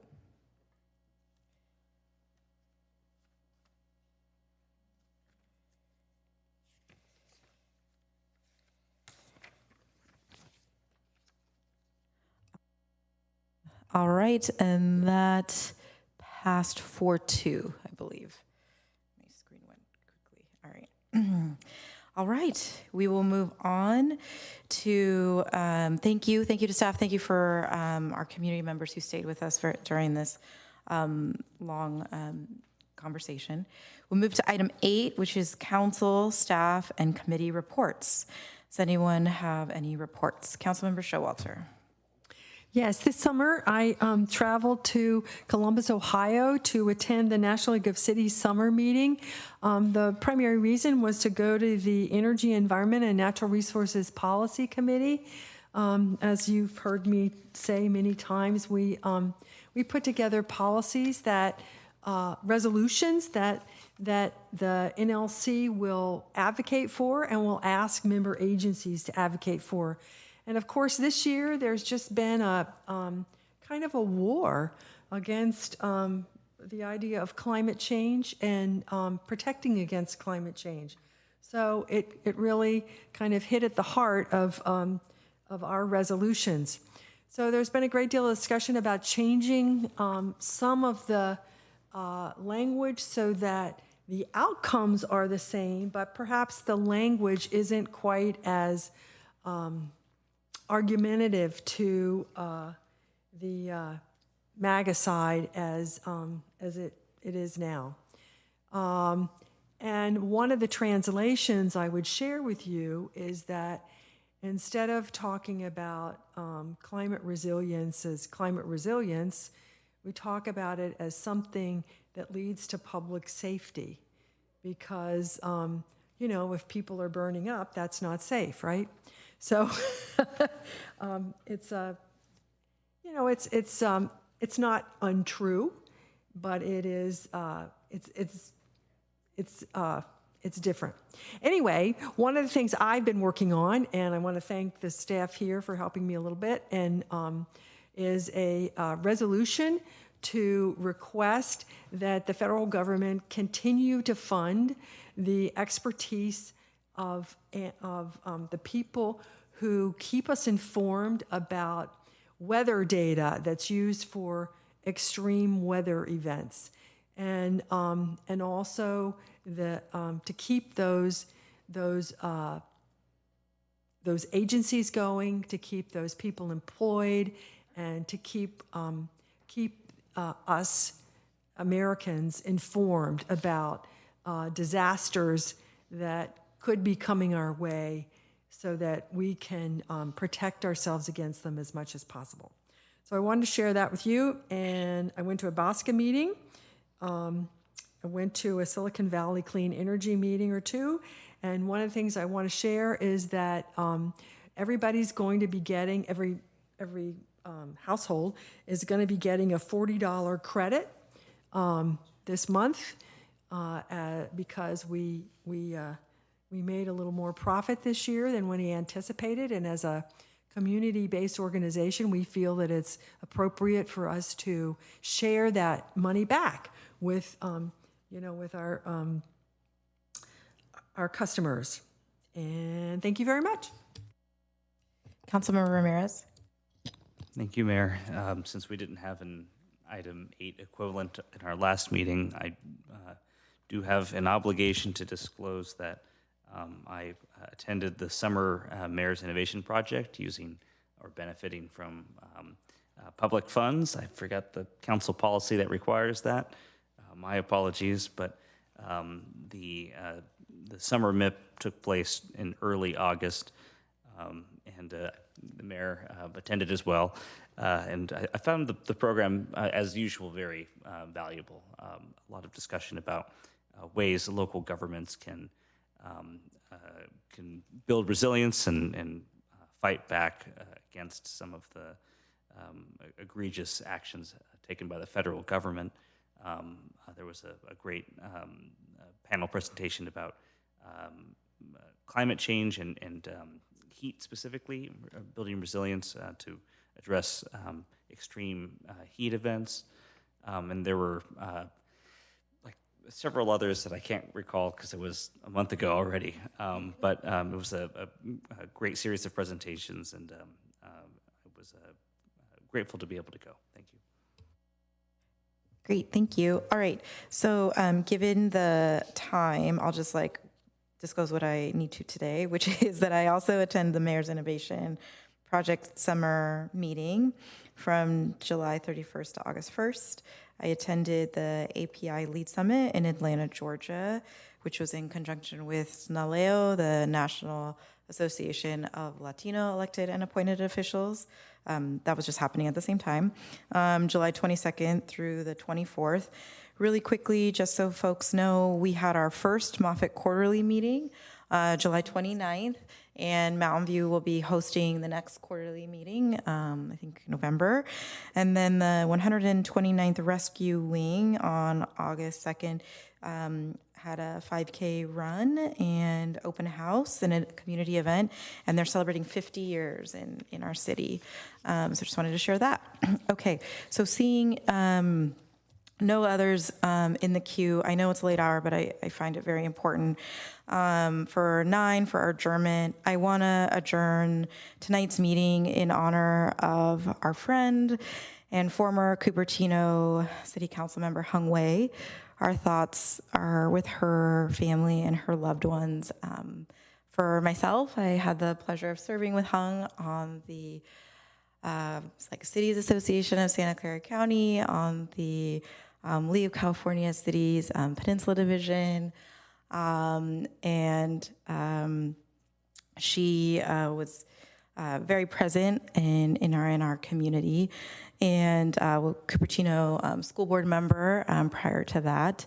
And what really catapulted her into public service is the loss of her daughter, and that's what spurred her into education, particularly youth wellness, and then that led to council. And so just really want to say that what I learned from her, I think about all the time, and we talk about, particularly in Mountain View, we're very fortunate to have, is you may have different perspectives, but everyone deserves an opinion and respect, and that doesn't mean you can't get along on many other issues and other topics. And so I think given this current climate, it's really important. So just want to take a moment to remember her. I don't know if any other council members want to say anything about Hung, but Councilmember Hicks? Yeah, thank you for closing in on her of Hung Wei. I was actually mayor at the same time that she was. And she started a meeting of 4 cities. It was Cupertino, Sunnyvale, Santa Clara, and ourselves, because she thought we had a lot more in common than some of the other cities they were caucusing with, which I will not mention. And so it was really a pleasure to get to know her in small meetings and talk about a lot of things. Housing development, a lot of things she wanted to learn from us and share, and transportation. And I did start phoning her as kind of a thought partner after she was, both of us were no longer mayor, and she did not call me back, and that's when I found out she was not well. So, yeah, thank you for closing in her honor. Okay, thank you, Councilmember Showalter. Yeah, I would also like to add that she was really a proponent of government civility. And she had funny anecdotes to share about when it didn't work, and also things to share about how valuable it was when it did. And I will miss her. Thank you. All right, thank you, everyone. The next council meeting will be held on September 23rd, 2025. This meeting is adjourned at 11:30. Good night.